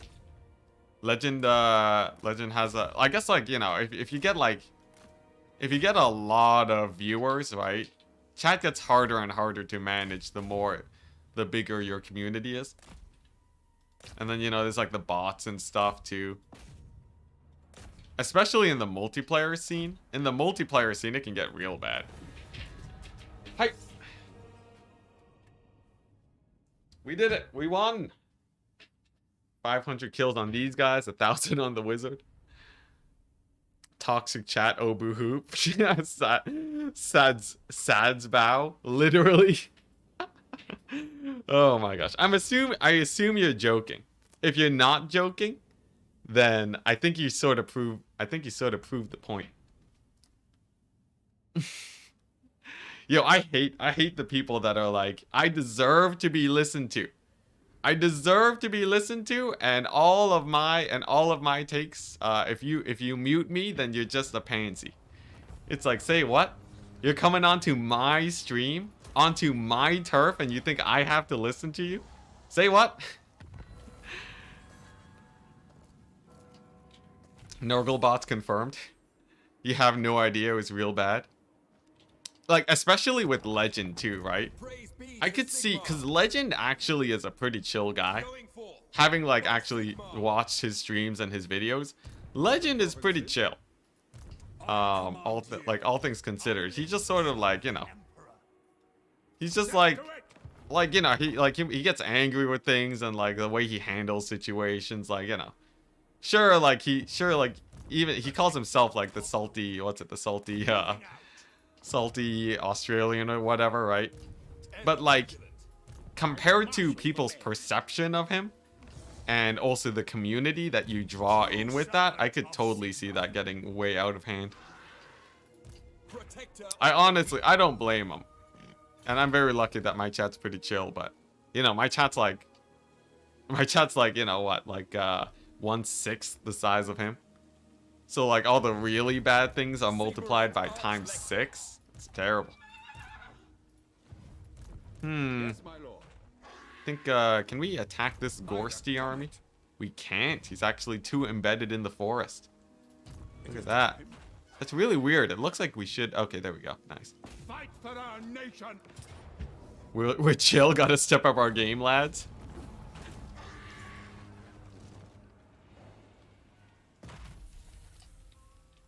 What's this? Because, well, yeah, there's also the viewership, but that's understandable. Like, I can be fairly sure that, like, viewership plays a part in Legends' decision-making as a content creator. You really do feel it when it's like, you know, Let us move. if you get lower viewership, right? It hits you in the wallet. If this is your full-time job, it is not a great feeling. It is not a great feeling at all. So, like, you know, I wouldn't blame him for that, that's for sure. As always, right? As always, we are not entitled to Legend streaming for us. Champion of the faith. I will marshal. What am I doing with this army? I guess just chilling for now. For France, we're gonna finally make it to... We're gonna finally make it back to Reichland, and we can start recruiting Reichsguard. Beautiful. But I don't think Legend has explicitly said viewership is a reason for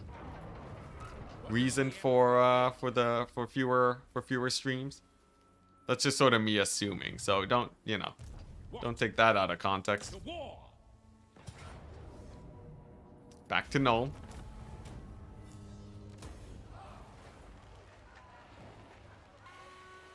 Yeah, it's, Ready.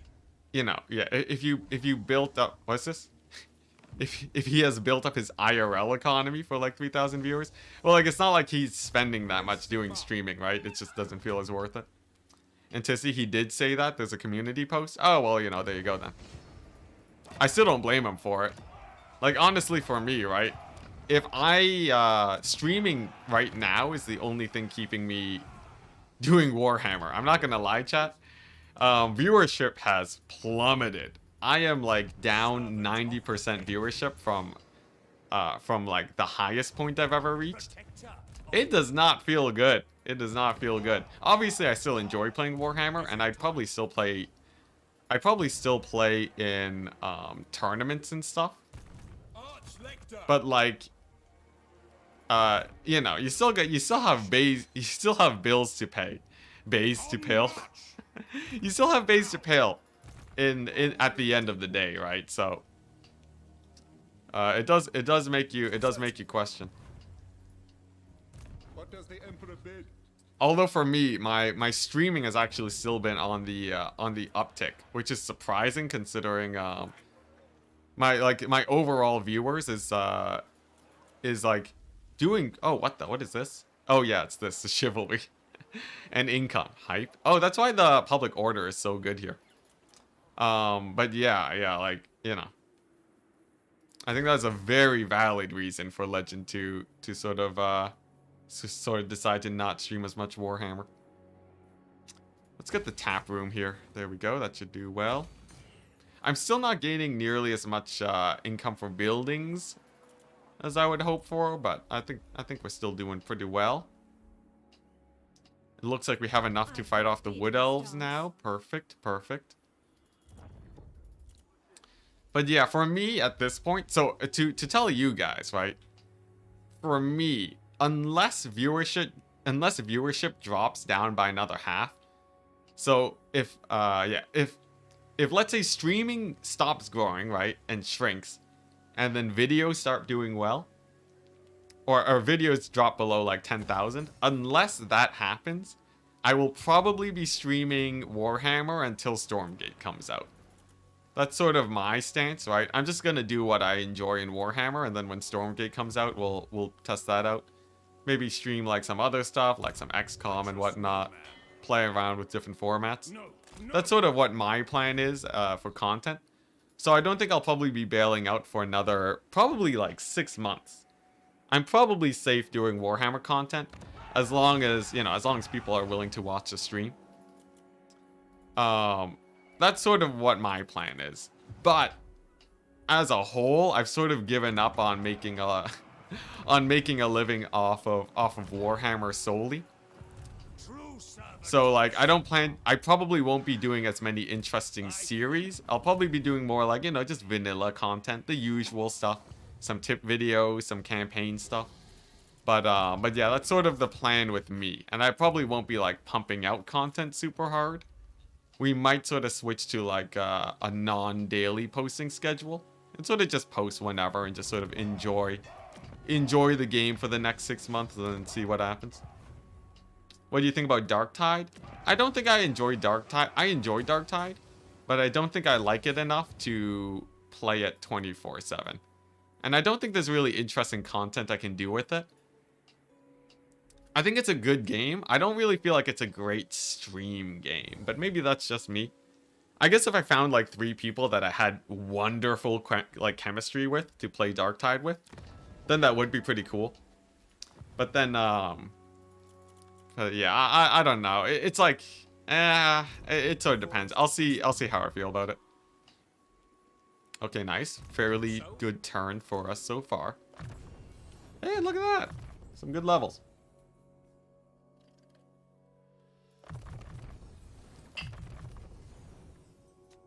Yeah, that's sort of my stance on Darktide, though.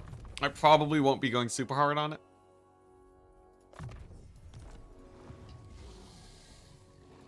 Well, it's kind of the dangerous thing when all your content is focused on a single game. It's not that dangerous. Because if you spread out for multiple games, it doesn't actually help you that much. I have full confidence that I can break into other markets for games if I really wanted to try that.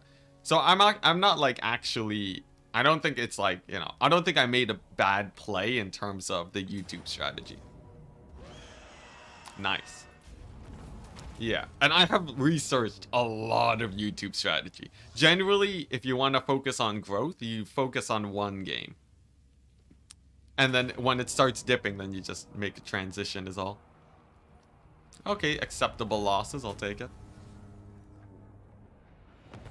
How did multiplayer wind farming go?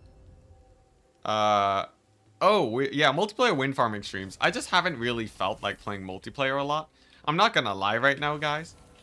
I enjoy playing multiplayer, but like the recent, I think I've been getting a little bit worn down by how the patches that CA have pushed out.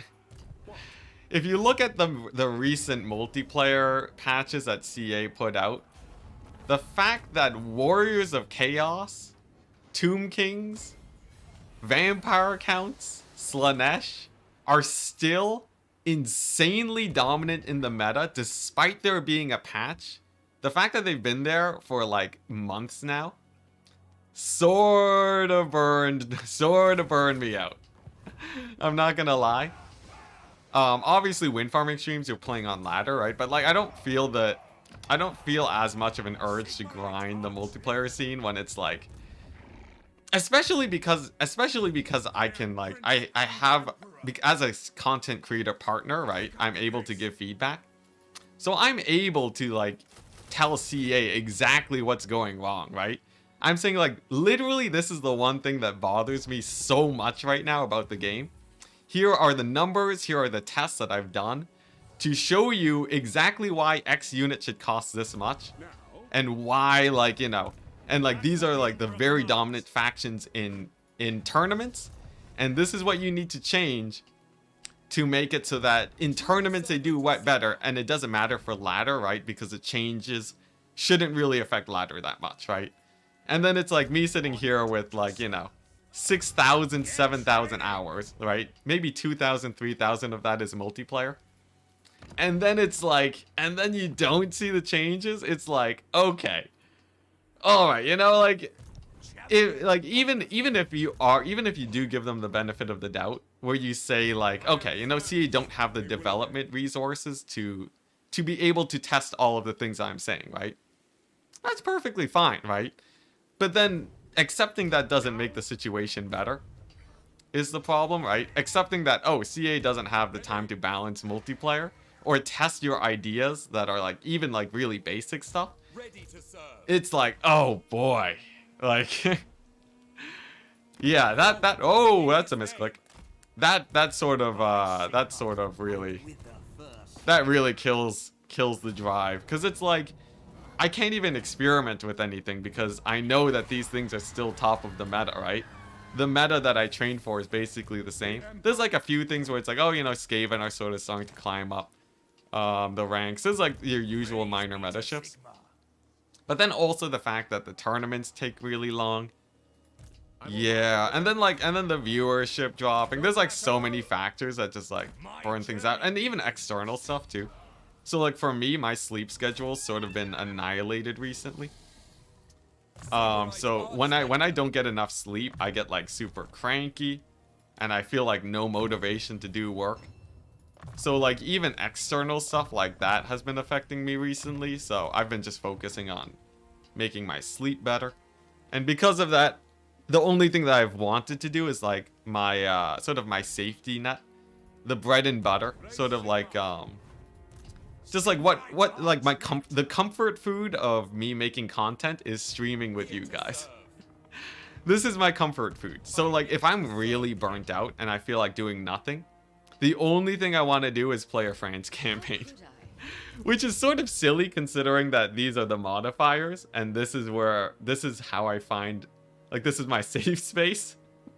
My safe space is dying perpetually to Vlad, but it's a familiar safe space, you know?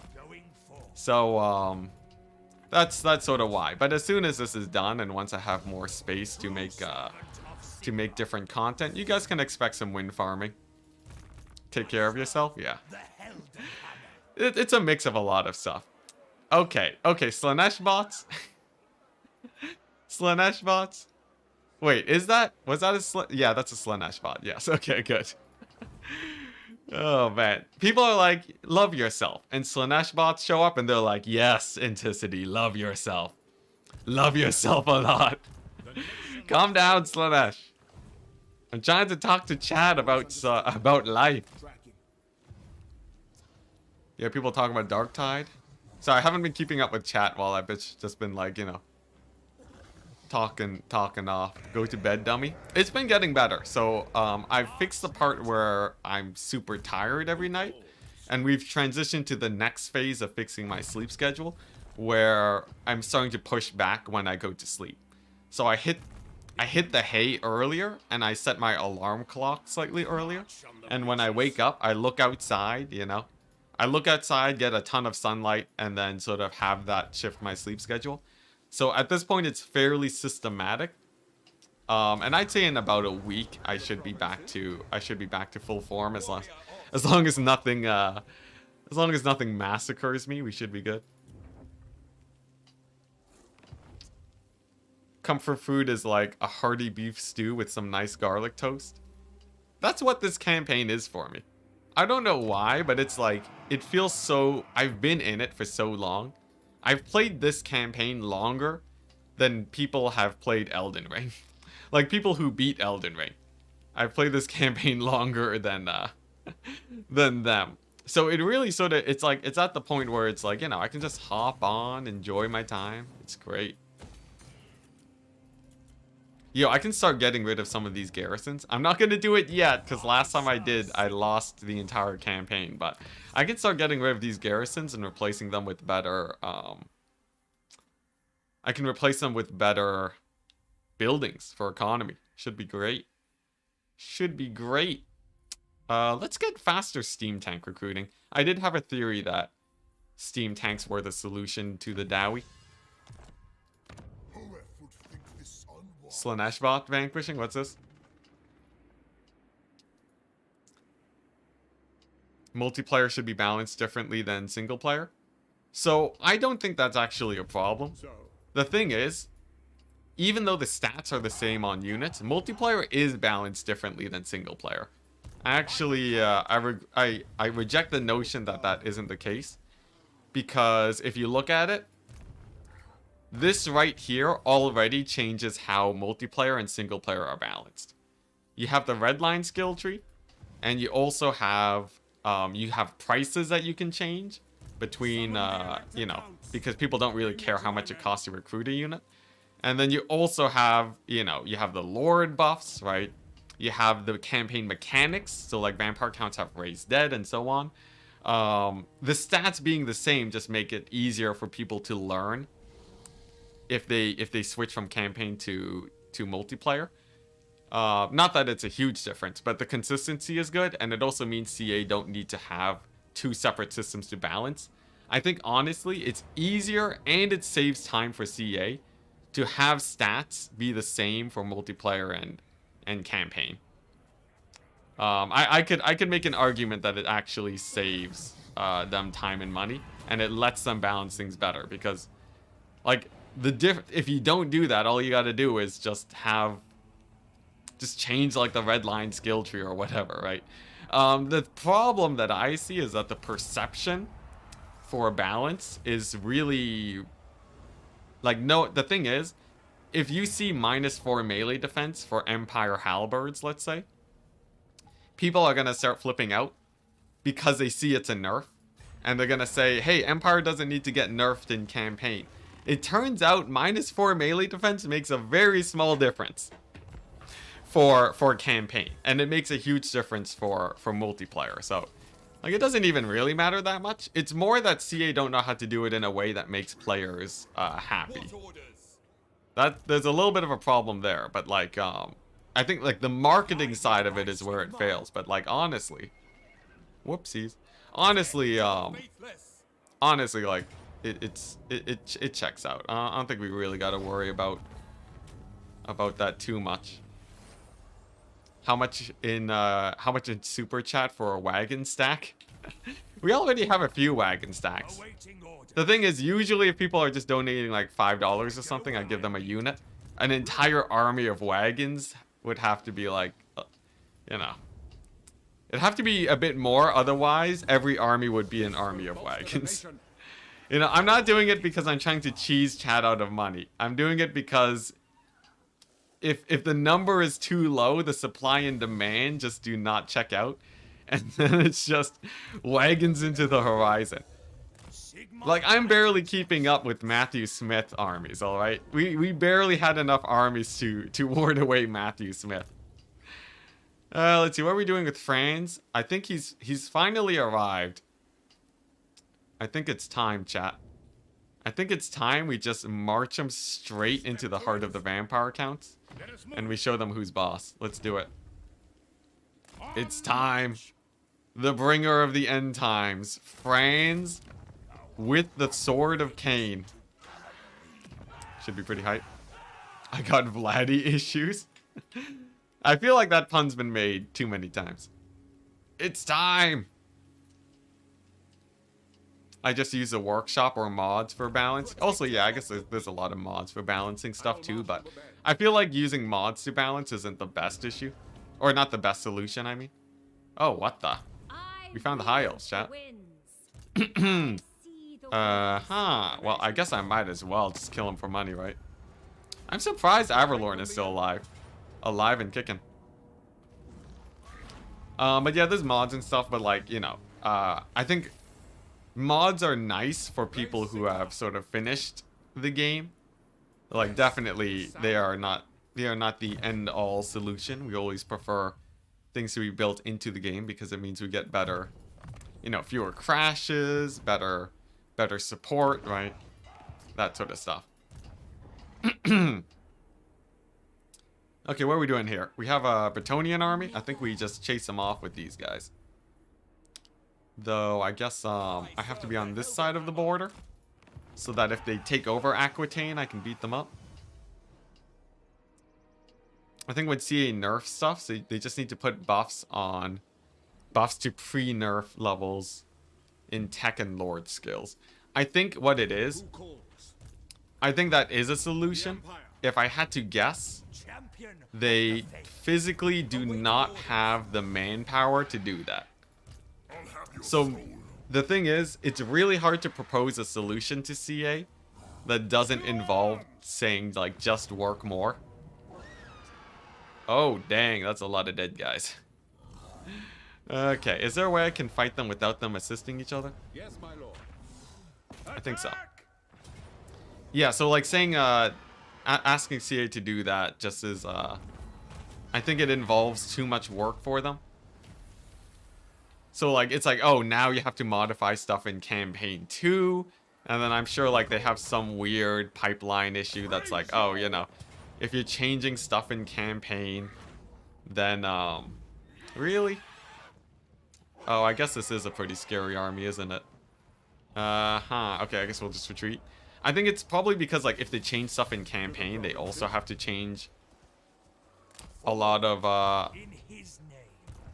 like they have, if they change stuff in campaign, I presume that would also have knock-on effects where it's like, oh, now you have to get like the quality assurance guys to make sure that the extra, you know, red line skill tree makes things like botches everything up. I think that's pretty silly, but like I'm pretty sure there's like some weird stuff that's stopping them from easily changing red line skill trees. And that's probably why we don't see that very often. I'd love to see small monthly changes that don't have to be perfect. Honestly, that'd be pretty hype. I think for multiplayer, people might be... The thing is, that probably causes a lot of work too. I think the one thing that I want to see is I want to see CA have more money. I want them to have the money to actually have people where it's like, man, we just can't keep up with this content. Like, but then the only way, like, you know, it's chicken and egg problem, right?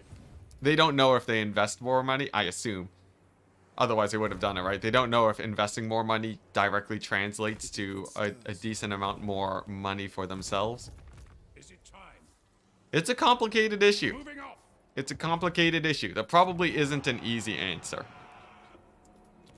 Probably isn't an easy answer, sadly. Except for Hellstriders. Except for Hellstriders, they totally should have gone... The easy answer for that is they should have gone nerfed more, but that's just me. Let's upgrade the garrison at Montfort. Peace out, Hesteth. Peace out, peace out. Multiplayer community might also be wary, might be way too small for them to worry about it. There's that too, but there's, from what I've seen, CA has shown that they do care about the multiplayer community. Despite it being small. I would guess, if I had to guess, it's probably because of the fact that you have content creators that are fairly large. So while the people who play the games is fairly small, CA know that, like, you know, for Turin, right? Turin alone draws in like 20,000 views a day, minimum, because of multiplayer, right? So CA know that that is a sizable enough market where just to, you know, just to keep people like me and Turin happy, right? That it's probably worth investing there, is my theory, right? Maybe, like, I assume they're not just doing it out of principle. But yeah, I wouldn't say, like, ignoring the multiplayer community is the way. I had the opinion before, but having talked about it, I think it's probably, I think that's sort of where I fall right now on that stance. Before, I couldn't understand why CA, like, what their reasoning was for supporting multiplayer. But I think that's it. It's probably the content creators. I bet if Turin and myself stop doing multiplayer, right? I think that would cause a pretty dramatic drop in multiplayer support. Obviously, there's other content creators too, but like I think if people just stop making content on it, I think it just like drops off immediately. Like I think they actually just stop caring. That's my new position on it. I might be wrong though. I'm not gonna take a super hard stance on it because I'm not a game dev, and I don't know the inner workings and the machinations of CA. The way Turin talked about it, it sounded like Domination was made specifically to address the tournament scene concerns. I wouldn't be surprised. Although I think Domination was definitely biting off more than they could chew. CA made Domination, and that required... Domination required an entire overhaul of how factions were balanced to work. Really? Valiant defeat? That's a surprise. I'm not gonna bother. It's a minor settlement. Oh wow, but they occupied it. Yeah, Domination. I think that was an unfortunate accident because I think CA have shown that they don't have the manpower to. They don't have the manpower to have a lot of people balancing the game. And for Domination, you really do need, because it changes up how the balance works, you really do need a lot of people on the job making sure that that works and that it doesn't run into issues for balance. And then, like, you know, and then that didn't come. And then that caused a lot of issues for Domination early on, unfortunately. Yes, my lord. But at least that's behind us now. At least it's actually in a fairly good state, I would say. Domination is in it's in like a nice state right now. It's going. Man, Gorse is really showing up. He's like really coming out of nowhere. What are we gonna do with this army? I guess we keep getting spears for now. Ready to serve. And then this guy can go ahead and get the spicy halberds. Big play. Is it a bug that the undead armies get to keep their armies? It's not a bug. It's just an oversight, I think. I'm pretty sure it's just an oversight where, yeah, it's just an oversight. So they have a mechanic that revives units when they die. So that when you're fighting the like, if you're playing as a vampire counts and you lose a battle, you don't just straight up lose your army. Right now, it's a little bit overtuned for the vampire counts. So they benefit a whack load from it. But it's manageable, you know. I'm still, I'm managing it. I am technically managing it, barely. I believe if we attack here, it should be a win. Nice. Hey, and that gets us replenishment too. Yo, Fey Enchantress giving replenishment rate at this stage of the campaign is so massive. Maybe I do want to keep her alive just to farm her up a bit. I'm not going to be like intentionally farming her up. But like, I'm definitely not going to be wanting to kill her super quickly. Nice. So we'll sit back. Oh, what the? Arc in the Black. Oh man, with like the weakest stack I've ever seen. That's pretty chill. Yeah, let's take Paragon. We're pushing forwards, man.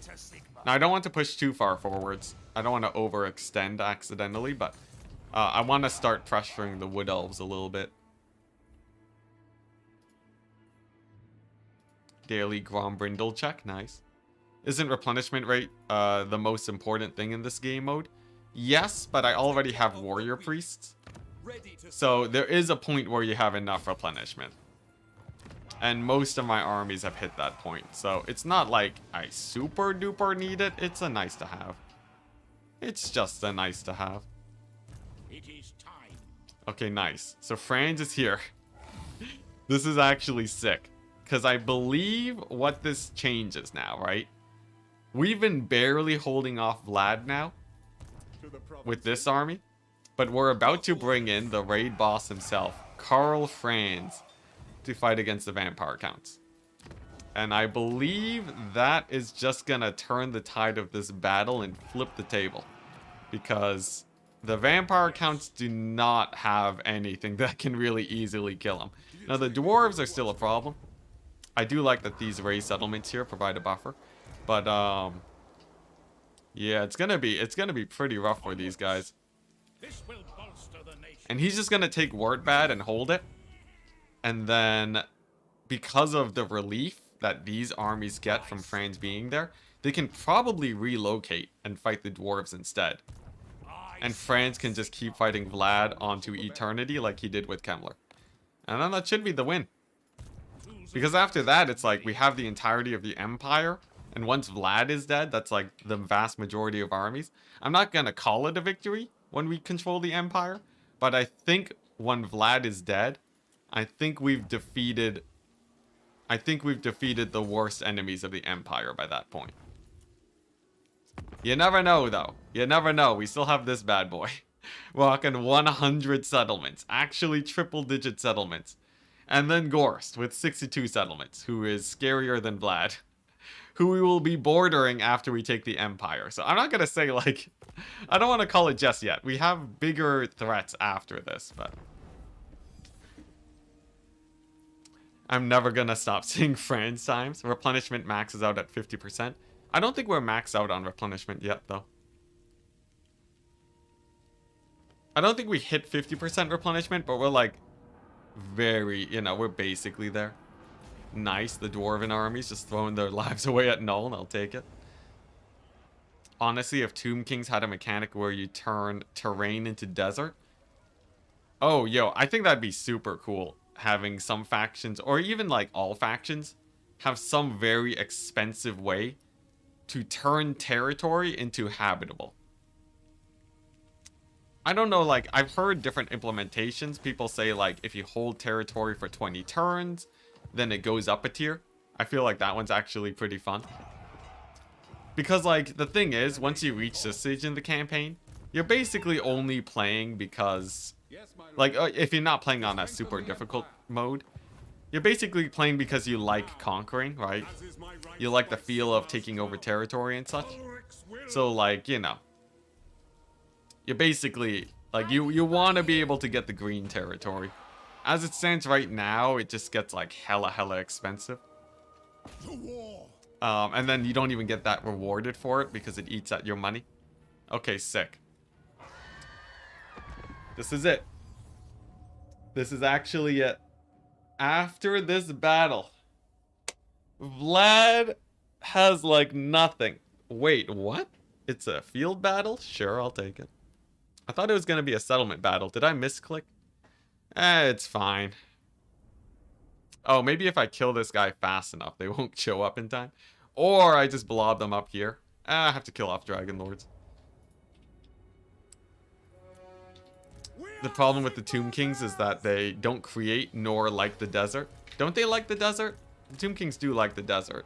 Unless I'm terribly mistaken. Yes, General. I'm pretty sure they do like the desert. Call France. Vengeance! Alright, nice. Take position.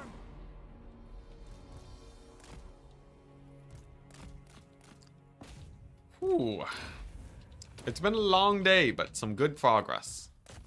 I think we made some very good progress today. Finally back, what's the status on Sword of Kane? It's on Franz, and he's a raid boss. Yeah, Franz has the Sword of Kane, and it is insane right now. So, like, we just pop the debuffs on these guys.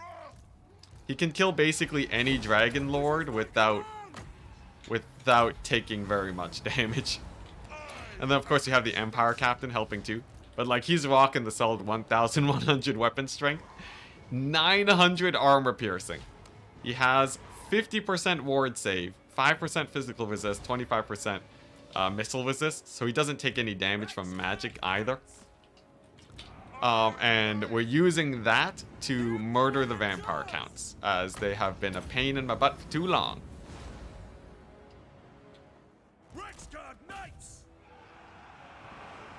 Tyrannus Samra saying, I think they should...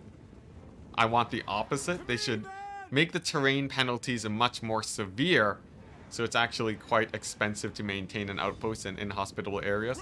It depends on what you're looking for, right? I think the vast majority of people prefer... Oh, geez. Really? This map too? Oh, wow. It just straight up crashed? Okay. It's fine. We'll just reboot. I think most people prefer terrain to be more easily captured, and that's where CA is trending towards. So I would say sort of... the greater good isn't the right phrase for it, but it gets at what I'm getting at.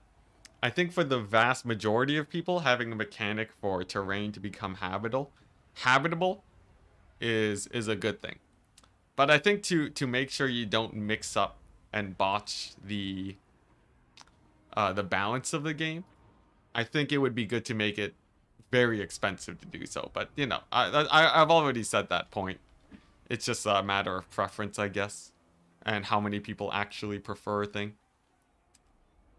The ultimate vampire strategy, crash your PC. I wonder if that was the invocation of Nahek. I can't tell. I assume it wasn't, though.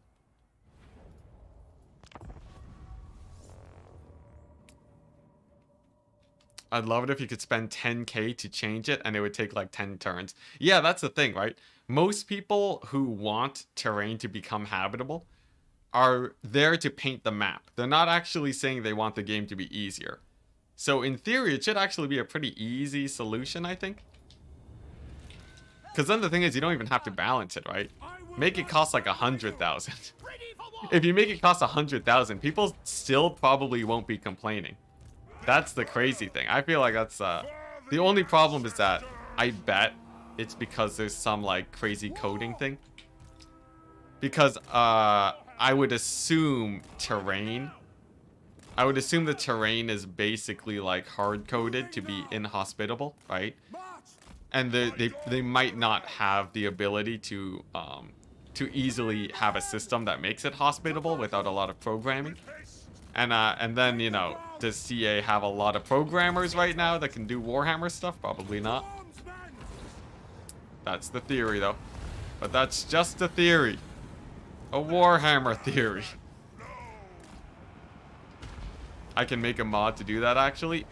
If you can make a mod to do it, then CA should. Then the only thing holding them back is the fact that they're focusing on other stuff. Which is a shame, but a reality that we must deal with. That was a waste. That was a waste, but I don't care.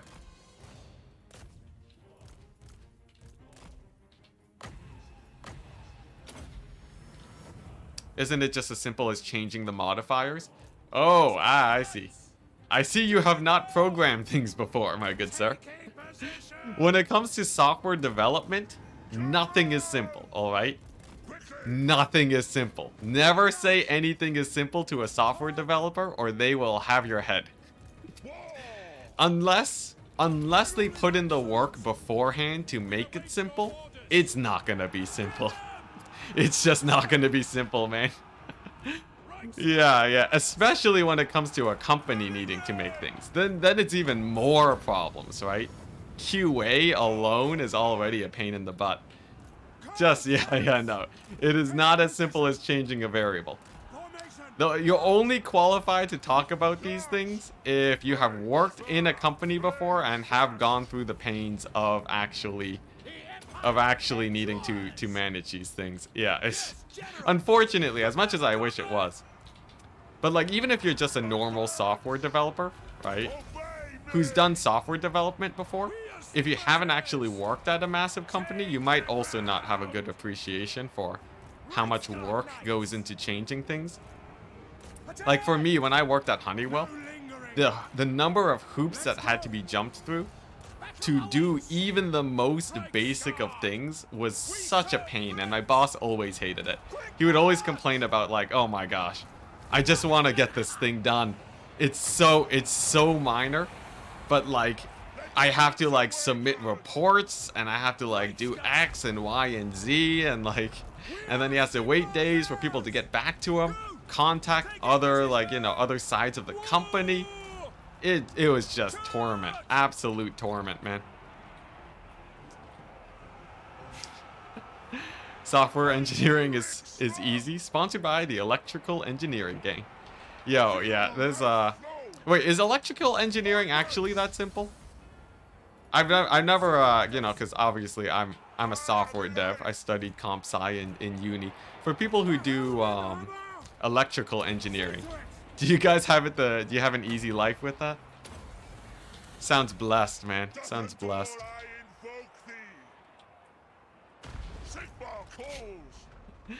Getting a laptop where you have to install the rights is a big deal. Yeah, yeah. Oh, I worked at Honeywell? Yeah, I worked at Honeywell. Yes, General. I worked in their aerospace field. It's pretty cool. I didn't actually do any aerospace stuff, but I like to say that I worked at aerospace because it sounds really cool. So, you know, and it brings meaning to my life that people think I worked at a cool job. Though honestly, I think being a YouTuber is way cooler. For me, you know, Honeywell Aerospace was sort of just a lot of documentation. The problem with working in stuff like aerospace is that there's so many, like, the margin for error is a lot smaller. Obviously, you don't want your plane crashing, right? So what ends up happening is that it actually becomes less development and more paperwork, I found. Honeywell was a good time, though. The Empire endures. Nerds. Yo, dude. You're watching a guy play Warhammer right now. You're watching a guy play a Warhammer France campaign and you gotta call... I guess, you know, on the scale of nerds, I guess it does. Or actually, oh wait, no, I forgot. There was a discussion on this. There's nerds and there's geeks, right? Geeks are the people who play games, right? I believe is the categorization. And the nerds are the people who are very booky. Because you have people that play games that are not very smart, right? So there's separate groups. I remember having a discussion about this before. There is a distinction. Though I've heard from different people. Some people classify nerds and geeks the opposite way. Anyone want to give input on that? Here, you know what? I'll do a poll, alright? Nerds equals game smart. Geeks equals book smart. And then the other way around. Geeks equals game smart. Nerds equals book. I need to know. This is very important information, guys. I will not stand idle. I'm pretty... I won't sway the vote. Just let me know what your instincts are. I guess maybe I could have had a none of the above option, but you know what? Screw you guys. Ready to serve. I don't need no none of the above option. Charge. Oh, dang. It's actually pretty split. Who would have guessed it? Obey. Yeah, I wonder what determines how... Because the thing is, I've talked to enough people where I have noticed that there is a discrepancy, like, there's a split on it. Really? 50-50? Oh my gosh. Okay, this is... Now, this is interesting. This is very interesting now. I need to do a YouTube post on this. I need to do a YouTube post on this because it's actually quite split. 60-40 is not, you know, people, obviously people were more divided about the Sword of Kane, but it is, that is a significant amount of people that disagree right now. Is there a mortis in here? Okay, there isn't, thank goodness. Interesting, very, very interesting. Yeah, I'm totally gonna do a YouTube post on this. I must now. Okay, nice. Franz is a beast. Nothing's gonna kill this army. Nothing's gonna kill this army, guys. I think we have reached indestructibility. Okay, 72%, 72 votes, and it's 50-40. Wow. That's crazy. I'm gonna save that image.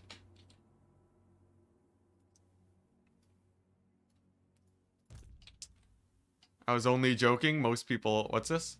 Oh, yeah. No, I know you were joking. I know you were joking, but... Yeah, no. I 100% knew you were joking. I was just seeing what the poll had in store. Interesting.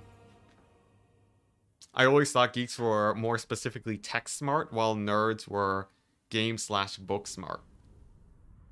Interesting. I always saw it the other way. Stabilize? Dude, Franz is gonna wreck shop. He's gonna wreck him. The nerd herd, though. Yeah, as soon as I end this stream today, I'm gonna go ahead and do the poll. But first things first. The end times have arrived. We will play this battle just to avoid losses. We're gonna be filthy rich after this. Franz is gonna be bullying Vlad out of all of his lunch money. And then I believe after that, we do not know what the next major threat is.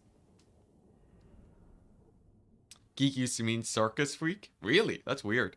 But now it means nerd. Weird. Really? I wonder how that happened. What's this about troglodytes?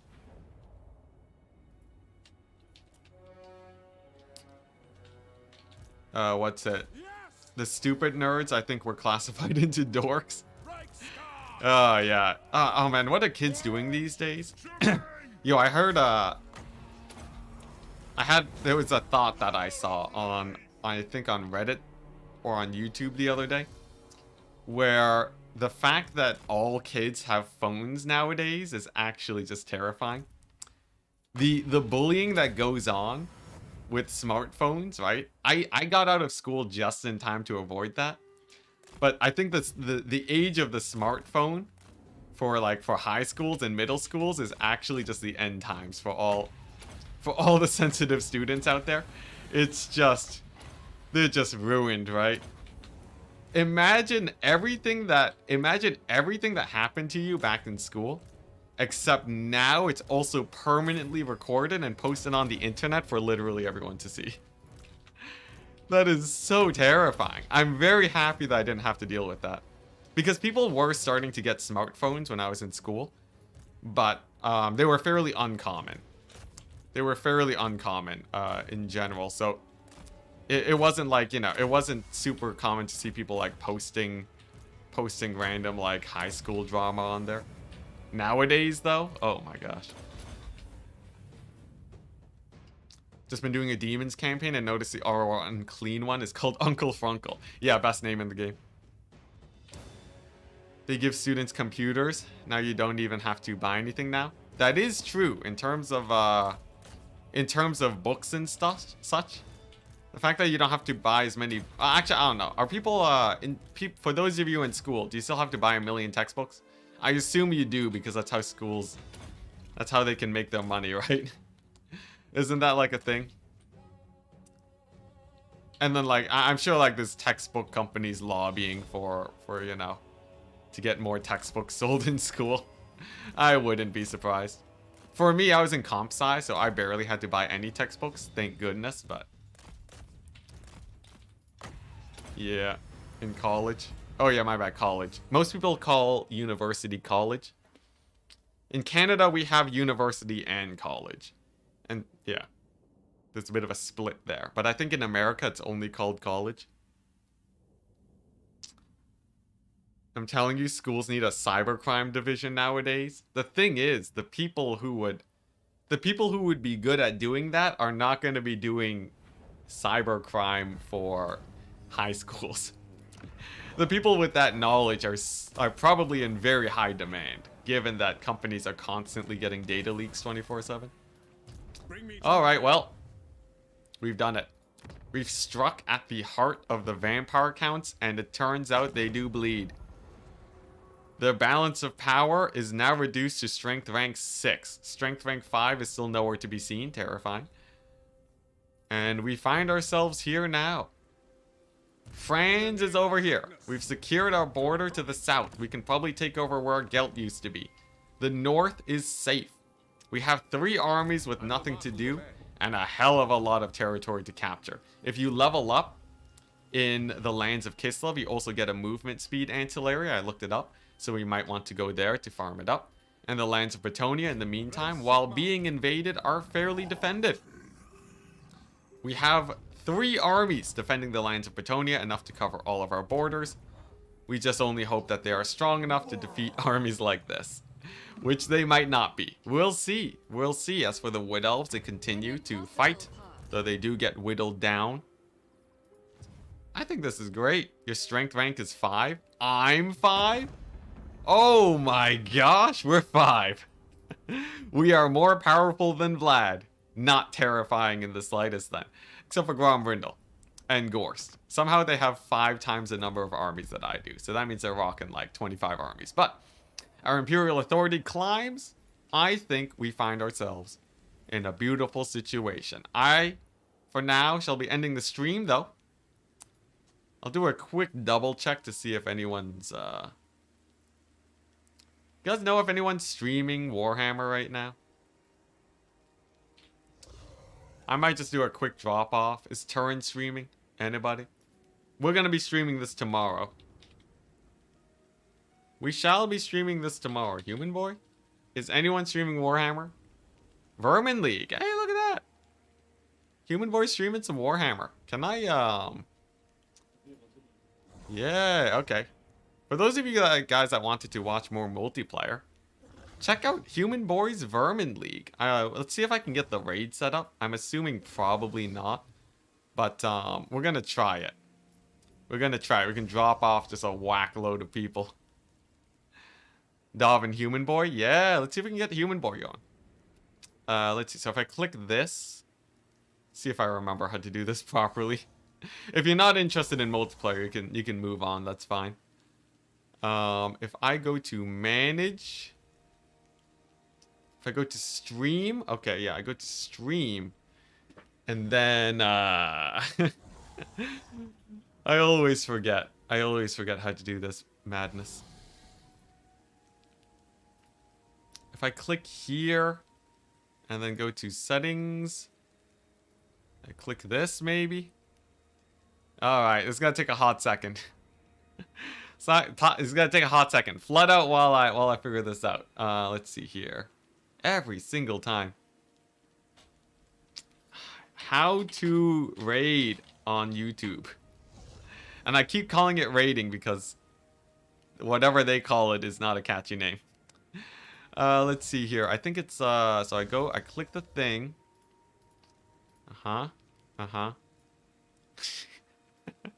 Every single time. Watch, I won't even be able to raid him, and we'll just have to do the usual link posting thing.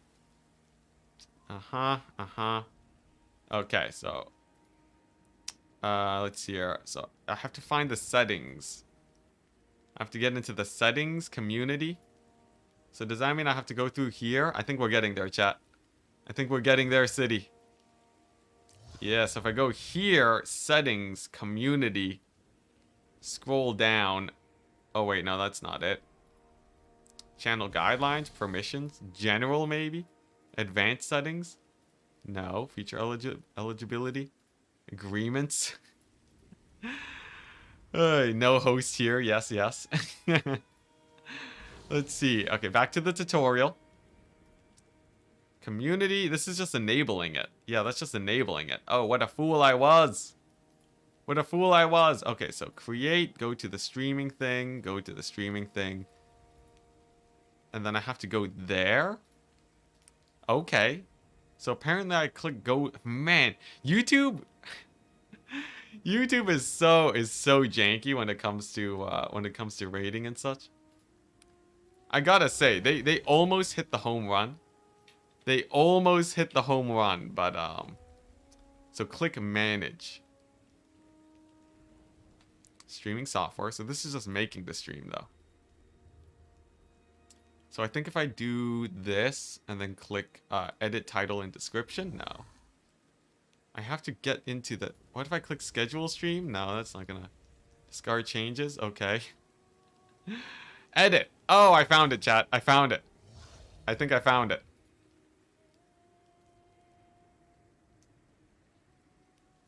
I think I found it. Okay, we're good. We're good. I just have to, here we go. Here we go. We're good. We did it. We did it. For the people on Twitch, I will just, I'll just send you guys a link that you guys can hop on over. Remember, if the traditional greetings of joining and raiding is this. You type in an empty message by hitting spacebar and then enter. Hey, here we go. All right. Alrighty. Details. Automated thing. Let's see here. Wait, what? Where did they do it? They did it here. So they said you go into here and then you go to customization and then redirect. Okay, nice. Customization. Scroll down to redirect. Add. Human boy. Copy the link. Put it in. We can't do it. We can't do it. Human boy isn't. Oh, no. All right. Well, plan B, guys. Everyone flood in. Everyone flood in via the links. Jump in through the links. If you want to watch Human Boy, go over there and tell him to turn on live redirect. I want everyone to go in there and say Human Boy live, turn on live redirect for Enticity. I want to see 1 million messages. I want you guys telling them off. Turn on your live redirect next time. Alright, yeah. There we go. I see people flooding in. Job's done. Peace out, people. We're gonna get some more of Vlad later on.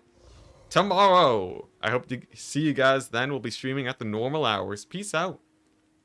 Peace, peace, peace, peace, peace. Catch you later. Goodbye. We're done. We're done here. Get out. Go into Human Boy. Watch the multiplayer. It's sick.